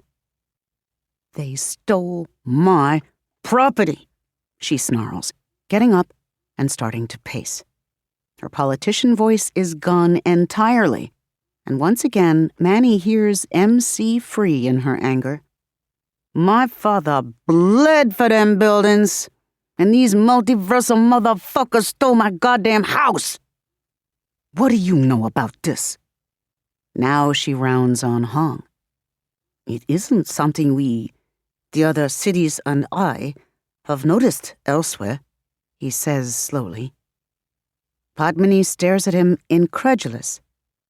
"Have you even been looking?"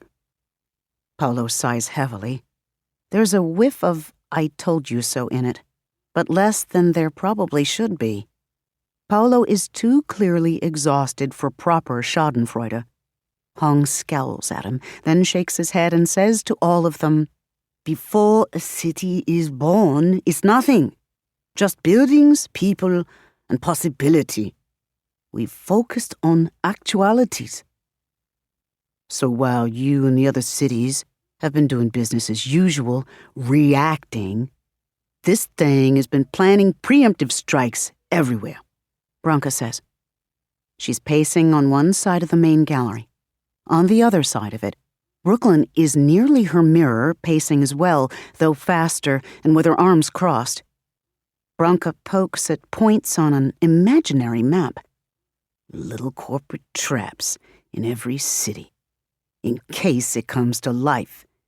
Infusions of cash here and there to weaken cities before they're born, maybe keeping them from being born. She shakes her head as both Hong and Paolo stiffen. Clearly that possibility hadn't occurred to them. Either way, as soon as a city is born, the enemy has a foothold already. Manny's leaning on the wall next to the primary's portrait. Vanessa and Padmini have huddled together on one of the viewing benches, using Padmini's laptop to learn more of their enemy's corporate structure. It's branched and extensive, almost tentacular. But they're tracking it down. Everyone's let Paolo have the lone chair, rolled in from the reception desk, because he's looking only a little better, even though he's appropriated the rest of Vanessa's brigadeiros and is chewing on them now and again, meditatively, as he listens. Vanessa sighs, resigned to the sacrifice. And the enemy has probably been waiting particularly for something like this city, Brooklyn says. She's still furious as she eyes Hong, but her anger has cooled a little, and politician voice is back. Manny suspects she is a terror in city council meetings. "You said most cities are either nothing, completely vulnerable but of no value, or else they're alive, and the enemy wants them, but they're too tough to crack. We're stuck in between. The perfect target, valuable and vulnerable." Paolo nods slowly. "I told the summit that the enemy's behavior had changed. I had no idea it had taken on a human shape, or that it could talk. That's new. But even without that, it's been smarter, more subtle, more malevolent. The last two cities to awaken before you, New Orleans and Port-au-Prince, were stillbirths, and neither should have happened. But the elder cities, and more than a few of the younger ones, didn't believe me. They implied that we young cities of the Americas might simply be awakening prematurely, before we have the strength to survive the process. His lip curls as he says this. Hong shakes his head, restlessly and angrily. The exchange has the feel of an old argument to Manny. The process has not changed for centuries, millennia, longer than recorded human history. Why would it change now? I don't know. Maybe something's happening that we don't know about. Something beyond this world. Some catalyst which has spurred the enemy to evolve. But we should have started investigating this before now. Paolo's hand has become a fist on his knee. His jaw is tight. I should have done it myself if you weren't going to. But I let you talk me into joining your complacency. Hong glares at him for a moment, a muscle flexing in his jaw. I just wanted you to be safe, he says finally, softly. Manny blinks in surprise at the shift in his tone. For a moment, Hong sounded almost human. But is that? Paolo smiles bitterly and spreads his arms. His meaning is clear, although his arms have healed and he's looking much better than when they first met him. He will not leave New York unscathed. What we are, he says to Hong with the same softness, is not a safe thing. No city is, even we whole ones. We can be sacked and set ablaze, drowned when a new dam is built, bombed into craters. We live for as long as our cities, and we have great power. But you were the one who told me to study history, and I did. I saw that very few cities have died peacefully. Hong winces. Paolo presses on, relentless. And I, for one, will not live with my back to the wall, ruled by fear of death or of that creature. Hong just glares at him, but there's an undercurrent. Manny finds himself exchanging a sidelong glance with Bronca. Is this what I think it is? Bronca raises her eyebrows and purses her lips. It sure is fucking what we thought it was. When Hong does not reply, Paolo lets out a long, steadying sigh.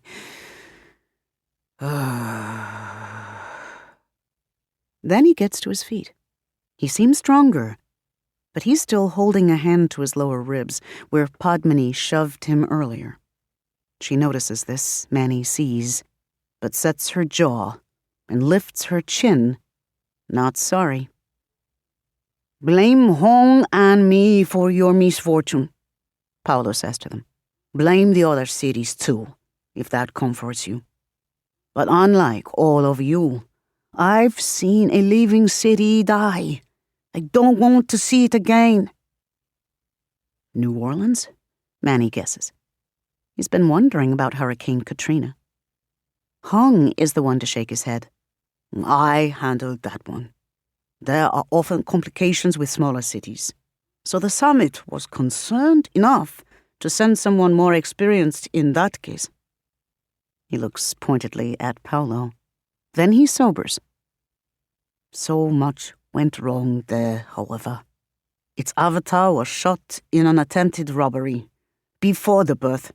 Indeed, before I even arrived. Pure bad luck, I thought. But then the hospital mishandled her chart and nearly killed her in surgery, and then they turned her out before she was fully recuperated because she was indigent. He shakes his head, muttering in Cantonese about barbaric American healthcare for a moment before returning to English. I gave her a place to stay, but she had no strength when the city tried to rise, and the enemy came. The levees broke after she died, and rather than help, Your media and incompetent leadership compounded the catastrophe at every turn. Then his frown deepens. But if the enemy was at work there, interfering somehow even before the city chose its champion? He trails off, visibly troubled. Paolo looks bleak. Port-au-Prince was mine to oversee. Manny winces despite himself. The earthquake. The one that killed 250,000 people, then thousands more from cholera and mismanagement and foreign interference. Paolo nods, but does not elaborate. Then he lifts his chin. New York is much bigger than Port-au-Prince. It's surrounded on nearly every side by satellite cities and massive exurbs. This woman is looking for him, the primary, and having infested so many citizens with her essence, acting as her eyes and ears, she will eventually find him. And if you haven't awakened him by then... He shakes his head, and none of them speak for a moment. It's hard to argue with the tight-jawed tragedy in his face. Look, Brooklyn says. She sighs and leans against a wall. Without Staten Island, you can't ask us to sacrifice ourselves if we don't even know that it's going to work. If it takes dying to make her safe, I can pay that price. In a heartbeat. But I'm not going to leave my daughter motherless for nothing. What if you go find Staten Island? Vanessa's voice is hesitant. When they turn to her, she is sitting against the far wall of the room, knees drawn up and arms wrapped around them, looking tired and unhappy. Manny can guess why. He hasn't quite sussed out the relationship between Branca and Vanessa, surrogate mother and daughter, superhero sidekick, or maybe just odd couple best friends. Love is love, however, and it probably bothers Vanessa a lot to know that she's going to lose Branca if they see this through. What if all of you go to her and convince her to help? It's the one thing you haven't tried, but it seems, the obvious next step. It's true. Yet Manny finds himself disliking the idea, and for a moment he is flustered as to why. He's never been to Staten Island. What is this reluctance to go there? Is he afraid of an avatar who is clearly violent and might be crazy? That basically applies to all of them, himself more than most. Or is he somehow being affected by Manhattanites' collective distaste for the littlest, least loved borough? It's worth a try, Brooklyn says at last. She sounds reluctant, too. All of them look reluctant, which backs up Manny's theory. But no one objects. Hong rubs his eyes. None of you seem to realize how urgent a matter this is. While we waste time with endless chatter, what's happening in this city is escalating rapidly. Each person infected infects others. Each new structure that grows unchecked infects many. It's clear that the enemy is building towards some goal, and I don't know what it is, but you need to stop it. Now, before it gets worse. We are being urgent, Padmini snaps. A few days ago, I was doing coursework. Today, I'm actually standing here and not leaving while strangers try to convince me to kill myself. This is as fast as I get. If we go to City Hall, Manny begins. Padmini groans, and he glares at her, annoyed. If we go now and can't wake the primary, we'll have wasted a lot of time. I think we should split up. Some of us go get Staten Island. The rest, see if we can do anything at City Hall, or just keep the primary avatar safe, if not. Padmini blinks. Branca looks duly impressed. Agreed. Surprised to hear it from you, but agreed. Manny lets out a slow breath, attempting patience. I want the primary to live. I haven't made any secret of that. But I can't see why you wouldn't too, given what's at stake. Branca snorts. You're the one who's in love with him, Manna-Hatta. Not suicidally, Manny snaps, although he is also blushing. What good does it do me to save his life and then die at his feet? I want more than that. Jesus, he's gonna blow some blood vessels, but it's the truth. I'm gonna fight for more than that. That's almost sweet, Brooklyn says. She's smiling, albeit with a hint of sadness. I hope you get what you want. I hope we all do. Branka lets out a little tired sigh and shakes her head. To Manny, she says, I take it you're Team City Hall? Of course. She eyes Padmini. You? I don't want to go anywhere near City Hall, Padmini declares. Team Staten Island, then, Hong drawls. Since Sao Paulo should not return to that borough, he'll obviously have to... He tenses mid-sentence. Paulo, too, frowns and turns, his eyes unfocusing. Manny's trying to figure out what's the matter. And then it hits all of them, too. A sinking sensation. A strange gravitic dip, which is all the stranger because it does not exist in the real world, where there is light and time and space, and they all stand upon a floor. Something in the other place. Close, whatever it is. What is... Padmini begins. Paulo shakes his head, frowning. Nothing I've ever felt, Hong says. Branka groans softly, bending and grinding a fist into her midriff as if she's got heartburn. I feel like I'm going to be sick. Manny doesn't feel sickness, but he definitely feels something. An offness, a wrongness, an imminence. He looks down, his perception caught half in, half out of the real world, and frowns at a whispery rustle at the edges of his hearing. Why does it sound like there's something moving underneath us? And why is there something familiar about the sound? Branka looks at the floor too, and all of a sudden, her eyes widen. Because there is. Rising toward us. She grabs Vanessa and hauls the girl to her feet. Everybody out, now! What? Why? Asks Brooklyn, but she's moving. Then they can all feel it. Something is growing underneath the center. A layer of wrongness between them and the city's bedrock, interfering with the bond they should feel by simply standing on their home ground. Manny curses and grabs Paulo, since he's nearest. Paulo does not protest, though he stumbles a little, shaky on his feet. Vanessa comes up on Paulo's other side, however, and between the two of them, they're able to keep up as the rest pelt for the door. Branka swings a little right as they're hurrying down a corridor so that she can yank on a fire alarm panel. An old-fashioned clanging bell starts to go off. Manny remembers her mentioning that there are artists who sometimes spend the night in the center upstairs. But even as the alarm goes off, the building's lights flicker. They begin to hear a sound, a whispering susurrus, a many-layered slither, rising into a growl beneath them. And they're not running nearly fast enough. Manny tries to think, tries not to be afraid, and then for some reason, he finds himself thinking about his one experience of being on a subway.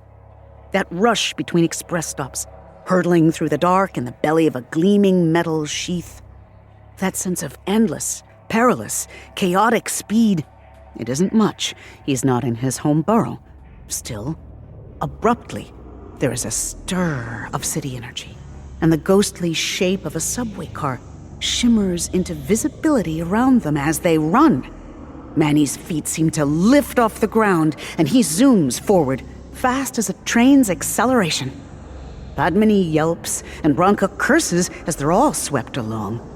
Then the world rushes past with a whiff of rat droppings and the blare of an industrial horn, and suddenly they have shot through the front windows of the center, and it shudders too, their bodies briefly as intangible as the ghost train.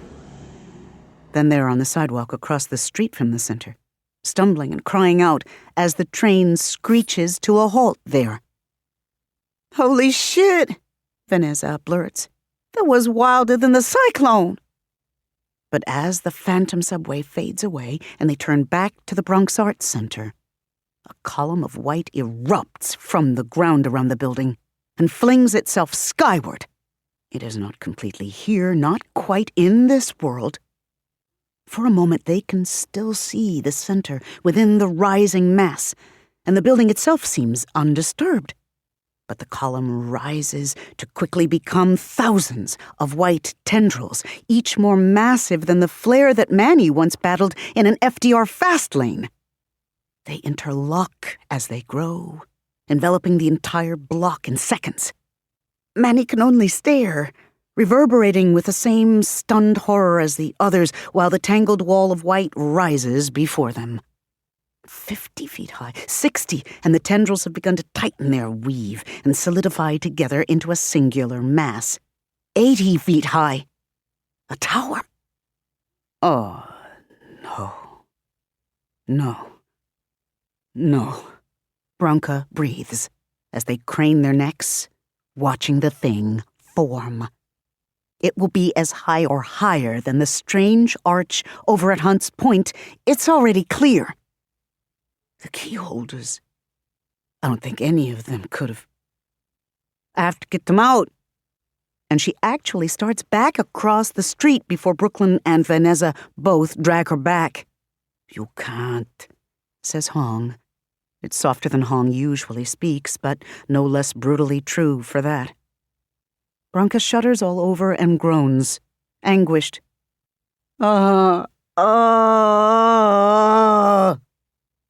We should go. Padmini is shaking visibly, her eyes wide and distraught. We shouldn't be this close.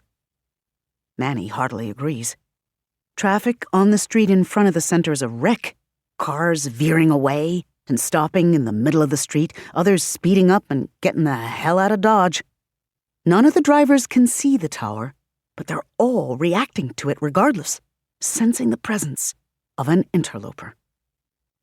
Out of this chaos, however, a familiar yellow shape suddenly makes a U-turn and comes rapidly hurtling down the street before screeching to a halt in front of them. It's a checker cab. Someone's put a sign in the passenger window with prominent handwritten letters, "Not a real cab, do not hail." The sign falls into the cab, however, as a woman leans across the passenger seat to hand crank the window down. She stares at Manny, and Manny stares back. "Oh, I fucking knew it," says Madison. It's unbelievable. Well, no, it's not. It's the city. In spite of everything, Manny can't help grinning, though he suspects he looks a little hysterical. Small world. Is that? She scrunches her face. Today she's wearing a t-shirt that reads, "I'm not perfect, but I'm from New York, and that's kind of the same thing." Are you gonna do the whole ride 'em cowboy thing again? Because you probably should. She jabs a thumb toward the center. No. There's only one reason for the city to have sent them a ride. Can you take us to City Hall Station? Madison rolls her eyes. I'm not even going to ask how you knew I was headed that way anyway. Get in, damn it! Oh, okay, hang on. Manny straightens. Do we have another car for the Staten Island group? Bronca tears her eyes from the awful thing that has enveloped her center and then rummages through her pockets. Her movements are shaky, her expression shocky, and Manny doesn't blame her. But she sighs in relief and pulls a set of keys from one pocket. There's an electronic key fob on it. Yeah, mine. I'll go with you to Staten Island, then, Brooklyn says to her. She looks at the checker oddly. You guys got a ride, I guess.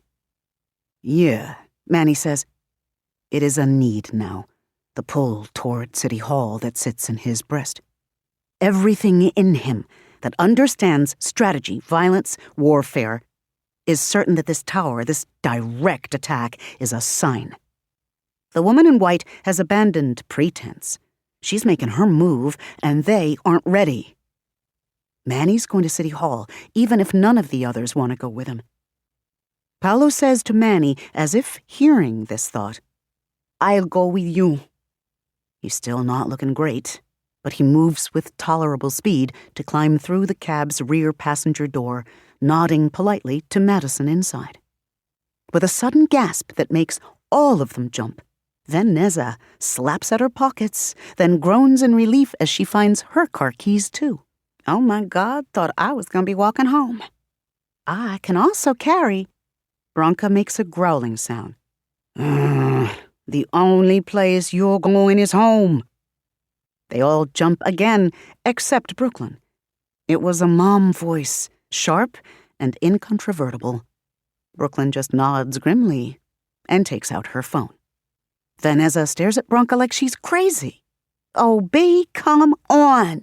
You're gonna need all the—" "Shut the fuck up." Then Bronca gestures at what used to be the Bronx Arts Center. The tower is still growing, although not as quickly as before. It's going to be taller than anything else in the Bronx, as far as Manny can tell. And it is breathing, he sees, in fitful, arrhythmic heaves. Or pulsing. Or maybe that's its malleable, tendril-flecked surface just randomly twitching. The sound of it is poorly maintained nails on a cracked chalkboard. He finds himself humming tunelessly in a futile effort to drown it out. He can't look at it for long, either, which makes Bronca's next words painfully ironic. "Look at that shit. Do you know what it would do to me if you were in there?" Vanessa blinks at her for a startled moment, then wilts a little. Yeah, okay. I just," she sighs, "wanted to help." Bronca lets out a shaky breath and goes to her, gripping the younger woman's shoulders. "You can't help us. And right now, you're just something else I have to worry about." She thinks they're going to fail, Manny realizes. Bronca believes they will be killed by the enemy and that the city will then be struck by some catastrophe. She's sending Vanessa away so that the girl will survive whatever happens. Vanessa looks hurt by Bronca's words for a moment, and then she scowls. "No, you did not just try the whole reverse psychology thing on me. Do I look stupid? If you want me to go that bad, just say it outright. Don't pretend you don't want me around." "I want you to go," Bronca says. Her voice is flint. Vanessa falters and falls silent, then grimaces. "Well, shit. Okay." After a moment, she begins backing toward her own car, though she's clearly not happy about it. "B, if you get killed or eaten or squiggleized or whatever the fuck, I'm gonna kill you," she says. "I'm gonna follow you to the happy hunting ground and slap the shit out of you." But then she turns and runs toward her car, which seems to be a good ways down the block. Bronca looks torn between sorrow at Vanessa's leaving and relief that the girl doesn't think less of her for the attempt at harshness. "We talked about those stereotypes, didn't we?" Bronca calls after her. "Didn't we?" Vanessa lifts a middle finger in farewell.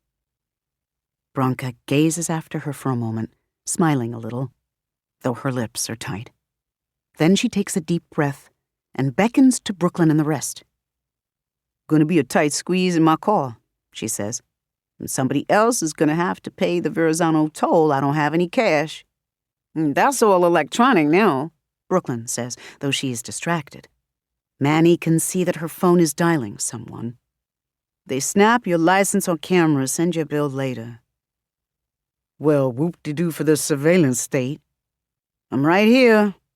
She uses the key fob to unlock a Jeep a few cars down. The others follow her. Padmini has been furiously texting someone. A moment later, the phone rings, and they all hear Aishwara's voice shouting in rapid Tamil while Padmini winces and tries to explain that the family needs to get out of town. Brooklyn says, "Yeah, Dad, like we talked about, my aide will be there to pick you up in 30 minutes. Tell him to drive like you know an earthquake is coming." "I love you too." She hangs up, and then she alone glances back at Manny. There's so much guarded fear in her expression that it makes him ache inside. She isn't afraid for any of them, of course. They are nothing to each other, the boon companions of less than 3 days. Still, on their collective success or failure does her family's fate now rest. Words like goodbye or good luck would just feel too final. In token of which, Brooklyn finally just turns away and hurries after the others to Bronca's car. Manny stares after her for a moment longer, registering only belatedly that he alone among them has no family or loved ones to worry about. Except New York itself. Himself. He gets in the cab with Paolo, and Madison pulls away from the curb quickly, as eager to get away from the tower as any of them. Now Manny can focus, at last. "On my way," he murmurs very softly to the air. Paolo glances at him but says nothing. He knows exactly who Manny's talking to. "See you soon." And as Vanessa anxiously drives away from the others and tries to convince herself that surprising her asshole father down in Philly really is a better choice than staying to face an interdimensional apocalypse, something in her backseat gulps, very softly.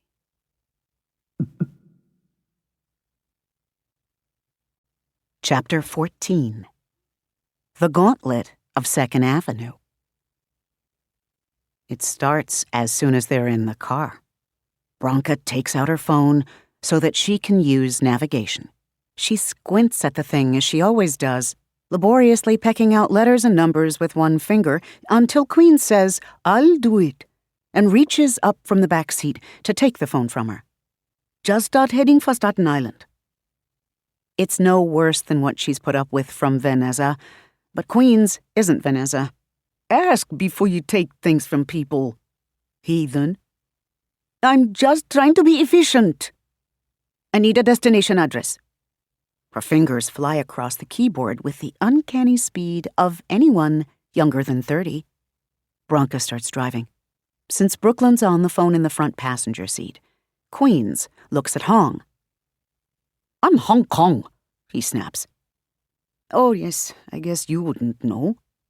Queens opens out the map as Bronca starts driving. "But can you at least point to where you found Paolo?" "She's probably somewhere near there." While she and Hong haggle over the approximate last known location of the Staten Island Avatar, Brooklyn gets off the phone again. She's been talking more quietly this time, and Bronca hasn't bothered her because she recognized that tone and pitch of voice. That's how parents sound when they're trying to say goodbye to their kids, possibly for the last time. It's what she probably should be saying to her own son. But Metshish is in his 30s and lives in California, and frankly, that's likely to turn into an argument which she doesn't have the strength for at the moment. And orphaning a grown man is an entirely different thing from doing it to a 14-year-old girl.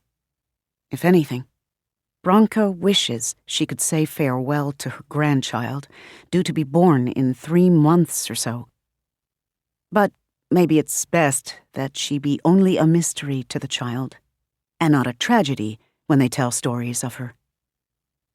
In the wake of her phone call, Brooklyn gazes out the window for a while brooding, and Bronca lets her. Not much that can be said in a moment like this. But eventually she tries. "Sending her to her dad?" Brooklyn snorts with such bitterness that Bronca immediately knows it was the wrong thing to ask. "Her father's dead, so I hope not." Ouch. "Drugs?" Brooklyn turns to glare at her. "Cancer." "Ah, shit." Bronca sighs. "Look, I didn't mean... I just used to listen to your music sometimes. And you always talked about getting with guys who were dealers or bangers or, you know. Yeah, a lot of dudes like that are just doing what they have to do to take care of people they care about, which makes them more decent than your average nice, upstanding, predatory lender or whatever. But regardless, what I talked about in my music wasn't always what I was doing in real life. Shit, I thought only white people believed everything they hear in rap is real. She shakes her head and stares at the road. Branka feels herself getting heated. It's the wrong place and the wrong time and the wrong target. And she's old enough to know that she's only sniping at Brooklyn because this is something she can control, unlike the rest of their whole awful situation. But even knowing all this, well, Branka's never going to be a very good, wise elder, if she even makes it that far. Yeah? It's not real? She keeps her eyes on the road, but her hands have tightened on the steering wheel. I remember some of your lyrics that were pretty fucking real. And if a bitch tries to hit it, I'll gut her with my gat. You remember that one? Brooklyn is groaning and angry laughing at once. Oh, here we go. I apologize for those lyrics years ago publicly. And I donated $1,000 to the Ali Forney Center. You think that makes up for it? You know how many queer kids get stabbed or shot to death?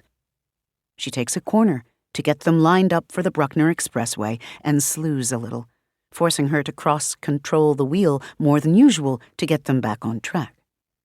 Please get into a catastrophic car accident. Hung sighs from the back seat. Destroy half the city in a single collision, do all the enemy's work for her, then I can go home.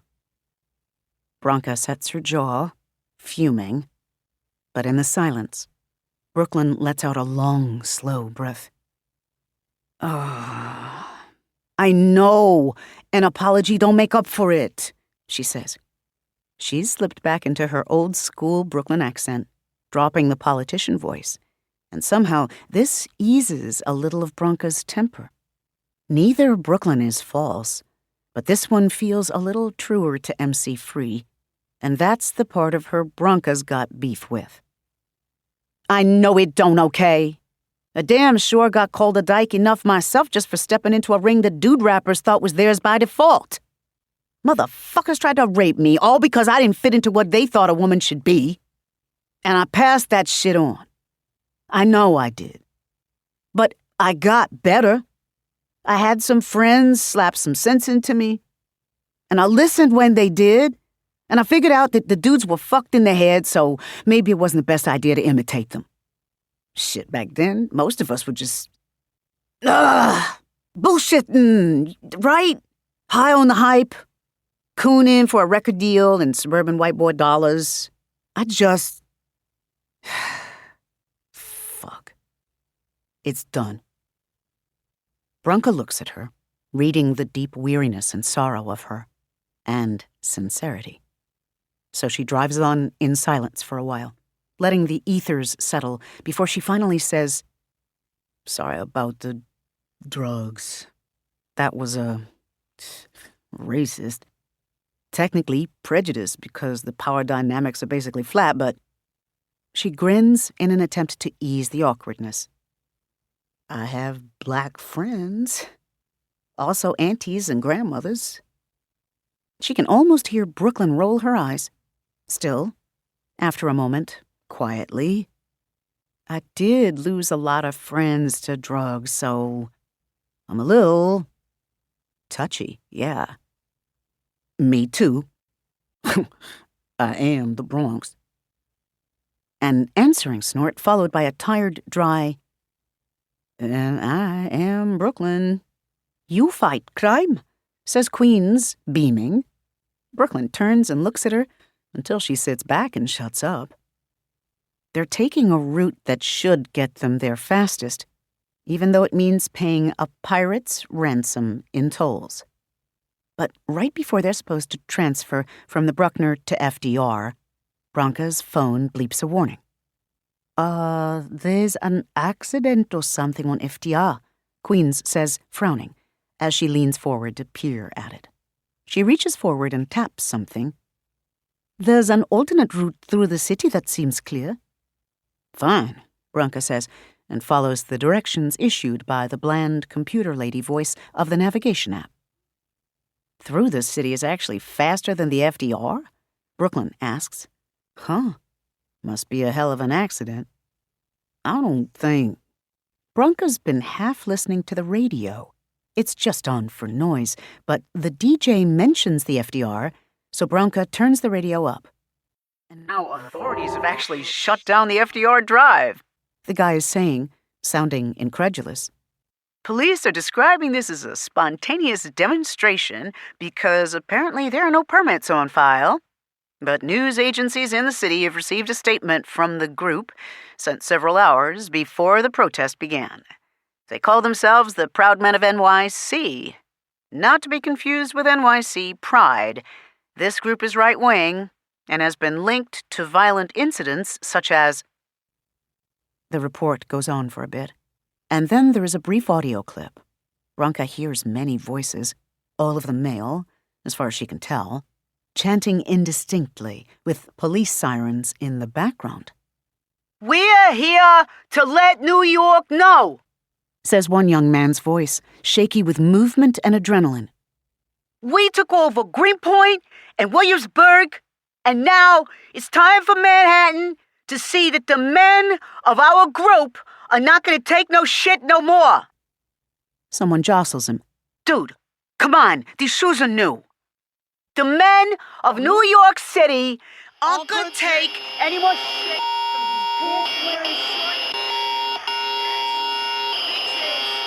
and feminist liberal nonsense." There's a jumble of words that Branka doesn't get. Something about being replaced. To be replaced and feminist liberal nonsense. It's okay to be a white man. We're not going to feel guilty about our white dicks, and you're going to know how it feels. The clip cuts off abruptly, back to the DJ, who is now chuckling with palpable unease. Well, hopefully we didn't just earn ourselves an FCC violation there.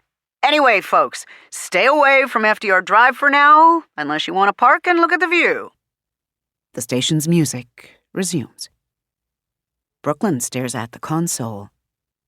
Are you kidding me? A what? A racist white dude march? In New York? At almost midnight? What are they trying to do? They're not even going to disrupt the city's traffic much. Well, they're disrupting us pretty fucking well, Branka mutters, turning onto 2nd Avenue. Bet NYPD isn't even gonna stop them. Or else they'll arrest any counter-protesters or people these guys pull out of their cars for a beatdown. But a march of angry white men, though? Queens says worriedly. That's never good. It most definitely is not. And Branka muses that it's damn strange for New York, which has its share of racists, God knows. The city's special in a lot of ways, but not that one. Generally, however, the ones in the city are content to live and let live, as one must in any major city, especially if one doesn't want to get knocked the fuck out on the subway. Like New Orleans, Hong murmurs, so softly that Branka almost doesn't hear him. What? In the rearview mirror, his stone face has gotten stonier. What killed New Orleans was bad luck, he said. A series of terrible coincidences. Institutions breaking down. Old hatreds taking new form. Subcultures choosing just the wrong moment to make a drastic change. So I thought at the time. Then Branka gets it. You think this march is what, bankrolled by Better New York? To force us onto a different route? I have no idea, but city avatars are generally quite fortunate. Helpful coincidences fall into our laps with great frequency. It's part of what we are. How our cities help us. Your city is weak. Branka sees him shake his head in the rear view.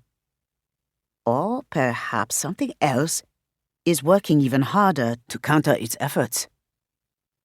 There's nothing they can say to that. Dread works best in complete silence.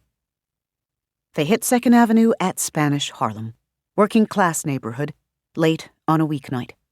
Branka's unsurprised to see that the streets are mostly empty. Only the bodegas stand open, sentinels of the city that never sleeps, and occasionally needs milk at 2 a.m. Gentrification here has taken the form of endless coffee shops. For the last few blocks, these have been indie places proudly touting their locally roasted pour-overs, all with different decor and sign fonts. Then comes the proof that it's all over for the neighborhood's original character. They pass a Starbucks on the corner. Branka thinks. She can't be sure. Because it's so covered in white tendrils and stiffer projections that she can barely see its logo or facade. It's like some kind of animal. The overlapping moving layers of white tendrils have given it a kind of brindle-furred appearance, blurring the building's overall boxy shape. It's a typical New York multi-use building. Ground floor business, apartments above. The apartment portion has a few tendrils on each level, but nothing like the monster down below. And when that monster abruptly ripples all over like water and forms a huge, inhuman, vast-mouthed face, Branka swerves. It's reflex. There aren't many other cars on the street, but 2 taxis and an Uber immediately honk, because sudden swerves do not mesh well with Manhattan traffic patterns at speed. When they've passed the Starbucks, Branka looks at it in her rear view, while Brooklyn slews around in her seat to stare, and Queens does the same. What the fuck? Queens says. She's hyperventilating a little. Then her phone rings. She answers it. They all hear Aishwarya again, calmer than before, but still sounding tense as she asks some question. I can't talk right now, I'm so sorry, Queens murmurs before hanging up on her. Hong mutters something in Chinese, then, you need to ready a construct if you have to fight. Oh, fuck! Branka cries. And this time, she has to not only swerve, but lunge into the bike lane as on the right side of the street, another Starbucks that is covered in glittering white feathers suddenly hops a little out onto 2nd Avenue at them. The building attached to it lurches a little, but Branka can see that it's happening, but not happening. Something of the building, its solidity is still there. Even as in the other world, it becomes a monster and comes at them. This particular Starbucks must have late open hours. Branka can see human figures through the skin of the creature, blank-eyed as they sit at its window bar to sip their drinks, unperturbed by its lumbering attack. And 2 blocks farther down, Branka can see another building, this one veining colossal white porcupine spikes as it readies itself to pounce. The car that Branka just cut off in order to escape the bird Starbucks is leaning on its horn, the driver furious. Branka doesn't blame him. She pulls ahead to the next block and then stops at the curb, shaking as she grips the wheel and catches her breath. She keeps an eye on the bird Starbucks in the rear view, but the thing seems unable to go more than a few feet from its foundations. After glaring at Branka in the mirror and snapping its glass door beak at her once or twice, it drools foul-looking coffee-ground sludge before grudgingly backing into its former position. The furious driver pulls around her, gesturing out the window and yelling something in the universal language of "fuck you, learn to drive" before heading off. It's every Starbucks, Brooklyn says, squinting down the street. Not just them. Look! Queens points at a Dunkin' Donuts that is heavily overgrown with corkscrewing wire-like stuff. From a distance, it looks like a massive white fro. Across the street is some kind of cafe that has developed a silky white chin curtain with scraggles over the sidewalk. That au bon pain there looks like it's going to start telling jokes at open mic improv any minute now. Those aren't actively Chasing us down the street like the damn Starbucks, though. Bronca shakes her head, peering down the length of 2nd Avenue. I could try Lex or Park, but the real problem is that there's one of those things on every other corner, especially near Grand Central and the other tourist spots. Fleetingly, she finds herself wishing that they'd brought Manhattan with them. Maybe he could have somehow secured the route against this. This doesn't make sense. Queens cranes her neck to see the porcupine thing on the next block. It's very still, but Bronca doesn't trust it. It's also one of the newer buildings on the block and might be more flexible than the older, unrenovated Bird Starbucks. Starbucks has been in the city for years. It has to be part of New York by now. Starbucks is everywhere. Hong rumbles. All over my city, too. Big chain stores make a city less unique. More like every other place. We do not have time for your breakdown, Bronx. Bronca freezes, then turns around in her seat. Disrespect me again, she snaps. You will be walking back to JFK from that corner right there. Hope nothing eats you on the way. There must be enough true fury in her voice. He looks away and takes a deep breath. With brittle, exaggerated politeness, he says, Apologies. Do you have an alternative plan? She's not really mollified, but they've got other problems. In answer to his question, she sets her jaw and pulls the car away from the curb. What are you going to? Queens begins. I'm going to drive like a motherfucking New Yorker is what I'm going to do. Bronca snarls. And then she cuts off a truck and accelerates to 50. Queens cries out, and Bronca hears her scrambling for the seatbelt that she should have already had on. The truck blats an air horn at Bronca. Honking's illegal, you're gonna get a ticket, she shouts, but she's grinning in spite of herself. It's been a shitty few days, so at full speed she rockets down 2nd Avenue, cutting neat zigzags across the traffic, threading the needle between 2 Land Rovers, shooting through an intersection just as its light turns red. Hong curses Cantonese behind her, a right lane car pass, an impatient swerve around a slow-moving pedestrian. There's a police speed monitor on one side of the road down by 23rd, reminding drivers that the speed limit in the city is 25, and it blinks a baleful red 70 as she blasts past. But the Starbucks monsters can't touch them. After 10 blocks, silvery flickers of light have begun to appear around Bronca's Jeep, licking at the edges of her vision. After 15, it's not a peripheral thing anymore. A sheath of white light surrounds them. A snake-like Starbucks lunges out of the lobby of a chain hotel, its ghostly stretched wide mouth open, and just past its translucent white gullet, a tired-looking barista slumps on his knees, scrubbing up a spilled iced something. But the snake's spectral teeth bounce off Bronca's car as if it's tried to bite a rock, and Bronca blazes on. The cops don't stop her or even seem to see her. Hong and Queens have sat back, gripping the armrests and making sure their seatbelts are buckled. Brooklyn, bless her, helps by shouting out the window at any car that looks as if it's about to impede their route. Are you blind, motherfucker? And so on. Adding to the construct, Bronca now realizes, blending the power of their 2 boroughs into one massive preemptive wave of get the fuck out of the way. Now the sheath of energy is bullet-shaped and long enough that it physically shunts aside cars that are going too slow or about to cut them off. Bronca's grinning like a clown. Brooklyn's laughing too, giddy with it. It's beautiful. 2nd Avenue ends at Houston, so the GPS starts directing them on a more zigzagging route toward Brooklyn. Now they're in the Lower East Side. The only Starbucks in the area is a tired old fish-like thing on Delancey, which can't even make it past its own curb when it tries to flop at them. Bronca does the speed limit past that one, just as an extra unspoken, fuck you. The Williamsburg Bridge is gone. Long may it rest. There's something in the water past all of the warnings and roadblocks and memorial photo walls, something white and heaving and organic that seems to fill the entirety of the East River, and enormous enough to tower over the lone support pylon that remains standing in the bridge's wake. As they pass Delancey, the white thing slowly undulates, even as they watch.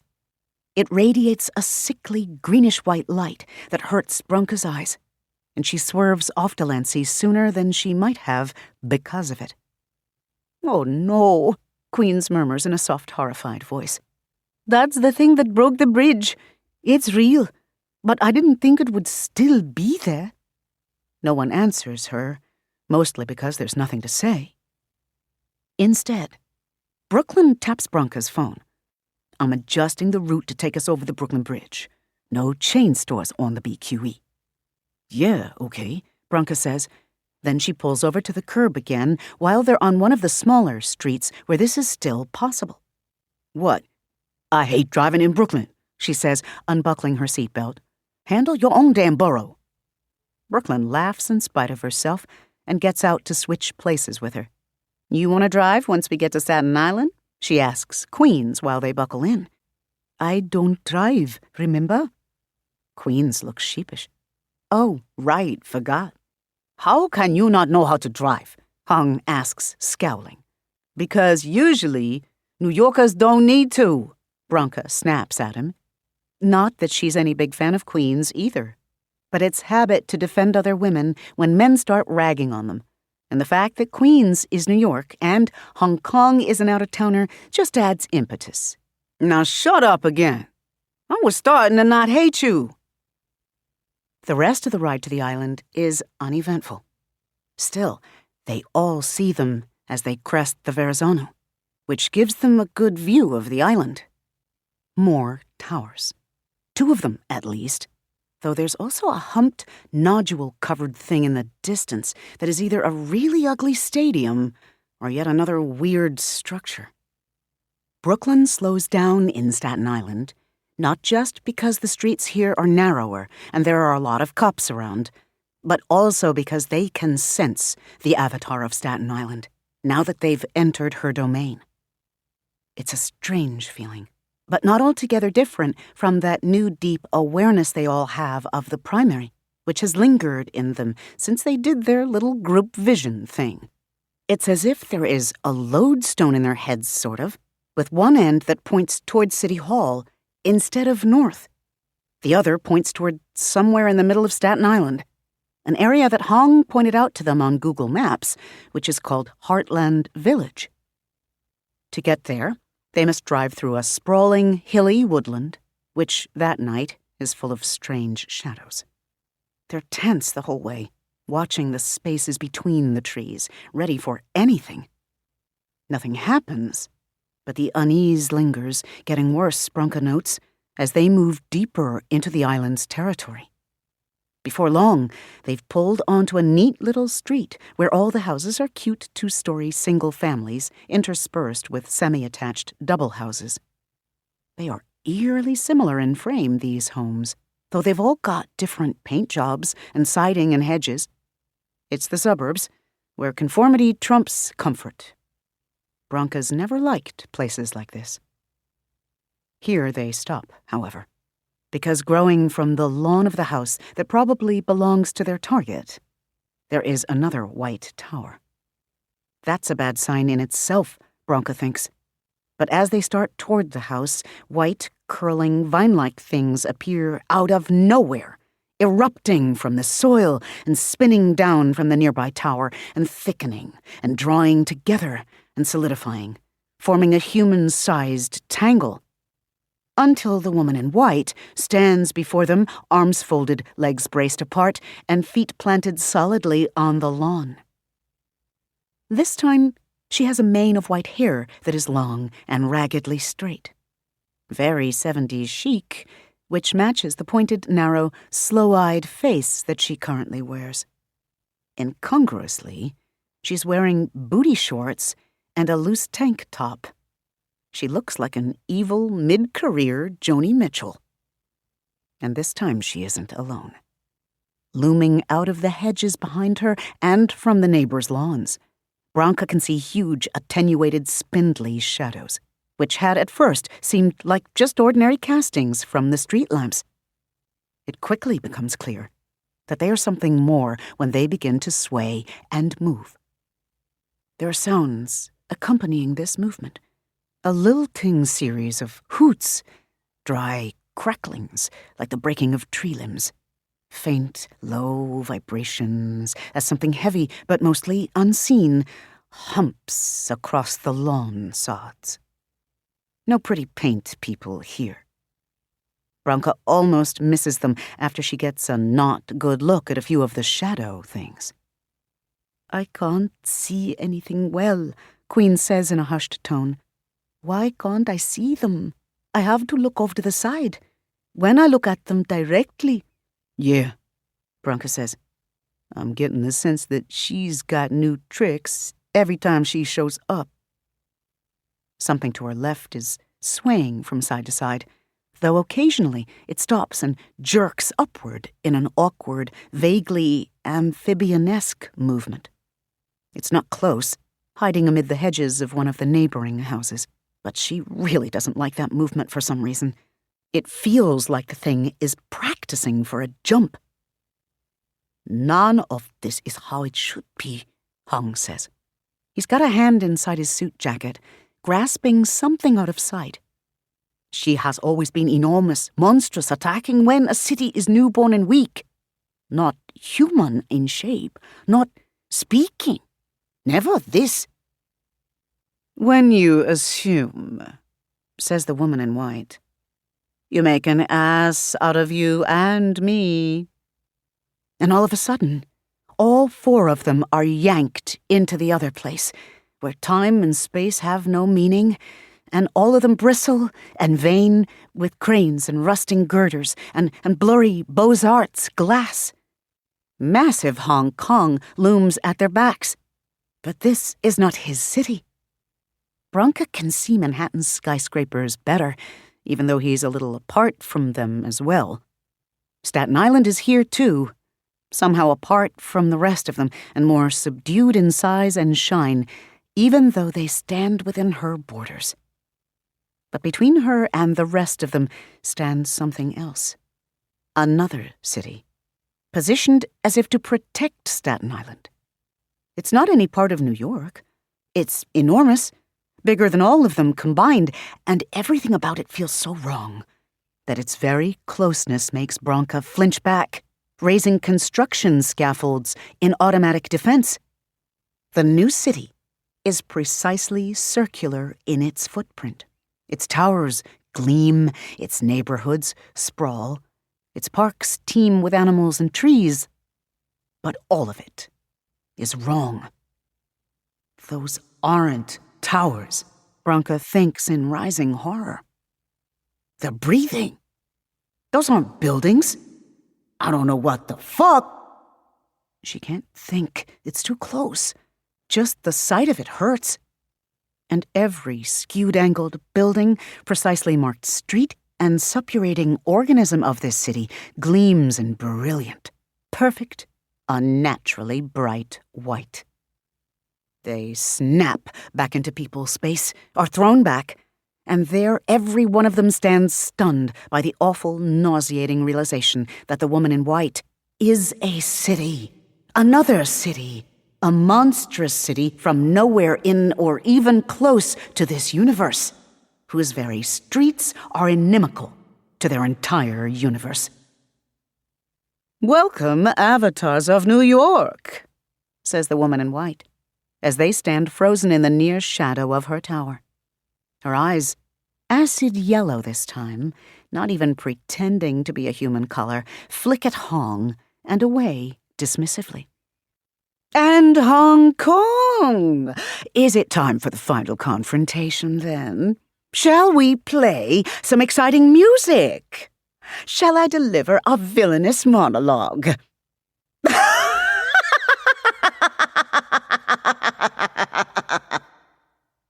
It is an utterly delighted laugh that sends chilly fingers dancing down Branka's spine. That's the laugh of someone who's pretty sure they've already won. Hong is breathing hard, Branka notices, and there is a deeply shaken note in his voice as he speaks. He is a city of deep history and tradition, underneath its bright modern trappings and rebel reputation. It's clear he does not take well to things that defy his understanding of the world. "This can't be," he murmurs. "We've fought you since the beginning. How can you be? I don't understand." "Obviously." The woman in white rolls her eyes and shifts to stand akimbo, leaning on one leg with her hand on her hip. "Well, smart amoebas are still just amoebas, aren't they?"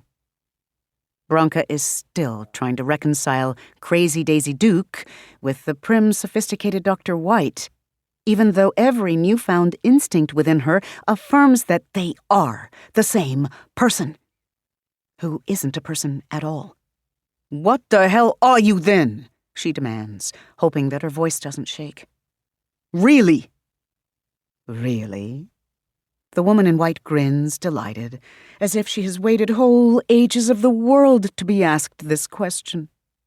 "Really, really?" "Oh, yes. No more need to whisper now that the foundations have connected, and as my transplants choose themselves. Thank you for asking, fragment of Lenape Hoking, or Avatar of the Bronx, or whatever you prefer to be called. My name is Relaye. Can you say it?" It's a shivery-sounding name, one that makes Bronca's inner ears twitch and the roots of every hair follicle crawl. But while the name is otherwise meaningless to her, she sees from the corner of her eye that Queen's eyes widen as she mouths, "Oh, fuck." Then the woman in white giggles suddenly and pantomimes holding something like a broomstick in front of herself. In a pretend gruff voice, she says, "You shall not pass." Always wanted to say that. "And you shan't, you disgusting creatures. Pieces of this monstrous, murdering city, pieces of shit. Staten Island has chosen to do what is right, and I will not let you interfere with her decision. So let's rumble, boroughs of New York, soul of Hong Kong. Isn't that what you call it? A rumble?" Somewhere beneath them, there's a deep, reverberating roil of sound, like a thunderstorm far below ground. Bronca catches her breath, thinking of the Bronx Arts Center and the tower that consumed it, but nothing rises beneath them. It's just a sound for now. Just a rumble. And before them, grinning so widely that they can see nearly all of her teeth, the living embodiment of the city of Relaye spreads her long-fingered, long-nailed, elegant white hands in open invitation. "Come, then, city that never sleeps. Let me show you what lurks in the empty spaces, where nightmares dare not tread." Chapter 15. And lo, the beast looked upon the face of beauty. The cab ride is smooth and uneventful the whole way. Even Madison remarks on it. "Huh? I'd heard there was some kind of protest on FDR, it's always the FDR, right? Forcing people to make all kinds of detours. But I haven't seen a single alternate route sign. Even feels like the traffic is getting out of our way." Manny, who has noticed the faint aura limning the windows and visible exterior of the cab, glances at Paolo, who nods. "Well, you said your cab liked me," Manny says. "Thanks for giving us a ride, by the way." Yeah, Madison says. She sounds amused rather than annoyed. "Only reason I'm headed this way is because the mayor wants to do some kind of old New York, new New York photo shoot tomorrow. You're lucky as hell, dude." Paolo nods again. Cities make their own luck, apparently. Getting into the old City Hall station is almost too easy once Madison has dropped them off at the vaulted, colonnaded entrance to the Brooklyn Bridge City Hall subway stop. There are cops clustered all around it, and Manny sets his jaw, ready for unpleasantness, as he and Paolo approach. 3 of the cops have visible white tendrils jutting from necks or shoulders. 2 of the ones who don't, however, move to intercept the tendrilled ones when they make noises at Manny about not letting anyone into the station due to an apparent bomb threat. "Let 'em through," says a woman who seems to outrank all the rest. She's in plain clothes and seems to be barely paying attention to anything, instead flipping through a sheaf of papers on a clipboard. "They're here to fix things." These guys don't look like Con Ed engineers," says one of the intercepting cops. The tendril that juts from his left cheekbone is as thick as an electrical cable.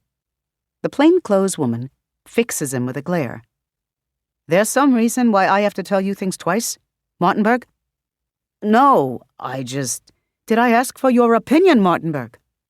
He protests again, and she tells him off again, eventually lowering the clipboard and squaring off to establish her dominance.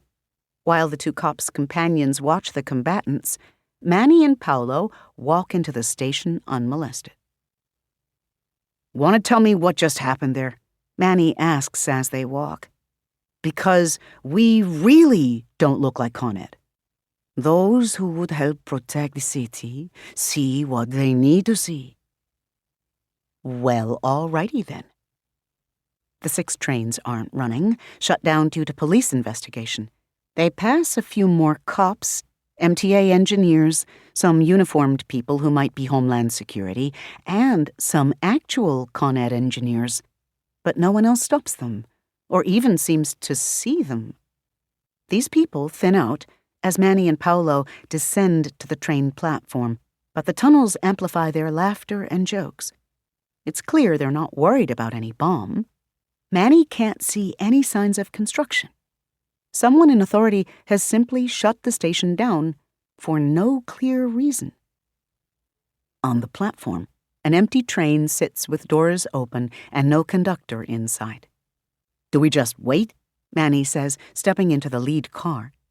Paolo sits down opposite the conductor's booth, but Manny can't hear that there's no one in it. He stands at the train's forward window, peering into the dark that awaits down a curving, downward-angled tunnel corridor. "If you wait, will it go?" Paolo asks. It seems a sincere and not sardonic question, so Manny doesn't bristle. In fact, it belatedly occurs to him that Paolo is trying to teach him something. And after a moment, as he feels the powerful nearby tug of the primary, he gets it. So he takes a deep breath and puts his hands on the smooth metal that surrounds the window. He's only ridden a subway once before, but he makes himself remember that sensation now, as he did at the Bronx Art Center. The power of unseen, relentless engines driven by the mysterious and deadly third rail. The rocking, hectic speed. The driving needs of hundreds of people riding within to get to important places for important reasons, to have a warm place to sleep, to keep them safe along the way. Safe, he thinks, at the primary and at the train that surrounds them. "Yes, I'm coming to keep you safe now." "Stand clear of the closing doors, please," he whispers. In the reflection of the glass behind him, he sees Paolo smile. The PA system utters a little ding-dong tone, and then the train's doors slide shut. There is a faint hum from the undercarriage as the train turns on and its engines warm. In the tunnel up ahead, a signal switches from red to green. Then slowly, the train jolts into motion. Manny's half expecting someone to come running onto the platform to try to stop them. But it's New York. If any of the personnel in the station hear the train start moving, they dismiss it as normal background noise, more familiar than the strange silence of before. So Manny's 6 glides unmolested into the tunnel. And then, surprisingly quickly, they are at the old City Hall station platform. Manny turns to the door as the train slows and then stops of its own volition. It knows where it needs to go better than he does. When the doors slide open, the platform beyond is pitch dark. The defunct station has no power. Manny can make out glass skylights on the ceiling here and there, the same pattern of Beaux-Arts ironwork that he saw in Branca's books. And a bit of moonlight coming through them. The light from the train car helps, but even this fades as they walk away from the train and into the bowels of the station. Manny fumbles in his pocket for his phone and turns on its flashlight. It's barely enough to illuminate more than a foot-wide circle on the stone floor ahead of them. He hasn't charged it since Inwood, and the battery's getting low. Better than nothing. When they're a couple of feet past the subway train's circles of illumination, the train's lights suddenly go out with a loud electrical snap. In spite of himself, Manny jumps. But he doesn't need his eyes to know where to go. Not anymore. He can feel it. "This way," he says. He feels Paolo latch onto the back of his jacket, letting Manny take the lead. "We must be careful," Paolo says. "It was necessary that we come here, but the enemy has seen us." Manny grimaces, thinking of the tendrilled cops. "It will know now that its target is here." Manny sets his jaw. "Roger that." There's a set of steps after about 20 paces. Shining the flashlight around, Manny finds that it leads into an arched stairwell. A sign on the arch, etched in green tile, proclaims that they stand within the station of City Hall. The ceiling of the arch is covered in marching, elegant, white Guastavino tile patterns. Manny follows the stairs up, barely noticing as Paolo barks his toes on a step and mutters some imprecation in Portuguese. The sound of their footsteps and breathing whispers back at him from the arches of the ceiling. In his mind, the whisper forms words. Here, here, here. And at last, at last, at last. And then he turns the corner. It is both like and unlike his vision. There is the bed of old bundled newspapers. Its occupant lies amid a pool of pale moonlight, still and curled, his breathing so slow that it's barely visible. Just a too-thin young black man in worn, cheap clothing, sleeping on trash like a homeless person. And yet, he radiates power. Manny shivers as waves of it ripple along his skin, feeding something within him that he had begun to starve. Here, at last, the most special person in the whole city. Without thinking, Manny moves closer and puts out a hand to shake him awake. He needs to touch him, but a few feet from the primary avatar's shoulder, Manny's hand halts in the air. Something resists the gesture, as if his hand pushes against a sponge that he cannot see or feel. He tries again, harder, and makes a frustrated sound when, after a little give, the unseen resistance goes as hard as concrete. He cannot touch the primary. "So eager to be eaten?" Paolo's soft voice startles Manny into turning sharply. He'd actually forgotten Paolo was there for a moment, and then he twitches with the reminder. "I didn't think about the eating thing," he admits. It makes him want to touch the primary a little less. But only a little. Paolo's not much more than an etching in the dark, illuminated more by reflected moonlight than Manny's phone light. He's watching Manny, though, and his sadness is visible. "I'm his," Manny blurts. It's defensive, but he's feeling a little raw right now. "He's mine." Paolo inclines his head in acceptance. "I will admit some envy," he says gently. "To be part of a group going through this together is astonishing to me, and wonderful in many ways. I went through my own rebirth alone, like most cities." It's a perspective shift that Manny wasn't expecting. "You knew him then, before?" He gestures at the bed of newsprint. "Of course. That's how it usually works. The youngest city sees to the next. Paolo sighs a little into the dark. It should have been Port-au-Prince, but I was happy to see this one make it through, until he fell into my arms and then vanished. Manny considers this as he gazes down at the sleeping figure. He tries to imagine the primary, awake, vibrant, able to laugh and dance and run, and it's easy. He's so vibrant now, even asleep. But then Manny imagines his vibrancy muted, voice undergirded with the same loneliness that all of them have noticed in São Paulo. And it hurts to think of it. Even though it means Manny's death, he can't help thinking, I'm sorry we'll leave you so alone. What is he like? Manny finds himself whispering.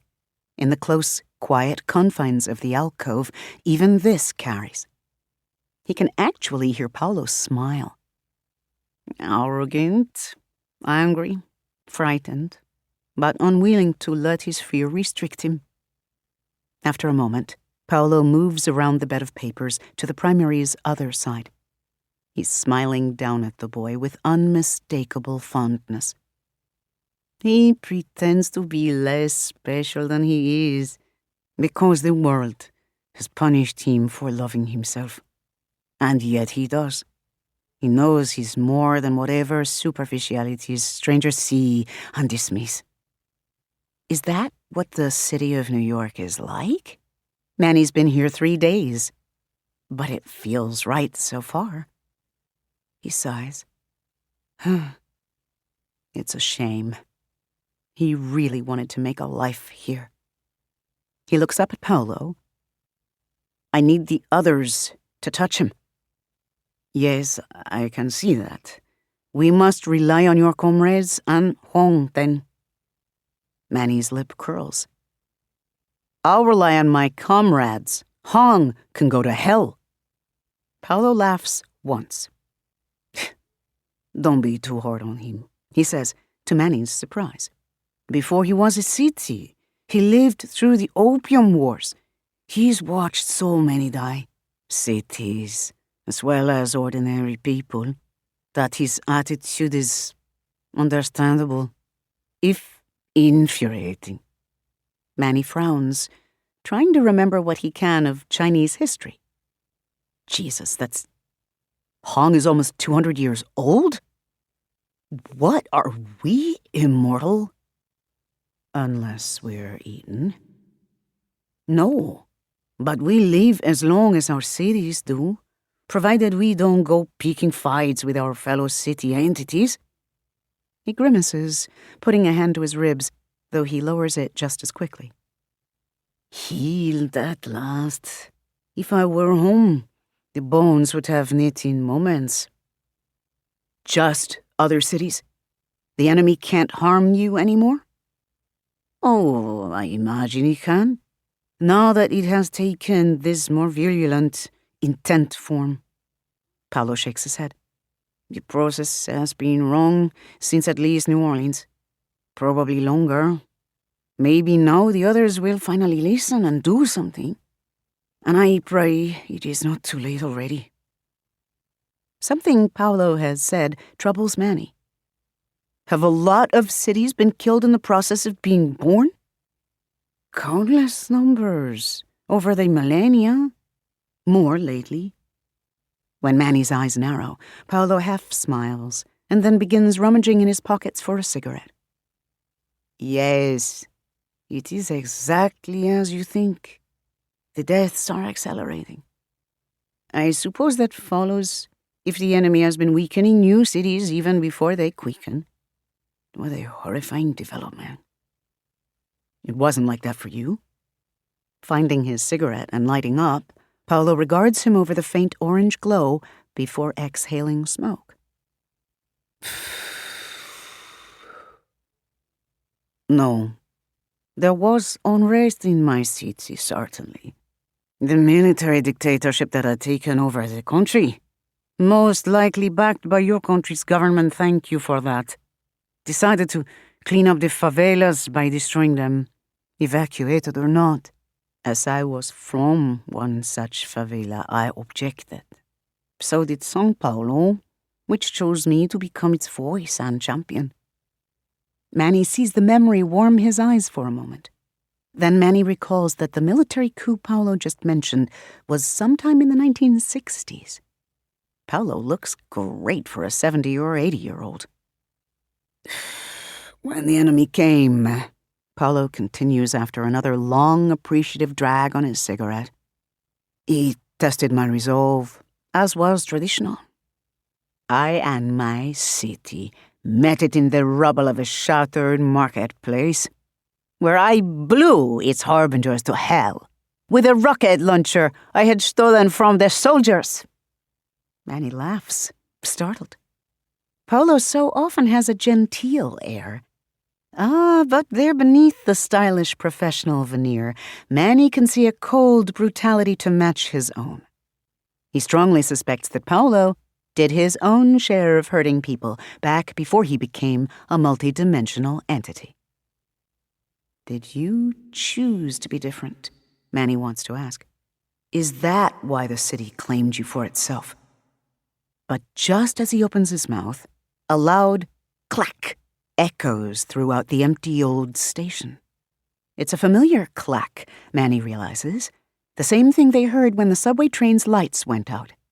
It's followed by more clacks, faint metallic groans, pops like sprung rivets. He's not too troubled by the sound. Some kind of electrical shutdown procedure probably, until he realizes it's getting louder, speeding up rather than slowing down. Clack, clack, clack, clack, clack, clack, clack, clack, kidonk. Silence for a moment. Then Manny hears something new and awful.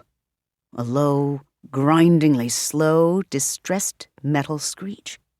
There is a tinkle of cracked falling glass. He tries to think of what else that sound might be, but only one conclusion feels possible. The train is moving, with no one aboard, and while powered down. The train is moving in a way that no train is meant to move. Behind them, on the platform they just vacated.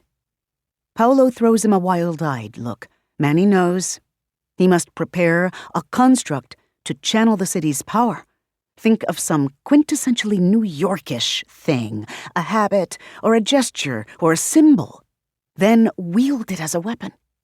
They stand in Manhattan, upon the concrete and beneath the dirt of his own borough. Manny should be nearly invincible here. But as the clacks and metallic screeching grow deafening, and the thing that has come for the primary avatar crawls crunching and ravening up the steps, Manny finds that amid his sheer and absolute terror, his mind has gone completely blank. Iceland jerks awake to the sound of shouting right outside the house. Then the whole house shudders as if with an earthquake. Startled, she fumbles first for the knife under her pillow, though Connell is not home, she knows. He and her father are out for the night, her father on shift, Connell, God knows, or cares where. Only her mother is home, and Iceland knows from experience that on nights like this, when she is left to her own devices, Kendra Houlihan will be deep in a bottle of gin. Iceland doesn't know if it counts as alcoholism when you only drink yourself into a stupor once a week or so, but, well, Iceland is effectively alone in the house. So she gets up. She's in pajamas again, but this time she takes the time to put on a heavy terry cloth bathrobe, even though it's hot. While she does this, bright light flashes outside, nearly blinding even through the curtains. Someone, a young woman sounds like, screams in a voice that is high-pitched and revolted and more than a little hysterical. Someone else with a deeper voice shouts, rhythmically but breathlessly, like she's reciting poetry, while running. But once on the scene, we start killing kings. There is another of those house-jolting thuds as Iceland finally runs out of her room, and the bright light beyond the blinds fizzles out. Something huge and inhuman with a voice like a high-pitched bus horn shrieks, and the sound of this is enough to make Iceland cry out and cover her ears as she stumbles against the wall, hard enough to dislodge an old family portrait. Her and Mom and Dad, and a teddy bear to represent Connell. Sudden silence. Everything outside has gone still. Her mouth dry with fear, Aislinn hurries to the front door and eases it open. In the front yard are 4 women and an older man. The man, who is maybe Japanese, is picking himself up off the ground. In one of his hands is a strange, bright red envelope covered in gold foreign characters, which he's holding like a shuriken from one of the anime shows Aislinn used to watch. His glasses are spiderwebbed on one side. Of the women, the stocky, short-haired Mexican-looking one stands with her feet planted, crouched low like she's about to do a wrestling move, even though she's old enough to be Aislinn's grandmother. She's also wearing the biggest, ugliest old boots Aislinn's ever seen. The tall, stately black lady is vaguely familiar, though Aislinn can't place her face. She's in a skirt suit that is covered in dirt all along one side, and she's barefoot. On the curb nearby, neatly positioned next to her sensible heels, is a pair of small gold loop earrings. The third woman, who sits shaking on the ground, is Indian and plump and young enough to be Aislinn's own age. She seems all right, despite the shakes, but she's brushing at her own arms as if frantically trying to wipe something away. And above them all floats the woman in white, who glows as if a white sun shines through her skin. There are other things in the front yard, too, moving at the edges of Aislinn's vision, other things that... She shudders and resolutely does not look at them again. The woman beams over her shoulder as Aislinn steps outside. "Lynn, my dear, sorry that we woke you. Did you sleep well?" "What the hell?" Aislinn stares at the strangers in front of her house. They're mostly in the driveway and on the lawn, though keeping well away from the big white tower. But all at once, Aislinn recognizes them. Even though she's never met a single one of them before, she feels certain. She knows them without sight or name as well as she knows herself. The big black woman? Can't be anyone but Brooklyn. The mean-looking old lady? The Bronx.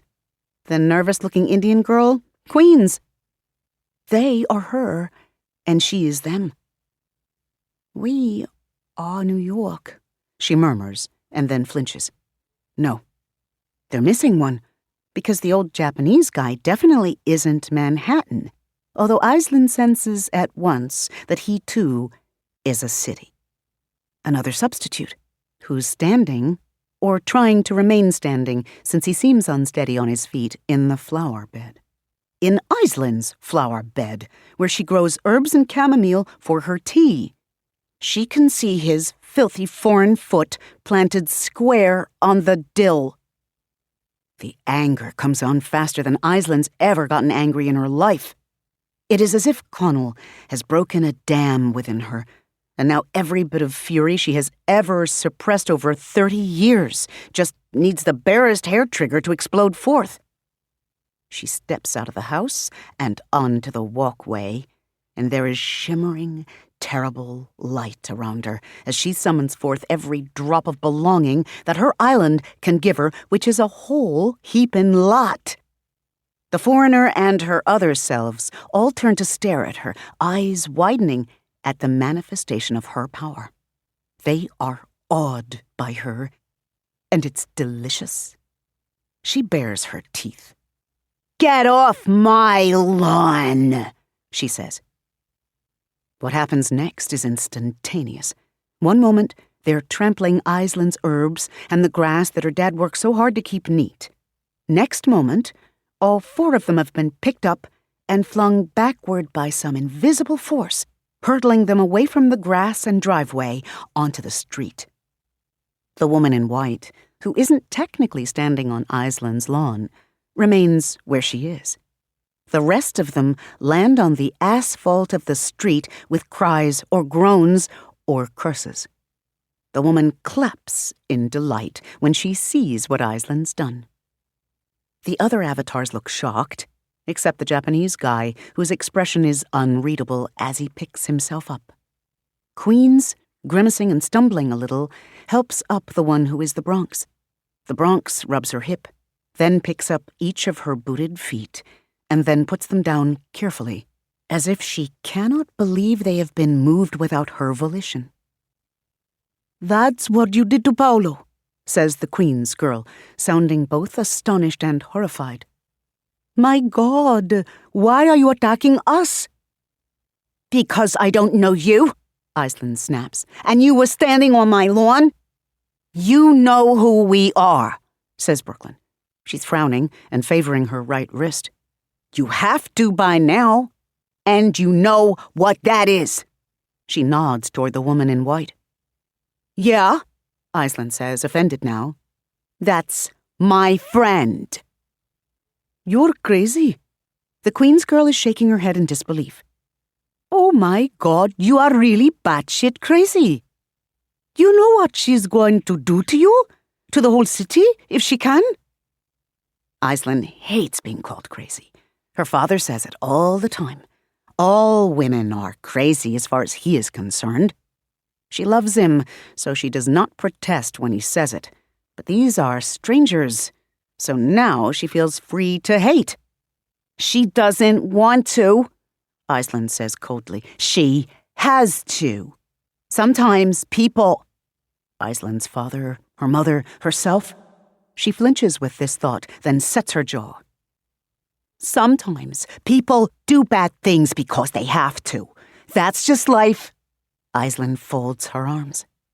And there can't be anything there in her world that doesn't already exist here. It's just that there, people try to be decent. So maybe...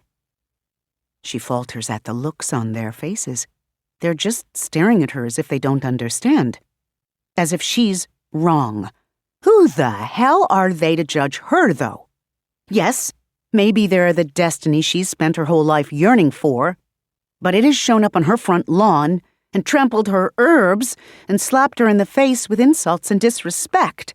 And now that it's here, she's pretty sure she does not want this destiny.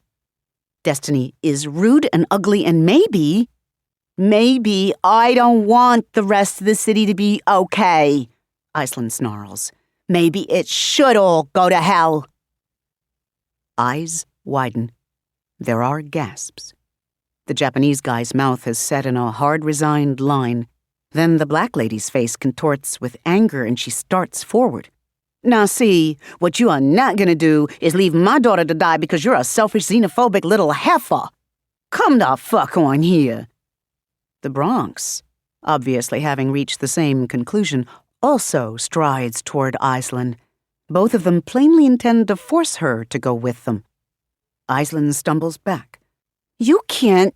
You're gonna kidnap me? My dad's a cop. I'll... says the woman in white. The two older women stop as the woman in white moves between them and Aislinn, while Aislinn presses back against her house's front door, panting a little with an incipient panic attack. But the woman in white is smiling as she turns and opens a door in the air. Through an arched entryway is a small cavern lined with black glittering walls. On the floor of this cavern, Aislinn can see another young woman, this one chubby and brown-skinned with loose curly hair. She's lying on the ground in this place, and she appears to be unconscious. She's also covered in gross-looking sticky wetness of some kind. Oh, no, groans the Bronx woman, going still with shock. Vanessa? Always check your back seat, says the now grinning woman in white. I used to think that was a euphemism for making sure your ass was on straight. But no, it literally means check your back car seat. You people never make jokes when I expect them. She sobers. If you want her back with her shape and sanity intact, you'll leave. And leave me with my friend here. She turns a winning smile on Aisling. And then you'll destroy the city, says the Japanese guy. Naturally. But I'll at least make sure it's quick and painless, all right? We've never wanted to cause suffering. That's your people's way. She lifts her chin a little. We can be civilized. You stand down. I bring my city into this world and use it to begin erasing this universe and all of its antecedents and offshoots. If you like, I can create a temporary pocket universe where some members of your species will survive the collapse. Though, of course, without the support of nearby universal branches or a city's power, it will eventually succumb to entropy. But it should last long enough for your brief, unidirectional lives to end naturally, peacefully. We all win. She beams. The Japanese man scrunches his face in confusion and rapidly growing denial. What? But the old woman, the Bronx, shakes her head. Her lips are pressed tight together. That's not how this fucking works, she says. You don't get to do this. You don't roll up in here and threaten to kill everything we love and claim to be civilized while you do it. Oh my God, says Queens. She's staring at the girl in the cavern, and her face is distorted with disgust. When Aisling looks into the cavern to try to understand what Queens is so horrified by, she realizes belatedly that the cavern walls have begun to flex in a strange, arrhythmic way. When one of the walls shifts in an odd way, Aisling glimpses something hard and ridged slide out from behind it. A comb, she wonders. She thinks it's a comb. It's black, like a comb meant for men, or black people. The comb's teeth are irregular and needle-sharp at the tips, and they curve a little. Inward, toward the young woman, almost like teeth. They are teeth, not a comb. Teeth, teeth, teeth! And the place that the girl lies within isn't a cavern at all. A fold of the glistening, Aisling realizes, her gorge rising. It is glistening with saliva cavern wall shifts aside a little to bear a narrow, vertically oriented throat that vibrates for an instant. The sound that emerges is not a voice, but a dead, flat, throbbing tone. It flexes again. It's the ding-ho. A ding-ho that has the poor girl in its open mouth, threatening to swallow her alive. You are the most horrible thing in the world, Queen says. She's crying, but her fists are clenched. Vanessa isn't even one of us. She's just ordinary. Why would you hurt her? She raises those plump fists, ready to fight. All three of the other parts of New York are tensing, crouching, preparing themselves to fight the woman in white, to fight Aisling's only friend. Aisling clutches and shakes her head. It's too much. She just wants it to be over already. So she shuts her eyes and clenches her fists and wishes with all her might that every one of these dangerous strangers would just go away. Everything then happens very quickly.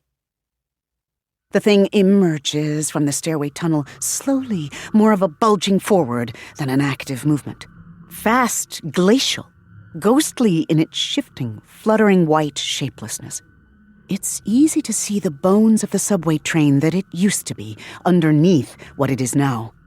A living, flexible, snake-like thing covered in a proliferation of white tendrils so thick as to resemble fur.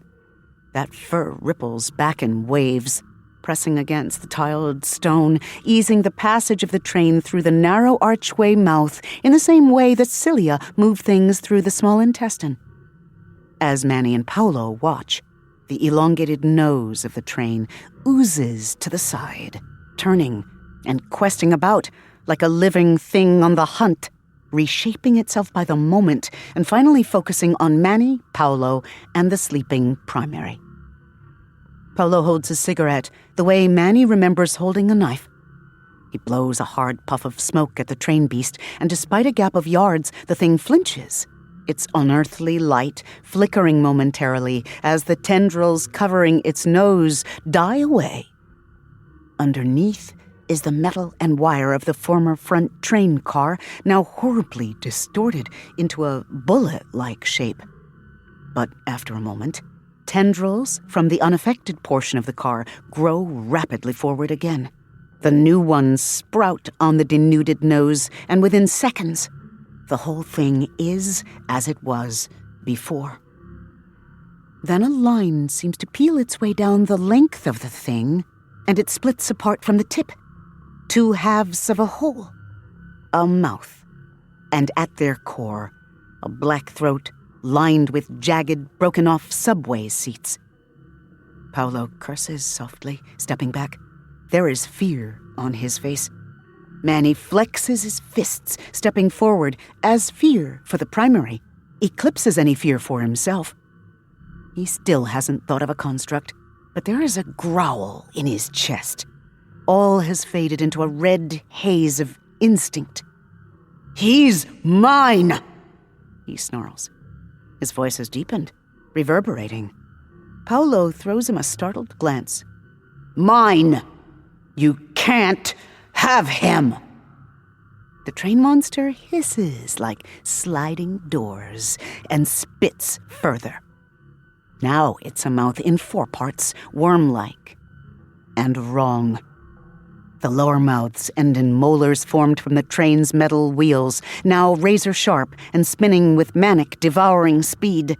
There's even a tiny uvula back there, dangling above the wheels, a red pull knob on a chain, behind which a cracked sign reads, "Emergency brake." And, horror of horrors, it is talking. Stand clear. Closing.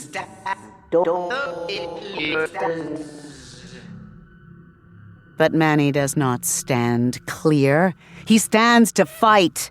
And he is changing too. He is bigger, suddenly taller. He feels his button-down pop loose and his jeans rip as all at once his head and shoulders brush the ceiling. He clenches his fists and bares his teeth and no longer cares about pretending to be the good-looking, friendly creature others see. All that matters is the primary. All Manny wants, all that he is built to do, is protect him.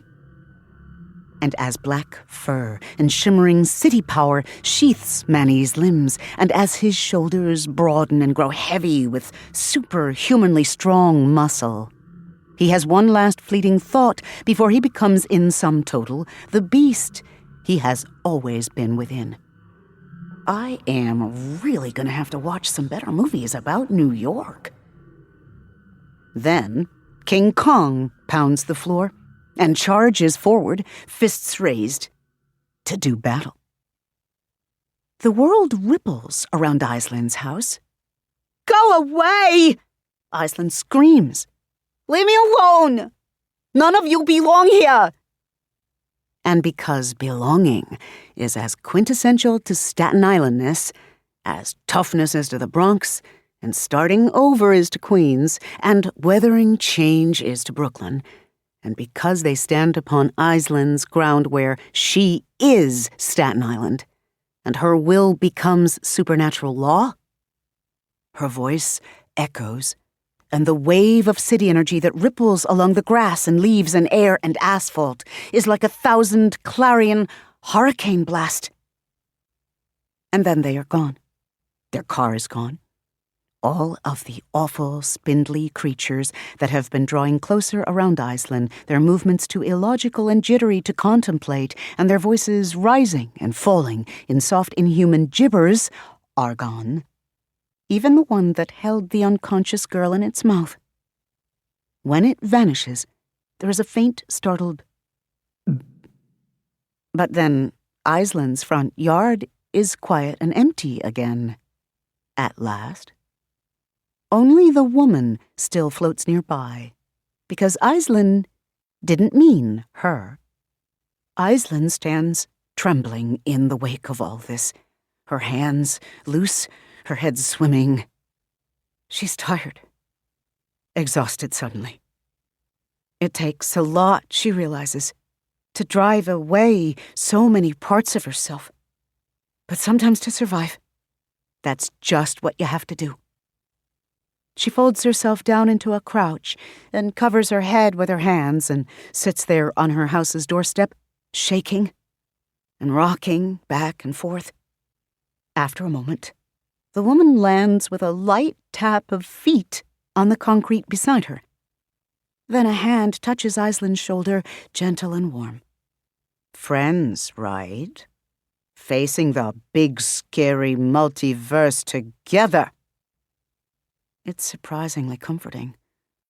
Yeah, Aislinn murmurs softly, not lifting her head, although some of her shakes ease off. Friends. She feels that sudden sharp sting again, high on her shoulder, near the back of her neck. The pain of it fades quickly, however, and in its wake, as the woman in white takes her hand away and sighs in satisfaction at last, Aislinn feels warmer, safer, no longer confused at all. She lifts her head and smiles up at the woman in white, who smiles back in warmth and welcome. And for the first time in perhaps Aislinn's whole life, she no longer feels alone. A whole city cares about her. So what if that city is not New York? Quietly, all over Staten Island, more towers and oddities begin to grow. It is the infrastructure of a different city, laying the foundations of a different world. And now, only one thing can possibly stop it. Chapter 16. New York is who? They reappear in front of the charging bull of Wall Street, collapsing in a pile beneath its bronze nose. Tourists do stuff like this all the time for selfies, so neither the super early morning joggers, it's nearly dawn, nor the cluster of nuns on their way to morning prayers pay them much attention. There lie the unremarked upon avatars of New York, or 3 out of the 5 at least, panting and dazed and trying to get their bearings after suffering a colossal defeat. Branca's still a little out of it when she struggles up enough to check on Vanessa, who appeared with them. Young Bee's seen better days.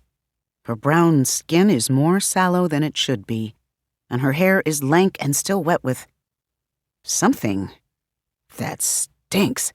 It's an utterly alien stink. The waste products of incomprehensible metabolic processes from a completely different evolutionary pathway, bad breath from beyond. But as Branca ignores the stink and checks to make sure Vanessa is still breathing, Vanessa's face scrunches and her eyes crack open. Even then, Branca is worried. She can't see any of those white things growing on Vanessa anywhere.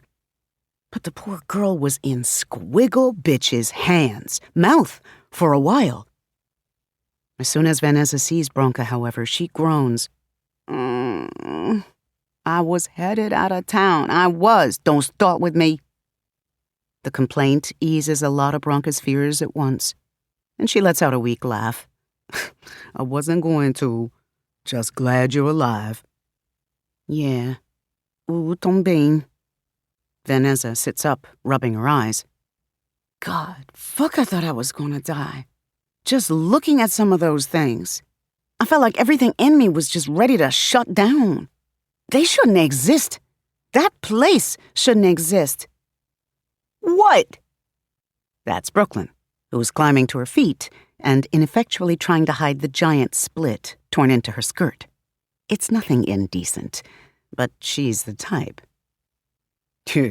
Nice legs, Branca says, just to fuck with her. Brooklyn grimaces back. That place, where Squiggle Bitch is from. When Vanessa lowers her hand, her expression is haunted, and that's when Branca sees the strain. She's playing it off well, but there's deep atavistic fear in her face. It wasn't actually where she was from. She didn't take me there, thank God, because I don't think... It was more like a halfway point where things from both places could exist. That's where she hangs out when she's not here. Except it's wrong, all in itself, yeah? Nothing's supposed to work that way. I just don't understand how buildings could be built like that. Like what? Queens asks, before Branka can mom-look her silent. Branka reaches up to check Vanessa's forehead and press the back of her hand against Vanessa's cheeks. She's chilled rather than warm, and shaking with more than the chill. Her voice skirls higher and louder when she answers. Like things that shouldn't exist, damn it! Oh, skewy, and... She scrunches her eyes shut. She's trembling so hard that it shakes her voice. The angles were fucked up, O.B. They were all wrong. If she had delivered this in her usual snarky tone, Branka still would have been unnerved. That Vanessa instead drops it in a high-pitched stage whisper, makes every little hair on Branka's skin stand on end. Okay, no, she says, taking hold of Vanessa's shoulders and shaking her gently until she lowers her hands and stares at Branka. Stop thinking about that shit, she says. Some thoughts are poison. You can think them, but only when you've got the strength, or therapy, whichever floats your boat. Till then, right now, close it off. Focus on right here and now. I don't... Okay. I'm gonna try. Abruptly, she grimaces, looking around. Why the fuck am I sitting on the ground? Gross. And she sniffs at herself, then makes a horrified face. Yeah, you're very rank, Queen says, though she's grinning, relieved to see Vanessa's all right. When this is all over, I'll go home and get you some of that good incense. My auntie will probably send you 1,000,000 idlis too, once I tell her you ate all of mine. Vanessa giggles, and Branka feels her relax. But then it's Queens's turn for a haunted look, as she blinks and sobers. But it is all over, isn't it? Without Staten Island. I can't believe she did that. Brooklyn's frowning as she extends a hand to help each of them to their feet. To her shame, Branka actually needs the help. She's exhausted, and her hip hurts, and her back has twinged something awful. I don't even know what she did. Like, that was Star Trek shit. We didn't go fast like when Manny carried us out of the center. We just went. She didn't even put us on the ferry. Straight up teleportation. Branka rubs at the small of her back. Well, now we know what her super special power is, I guess. Magic xenophobia. She looks around, then looks around again. Her stomach clenches. Hong. They all look. Hong is nowhere to be seen. Maybe he's gone back to his city. Queens grimaces. He did keep saying that he wanted to. Maybe he recovered first and... I'm gonna hope so, Brooklyn says grimly. I'm actually going to hope he's just that much of an asshole, abandoning us while we were out of it. Because the alternative is that the strange, impossible, and instantaneous transit from Staten Island somehow left Hong elsewhere. In limbo, maybe, or nowhere at all.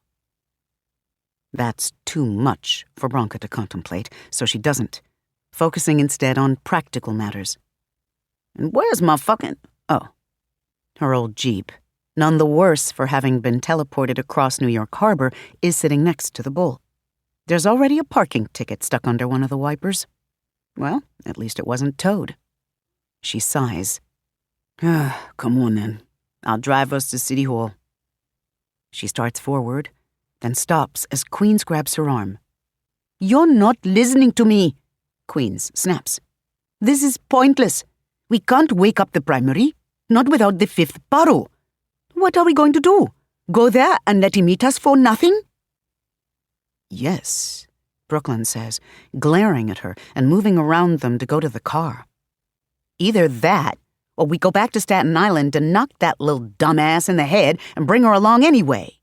But that'll probably take another hour, and somehow I don't feel like we've got that much time left anymore. Going to see the primary is the next best thing. She slaps at her clothing, finds her phone in a back pocket of the skirt, and then grimaces. I don't have Manhattan's number. Why the hell didn't we exchange numbers? He's underground anyway, so reception would be iffy, Bronca replies. She finds her key fob and unlocks the doors. Do you just want to die then? Queens, not following them, looks from one to the other in disbelief. All of you crazy? Yeah, we are, Bronca says, with a single weary laugh. We're in New York, remember? We're all fucked in the head. Can't talk too much shit about Manhattan, really. I'm not giving up, Brooklyn says to Queens. She puts a hand on her hip. Her expression is implacable. Don't you dare try to make it sound like that, young lady. Giving up is what you're doing. So go on, run back to Jackson Heights and hide, and hope that woman and her monster things don't get you. Or leave town. And we'll all hope the next queen steps up to try and save people. At this, Queens flinches. I want to save people. You think I don't? But we don't even know if this will work. And then she trails off, wincing. Her shoulders sag in defeat. But, oh shit. Bronca has managed to get her hip to stop hurting, which feels like a victory. What? Vanessa has peeled off the light sweater she had on. Last night, a lifetime ago, she'd been complaining that the center's air conditioning was too much. The sweater is now smeared with God knows what, so she leaves it on the ground under the bull's nose. Sniff that, capitalism. Then she, too, heads for Bronca's car. I was just thinking that you've run the numbers. Queens is looking at them sadly and smiling. I guess I should have run them too, but all of this has been too much. It's there in the probabilities, though, right? Running means we have 0 chance to save the city. Trying to talk sense into Staten Island, non-zero chance, but so small as to be meaningless. Trying to wake up the primary, even with just the 4 of us, is the best chance we have. She shakes her head, then finally sighs and starts toward Bronca's car. I hate that there's no 90th percentile scenario, though. Yeah, sucks, don't it? Bronca claps Queens on the shoulder, and they all get in. Brooklyn's phone is down to a sniff of power, but it warns that there's been some kind of police incident at the Brooklyn Bridge City Hall station. She calls one of her magical aides and makes arrangements. Someone from the Transit Museum's going to meet us, she says as she hangs up, then tosses her phone onto the floor. They can let us into the old station. I do have a car charger, Bronca says, pursing her lips at the dying phone. Leave it, Brooklyn says, turning to look out the window. I'd only call my daughter again. Bronca sighs and thinks, I really hope they don't name my grandchild something corny. At City Hall, parking is a nightmare. It takes half an hour to get there, even though it's not far. They might have walked faster, even if they'd stopped on every corner to watch the sunrise. The traffic has likely been caused by the weird white structures that seem to be sprouting all over the city now at a rapidly accelerating rate. Bronca drives past a gnarled tree-like thing with yawning, distorted faces in lieu of bowls, which has webbed up the little park between 2 financial services corporate headquarters. There's another small one on the south lawn of City Hall Park, like a white humped frog without legs or eyes.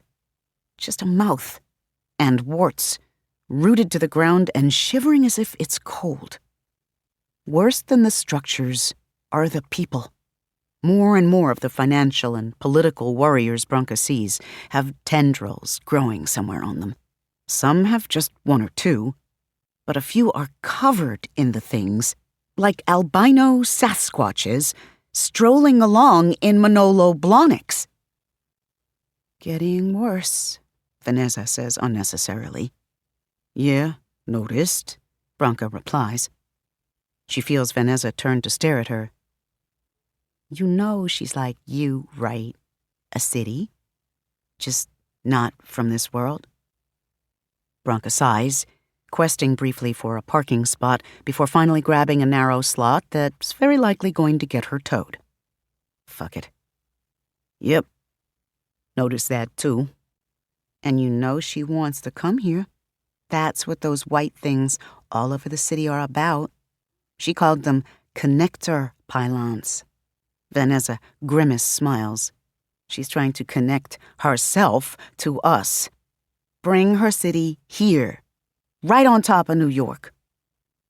What? How? Asks Brooklyn. Branka shuts the car off, so thrown that she forgets to put it in park first. The engine chugs to a halt with an aggrieved sound. I don't know how, but have you noticed the shadow? Branka stares at her. Brooklyn frowns, then abruptly gets out of the car, looking up at the sky. She swears. Branka does the same, aware of queens scrambling to follow. There's nothing to see, she thinks at first, except unoccluded blueness. It's a typical June morning, with the sun almost seeming to leap above the horizon now that the dawn has broken. Except. Branka frowns around, noticing at last that the ground is shady. The trees and people cast shadows, but these are thin, almost blended in with the general lack of light. It's a bright morning. Or it should be. There isn't a single cloud in the sky. The sun's light should be saturating this area, turning all the shadows stark. It isn't, though. And Branka suddenly suspects that if she could get up high, she would see the whole city shadowed, as if there is something floating above it, something vast and terrible, but thus far observable only via its effects on the world. Soon, though. Vanessa has gotten out of the car. She's resolutely not looking up, Branka notices, afraid of seeing something else that she shouldn't. Yeah, so, she says, her voice tight. You guys should do everything you can, fast? Yeah, Branka's getting that impression. They find the entrance to the old station, an unobtrusive green-painted thing incongruously labeled Broad Street Subway Exit Only and locked with a pull-down shutter. There's a harried-looking young man waiting there. He's barely pubescent to Branka's eyes, which makes her figure him for the summer intern. Ah, Councilmember Thomason, he says as they arrive, smiling and stepping forward to shake her hand. Thank you, we got your message. Will you be needing a tour guide? We don't have any of our usual guides on hand, I'm afraid, but I can. There's no need, Director, Brooklyn says smoothly. Thank you. I've been on the tour before, I can handle it. We didn't bring a flashlight, however. Oh, take mine. He, the director, to Branka's astonishment, damn children everywhere these days, hands Brooklyn his flashlight. It's one of those survivalist dealies that needs to be cranked instead of having batteries, but this one's fully charged. And how long will you be? Not long. I'll be sure to return the keys by tomorrow morning. Brooklyn extends a hand. The director blinks. I didn't realize. Now he looks around at the rest of them, wondering, Branka guesses, why a city council member has shown up with a bunch of raggedy, dirty, tired-looking people to go exploring a defunct train station. I'll make sure my friend on the Brooklyn Museum Board knows how helpful and professional you are, Brooklyn says, with a perfect shit-eating smile. Branka almost admires her for it. And the director, who apparently wants a better job, is helpless against it. He sighs as he hands over the keys. They exchange a few more lines of friendly small talk, which are aggravating to hear while the city grows steadily dimmer. Now Bronca can't tell her own shadow from the general gloom. Finally, though, the child bureaucrat leaves, and Brooklyn starts wrestling with the shutter lock. After a moment, they're inside, down some steps and around a corner, and then they all stop in shock. Strewn across the curving platform beneath an arch lined with gorgeous Guastavino tilework lies the scattered, twisted corpse of a biomechanoid monster. The bulk of it hangs off the subway platform, and as Bronca stares, she belatedly realizes that the back end of the thing is an unadulterated subway train, the last car of which still sits on its track. All the cars ahead of it, however, have jumped the track. The foremost cars have actually come up on the platform and transformed into something more like an annelid than an inanimate vehicle. It has tiny, stumpy legs made of twisted engine parts. It's also covered in white, glowing strands that have grown as thickly as dense fur. But all of the white strands are dead, Bronca sees with some relief, crumbling away to nothingness even as she watches. She gives the strands a wide berth anyway, while they pick their way around the train's remnants. In fact, Bronca sees that the thing hasn't just died. It has been killed. Ripped apart, in fact. Part of the first car lies crumpled on the other side of the platform, flung against the wall by some incomprehensibly powerful force. The rest is jammed halfway up a side tunnel of the station, but just beyond the jammed-in bit. Bronca can hear someone panting. Hello? There's a curse in Portuguese, and abruptly Paulo appears in the narrow gap of the torn-out conductor's cab. Thank God, He says, his eyes widening with relief. you Staten Island with you. They start climbing over the debris. Bronca's ashamed to need a hand from Queens, but she makes it. No, Brooklyn says. She didn't like us any better than she did you. The woman in white had already... She trails off. Bronca gets through the torn-up piece of subway monster and follows her gaze to see Manny slumped against the wall. He's the one who's panting, plus visibly exhausted and bloodied all over. He's also completely naked, although Paulo's jacket covers his lap. What? Bronca says, dazed. Train monster. Manny replies. Yeah, what I mean is... Staten Island, Paulo snaps. He's shaking his head in disbelief. You're saying she's thrown in with the enemy, completely? Does she understand? She understands. Queens has gone over to help Manny up. On his feet, he looks like Bronca feels, bent over and holding himself gingerly against the pain of any possible movement. He's clutching the jacket over his dangly bits. So Bronca figures, Paulo's not gonna want that one back.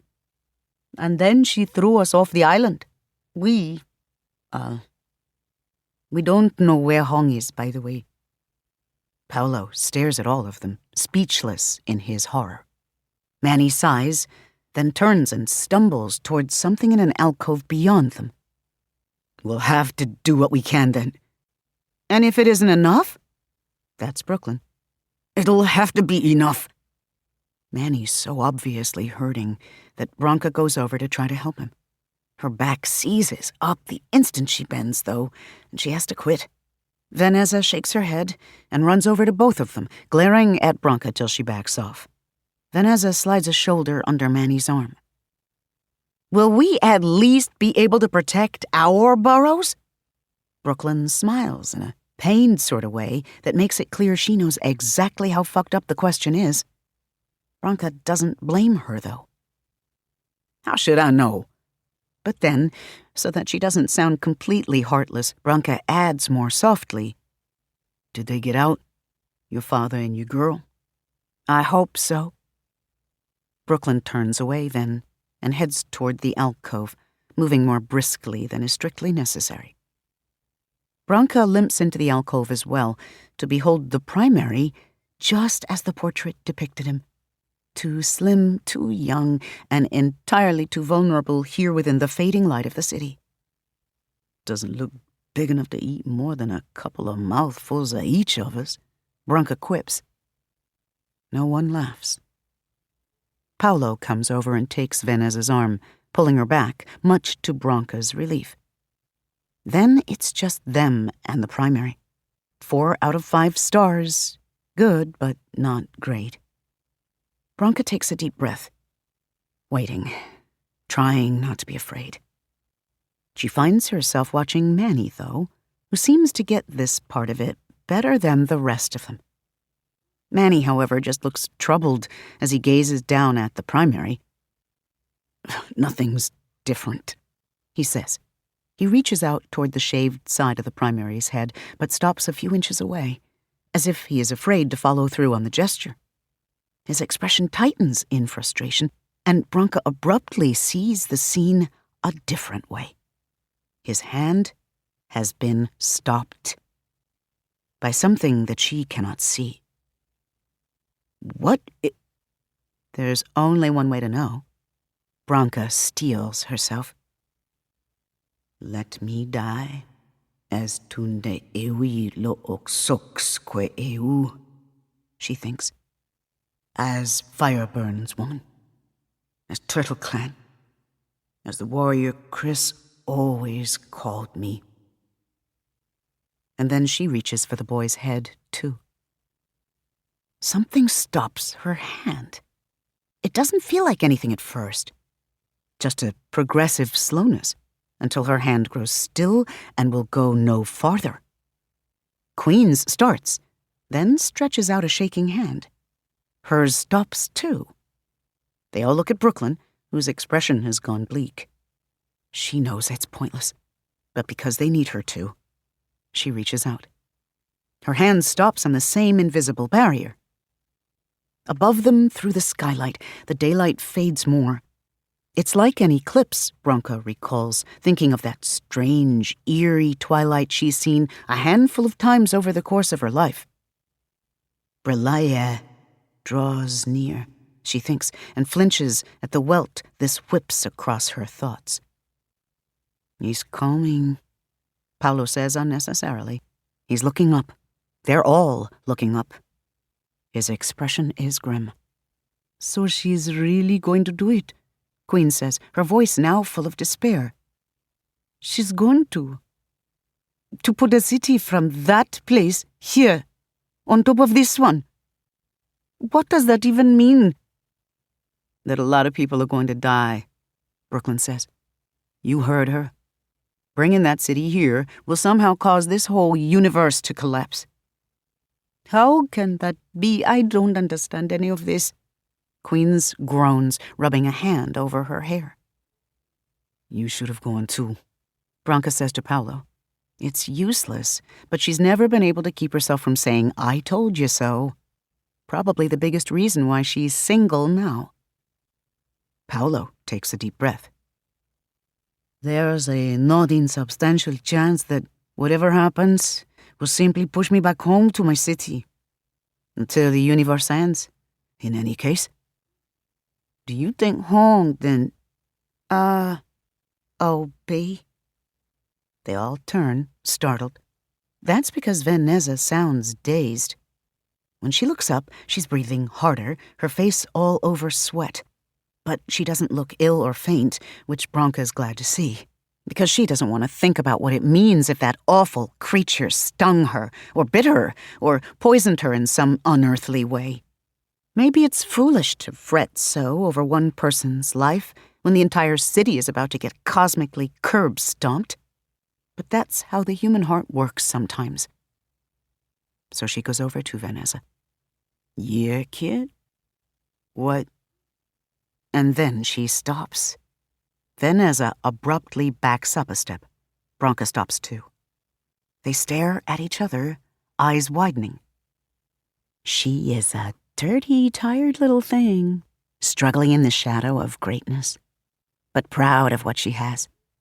Potential is what she's got in spades, and she stretches out stubby little piers and puffs a sunken chest of long-vanished industry and tosses her crown of new gaudy skyscrapers as if to say, "Come at me.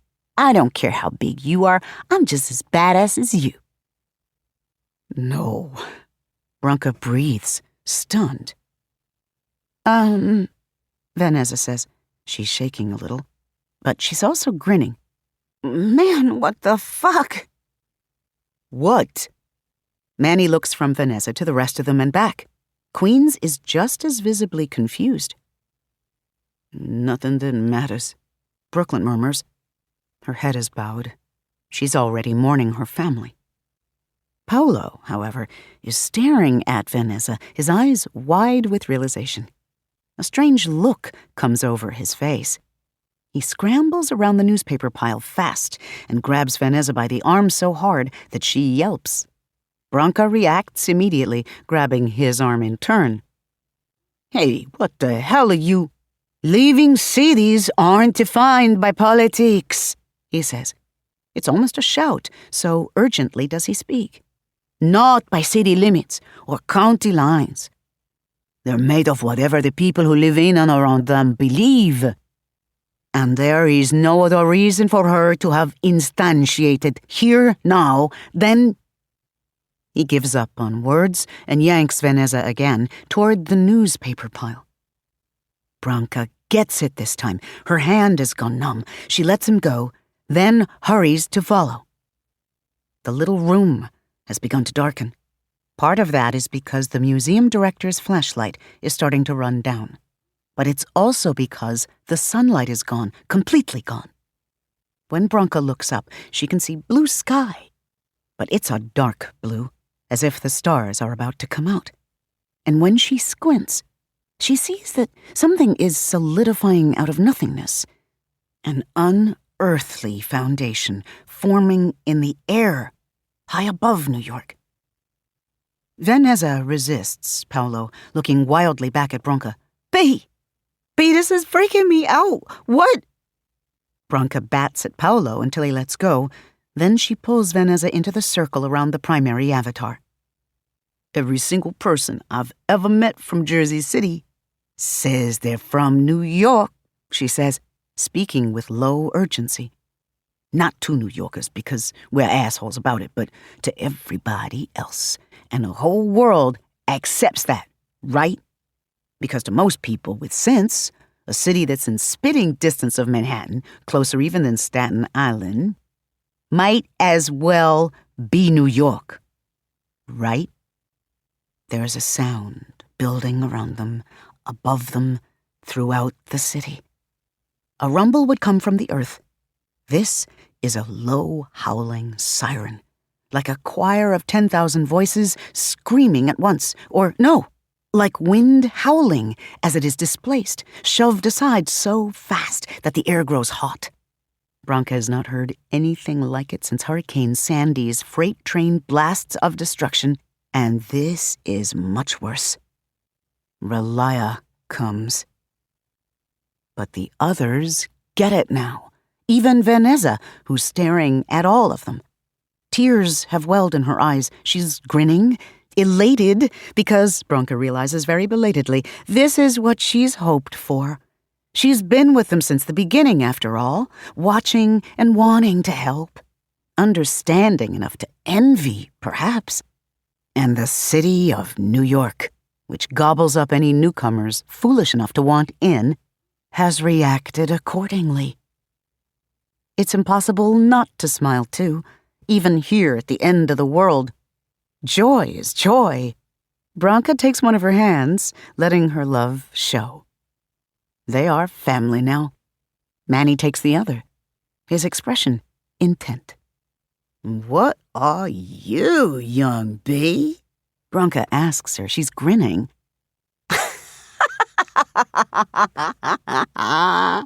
"I'm Jersey City, goddammit!" Manny's expression clears finally. He exhales in relief as strange mechanisms within his psyche shift and bring into focus the path forward. They all feel this. And who are we? He asks them just as the little chamber goes dark. All of it, that is, except for the light that surrounds the primary on his bed of tabloid tales and buried leads. He's glowing, they see at last. The light never came from anywhere else. And as they watch, he inhales, stretches, rolls onto his back, and opens his eyes. "We are New York," he says, and grins. "Ah, yeah." They are New York. They are the single titanic concussion of sound from every subwoofer and every steel drum circle that has ever annoyed elderly neighbors and woken babies, while secretly giving everyone else an excuse to smile and dance. It is this sound, a violent wave of pure percussive force pouring from 1,000 nightclub doors and orchestra pits, that slams upward and outward from the city. If it were happening in people's space, there would be a lot of hearing impairments in its wake.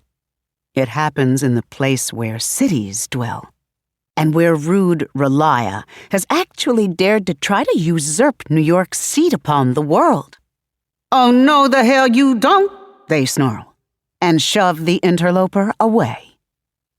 They are methane-green sewer fire that races through the streets, unreal and yet extra-dimensionally hot, tracing out grid lines and curbs, and searing away every atom of alien universe that has made its unwelcome home on the city's asphalt.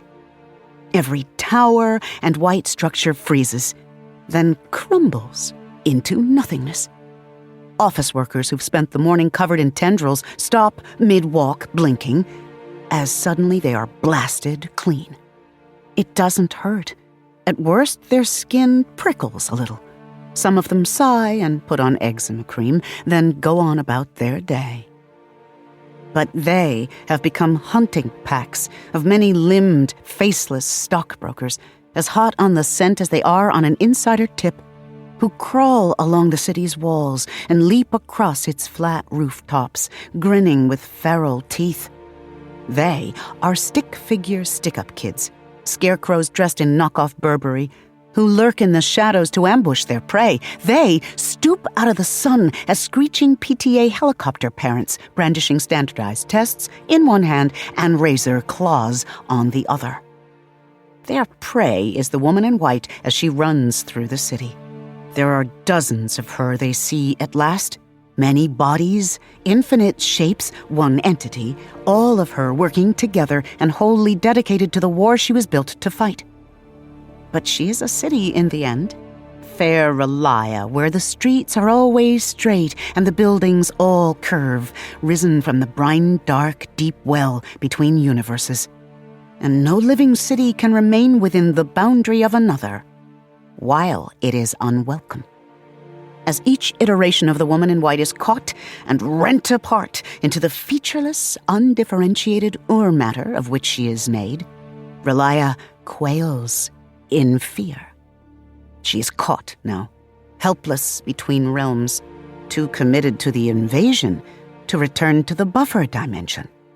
The towers were both adapters and guide rails for what parts of its substance have already transferred. And as the cleansing wave of New York energy roils outward from Manhattan toward Westchester and Coney Island and Long Island, not a single tower remains standing. Anchorless, Relia will be lost in the formless ethers outside of existence itself if she does not find and claim some kind of foothold. Anything will do. She flails, desperate to survive. Any chance, there. It's so tiny, though. Not nearly enough to contain the entirety of a massive city, but perhaps the whole borough can act as a singular sort of anchor all by itself. Relia cannot come through, but with Staten Island's help, she can hold. She can anchor her substance in this new exurb of itself, and establish a commerce of citizens and resources that will keep her alive, for now at least. And in the process, this small, angry part of New York that has chafed to be free for so long now gets its wish. But they, New York's remaining embodiments plus the now honorary borough of Jersey City, they are just fine. We are all fine, thanks for asking. We're New York. Welcome to the party. Coda. I live the city. Fucking city. Never liked Coney Island. Too many damn people in the summer. Too cold any other time of year. Nothing to do if you don't have any money and don't know how to swim. Still, I'm standing on the boardwalk, feeling wood vibrate under my feet with the kinetic energy of thousands of walking adults and running kids and bounding dogs, and feeling something more intrinsic to my being reverberate in concert with 5 other souls. My soul's in there too. We're conjoined now. A spiritual freak show more than fit for Coney Island. That was what that whole devouring business meant, see? If you can't eat 'em, join 'em. I'm enjoying myself in spite of everything. Today's July 9th, not July 4th. This is a day that means something to us, since New York declared its independence from England on the 9th of July in 1776. Fashionably late as usual. We've decided that it commemorates almost 3 weeks since we turned into cities. So it's time for a celebration. Still alive, whoop whoop, pass the blunt. Paolo gets off the phone and comes over to where I stand at the railing, and we both relax there for a while.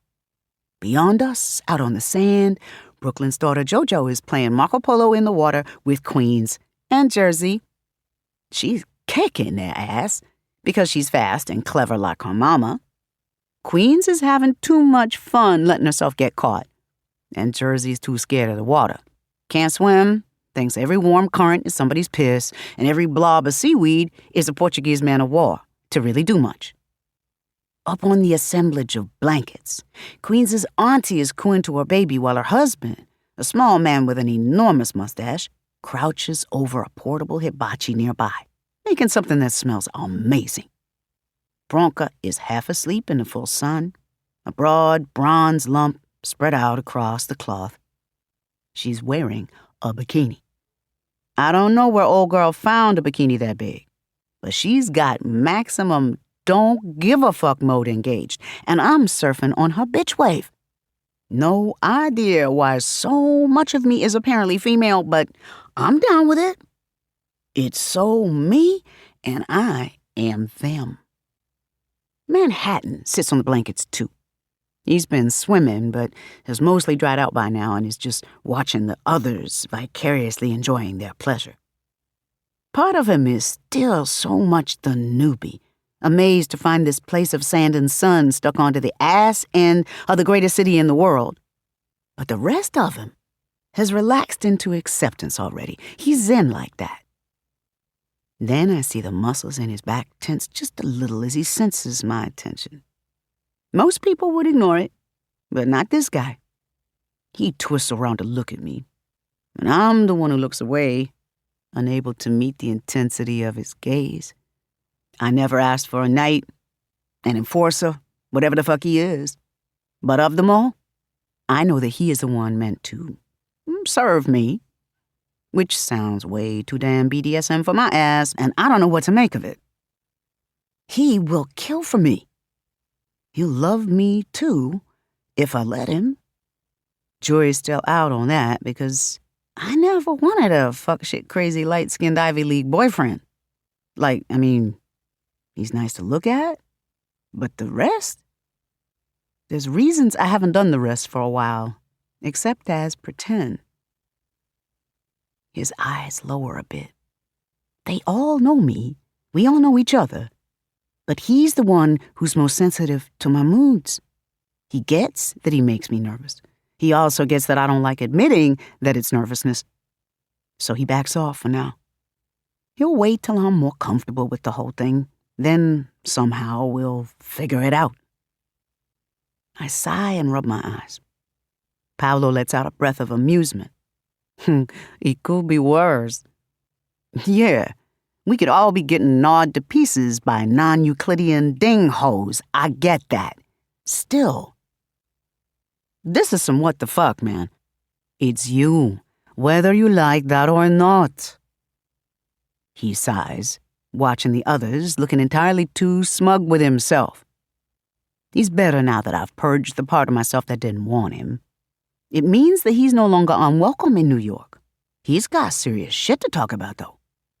The other cities or the summit are astonished.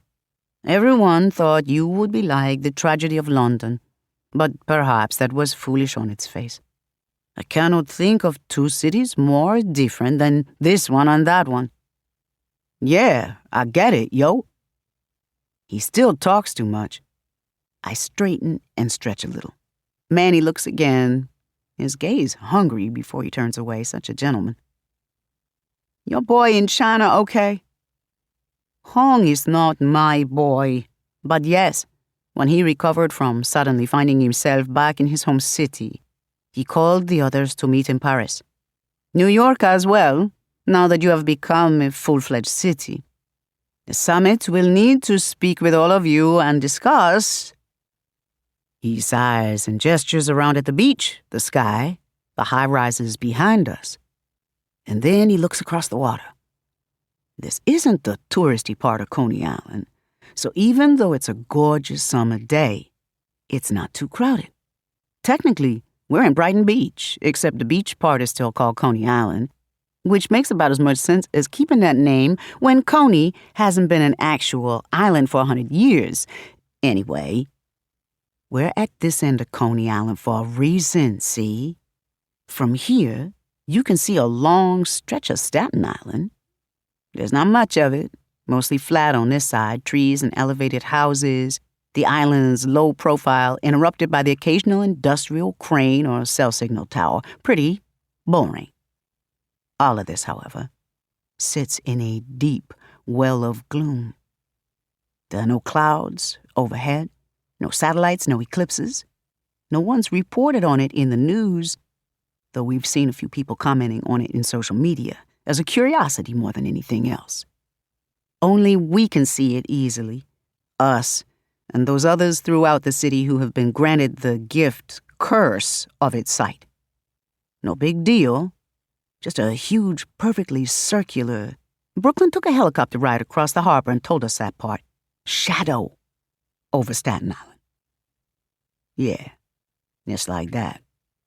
She has betrayed us more completely than we ever believed she could. Paolo straightens away from the railing. My flight leaves in a few hours. I'd best head to the airport. It's out of nowhere.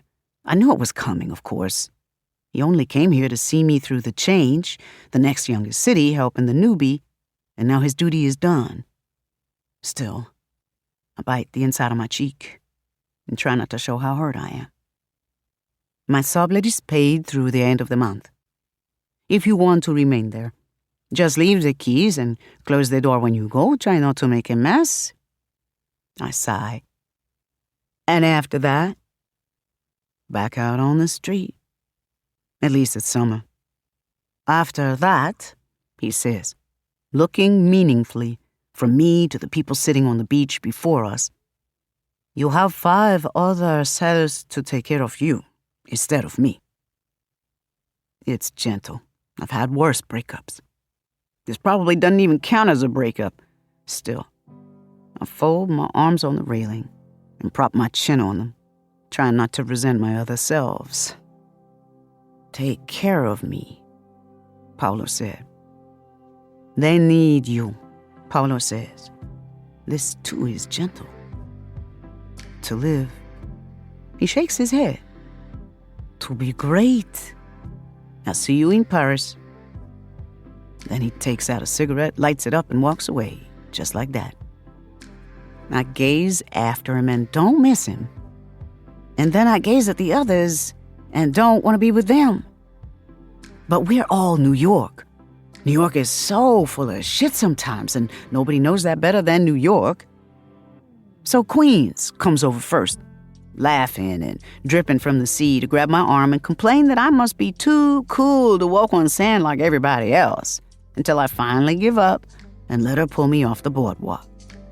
And then Jersey City. She prefers Vanessa, so we use that name, but she's also Jersey City. Runs over and hands me a foil-wrapped sandwich of some kind because she says, "I'm sick of feeling how hungry you are. You need to eat more." She pulls me across the sand to the blankets. The sandwich is good. Chicken kebab. I'm not supposed to get hungry anymore, Paolo said. But New York is always hungry. When JoJo flops down and sprinkles all of us with water, Brooklyn wryly hands me a paper towel to wipe my face. Then Bronca tells me to lie the fuck down because I'm shadowing the sun and she's trying to soak up enough light and warmth to get her through next winter, even though that's like 6 months off. When I sit down, Manny moves aside to make room for me, but he stays bodyguard close. Also near enough to touch, if I want, when I'm ready. "Welcome back," he says, handing me a Snapple from the cooler. Pink lemonade. Probably just chance that it's my favorite flavor. No place in the world that can compare, I say. And we all smile with the magic of this truth.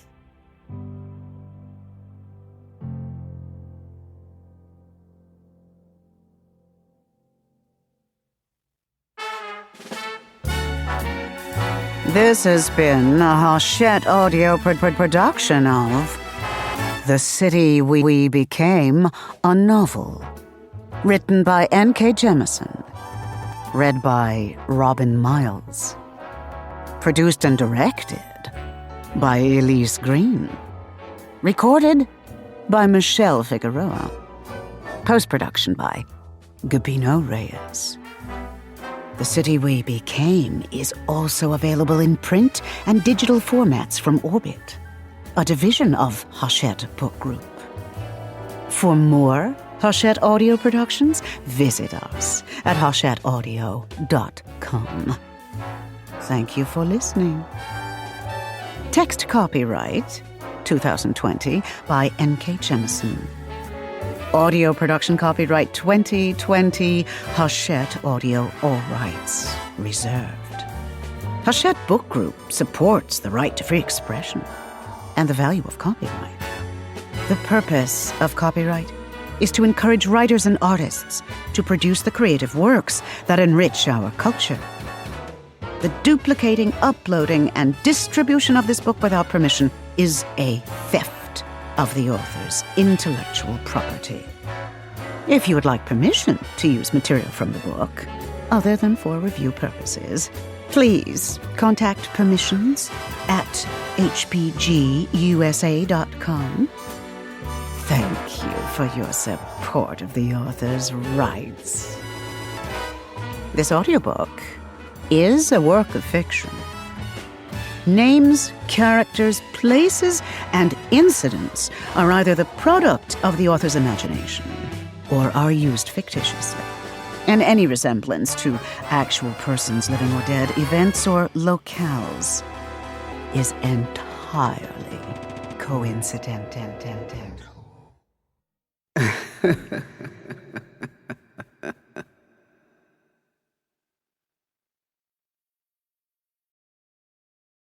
Audible hopes you have enjoyed this program.